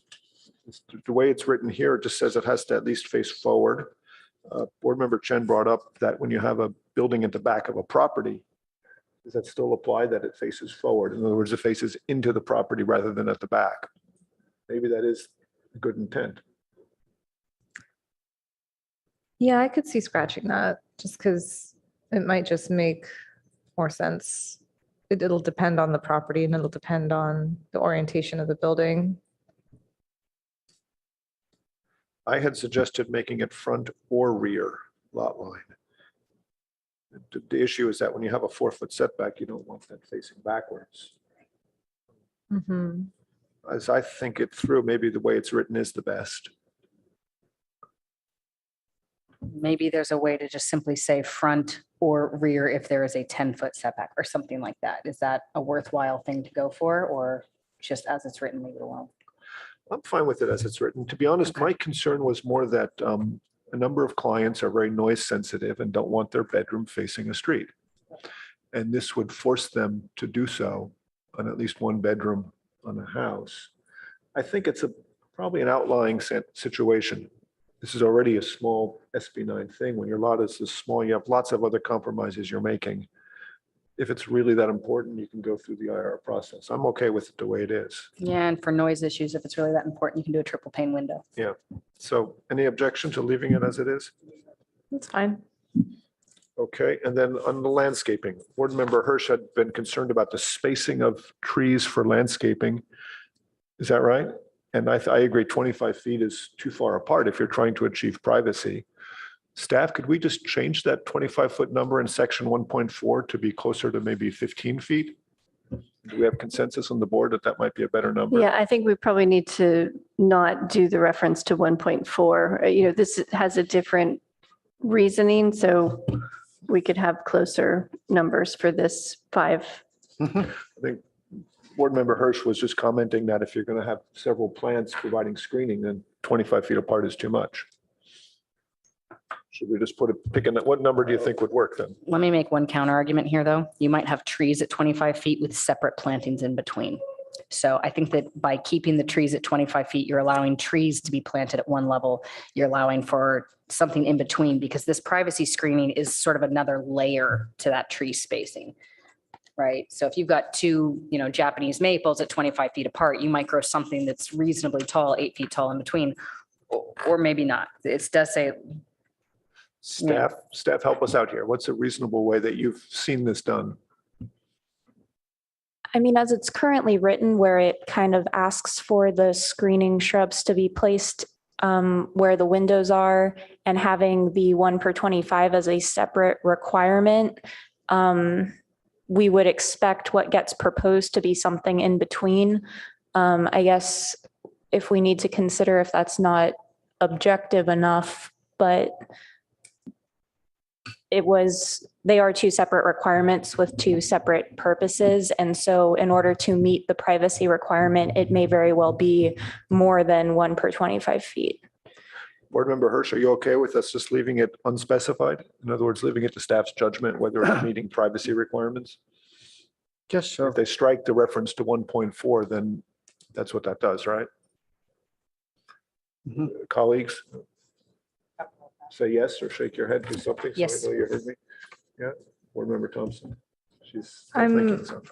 I've been looking at 1.4 and I'm a little lost on what we're suggesting here. Strike the reference to standard 1.4.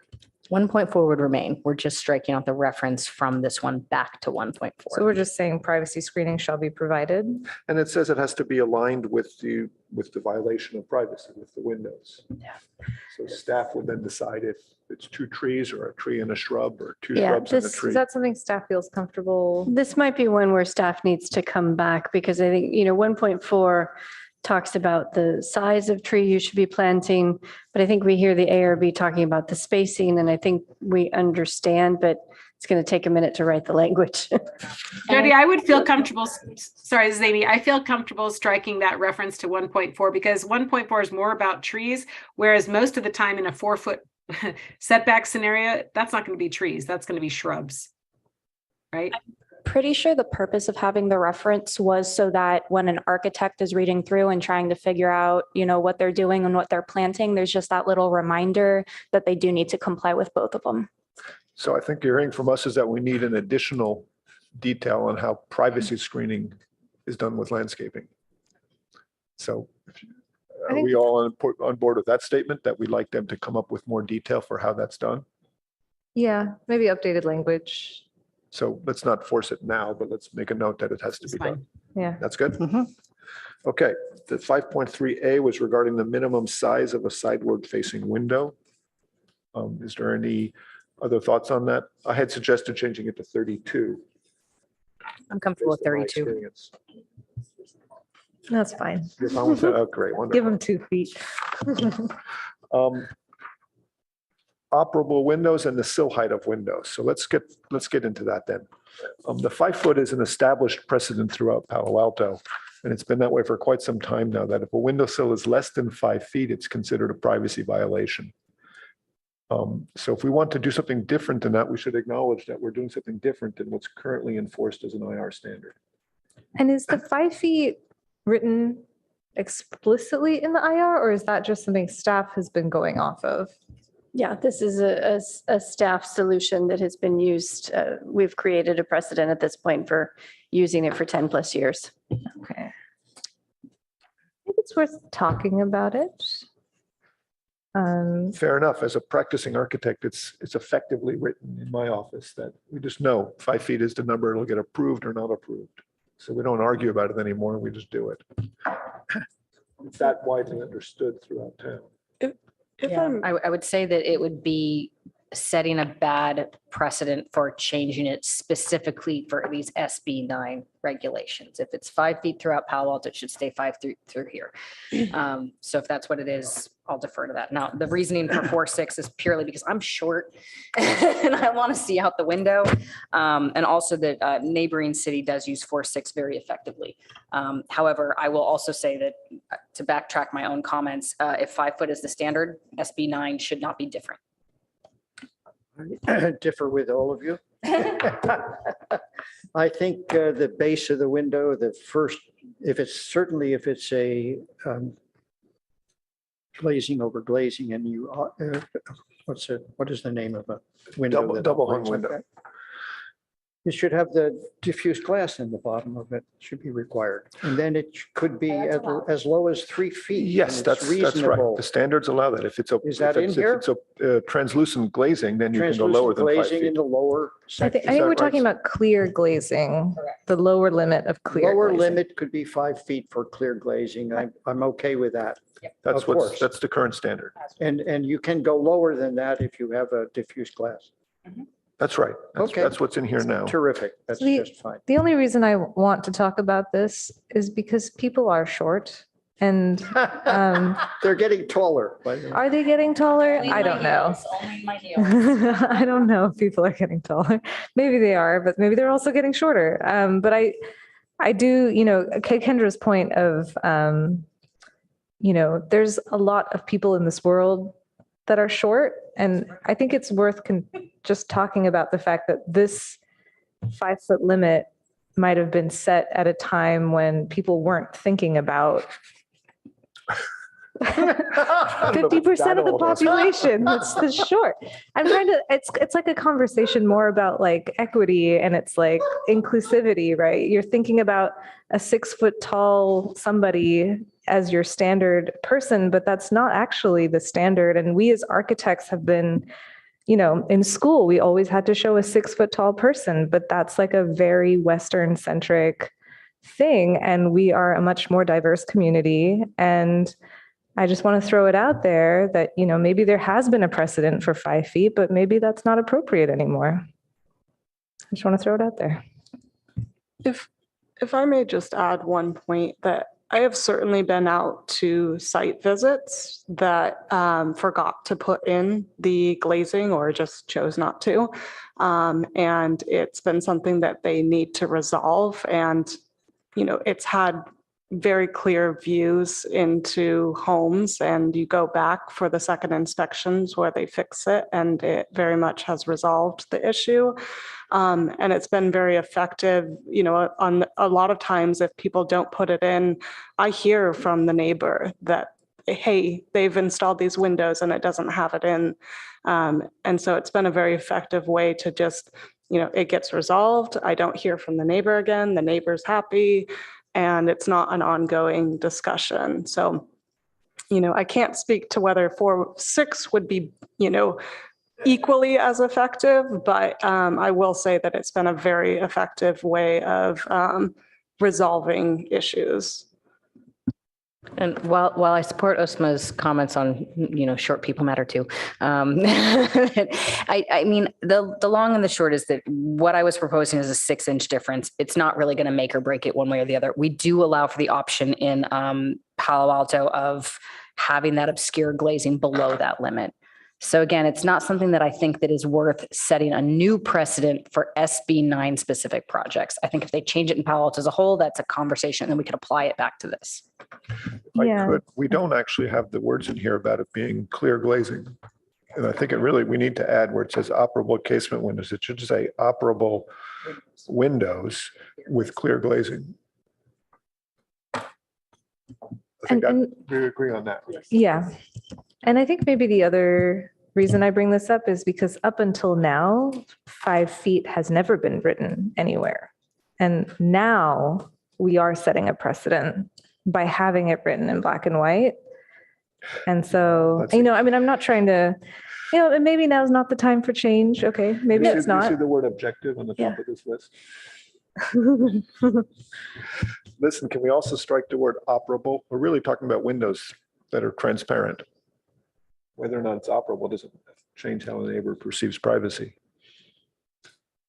Well, I think that the reason for operable windows, I think casement can be struck, but the whole point is that the operation portion of the window needs to be at 5 foot or above.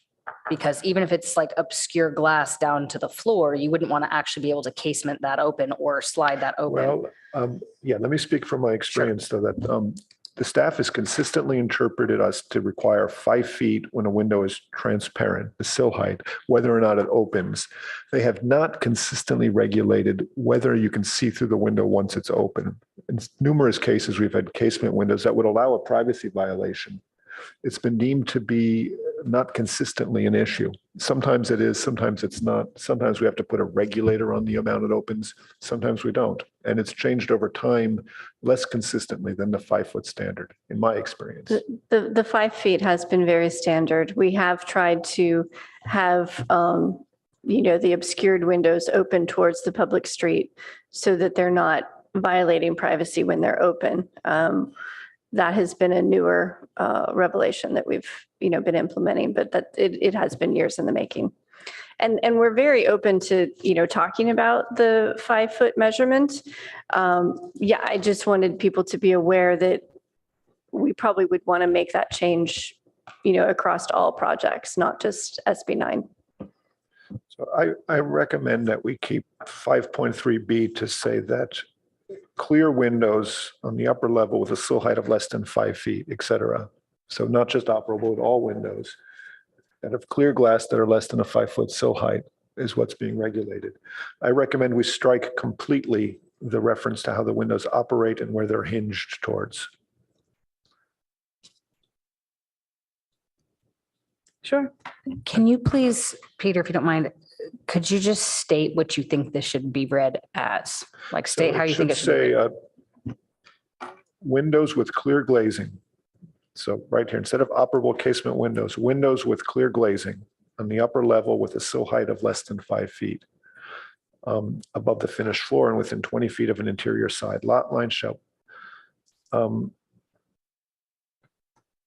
Well, you're right. It doesn't make sense. Well, and clear glazing is not allowed below 5 feet anyway. It should say windows with clear glazing in the upper sill level within 20 feet of an interior side lot line shall have a sill height of 5 feet or greater. That's what we're regulating, is the sill height of a clear window.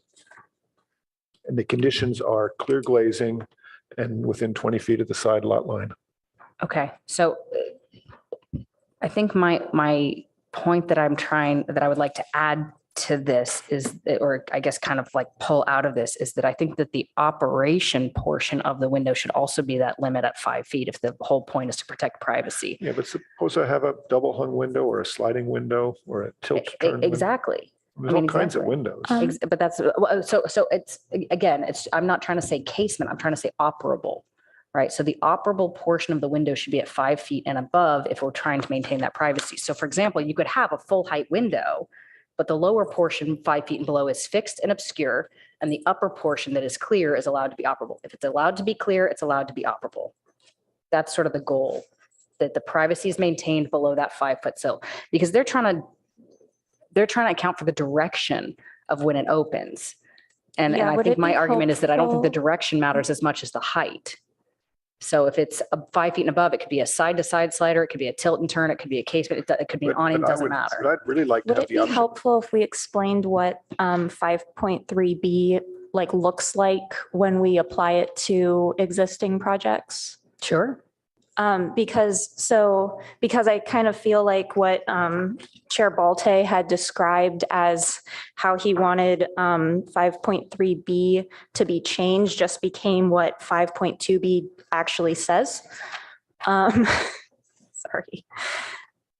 So the intent of 5.3B is to limit which direction obscured glazed windows are opening with the intent to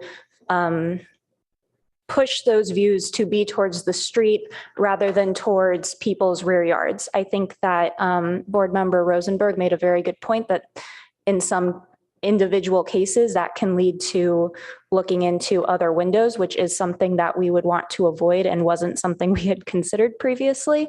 But the intent here is to just say, if you have an operable window that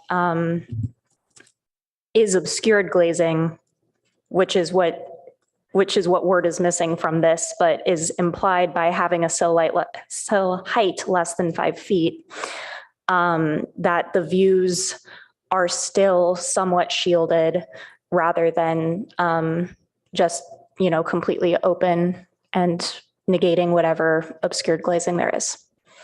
Right. And my argument to that is that basically we've worked so hard to make sure that this, window is now glazed, but then you're allowing it to open and suddenly you have privacy issues all over again. So I guess my goal in this comment is that we're trying to simplify that any operation should be at a minimum sill of 5 feet. That's it.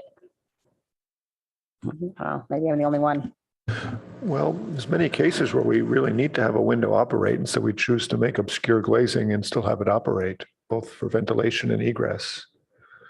I think you'll run into that pretty immediately on a side yard window. You're right. An egress window might be the only option on a side yard, and you would have to have that sill be, what is it, maximum 44 inches above floor? I've been arguing, I think, maybe not clearly, that we just shouldn't limit privacy relative to how a window operates.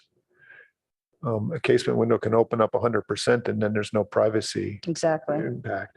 You can have, instead of a horizontal sliding window, you could have a vertical sliding window. What I was trying to make the point is that that's not as consistently regulated right now. So I don't think we should try to increase the level of regulation, which is what I think this is doing. But if the board as a whole feels we should, let's just say so now and then refine how we mean the operation. It should be sliding, not horizontally.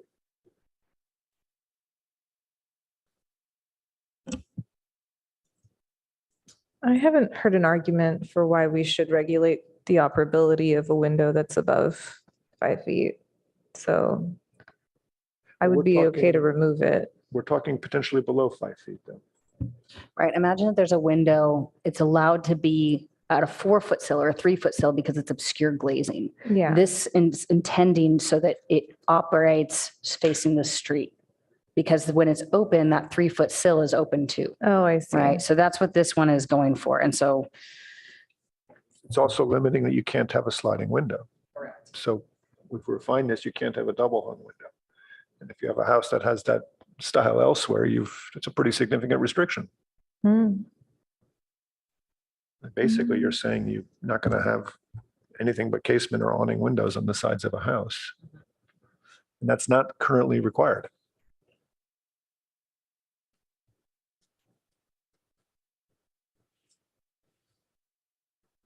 I mean, maybe it's something where, maybe it's something where that is not the restriction, but basically if you want a double hung window, then it has to just be at a higher sill height, basically. You just have to.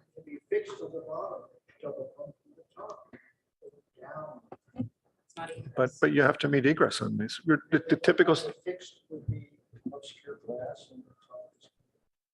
The common situation is a side yard facing bedroom on the second floor. And you have to meet an egress requirement, which is a sill of less than 5 feet. And it has to operate less than 5 feet. That's the point. So if we intend to eliminate window types because they can't do that, then we should be clear about it. So this is saying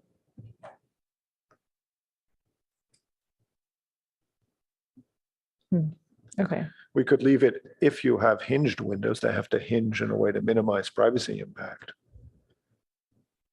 But that doesn't seem, well, it drives you to a window type, and why would we want to do that?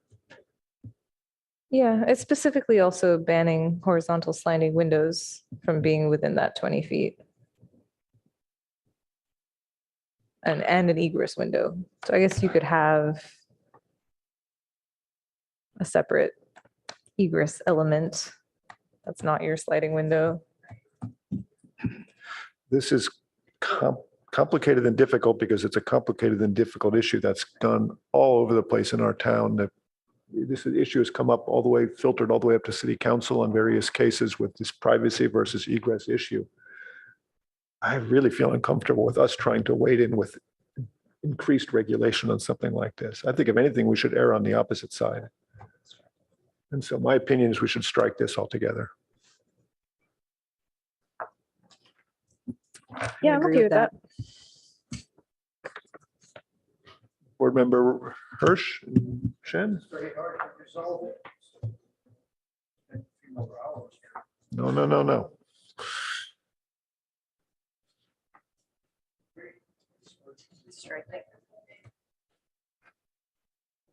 David, your microphone's off. I agree. Hard to resolve. Sorry. So strike this one, David? Or just agree that it's hard to resolve? I strike it for the moment anyhow. That's right, for the moment. I mean, if the town comes up with a better policy, we're all for it. Board Member Chen? Yeah, I don't have a good solution for now, but yeah, just strike it for now. Thank you, everybody. Last one is 5.4A regarding second floor balconies. I didn't hear anyone have any concerns with this. Does anyone now?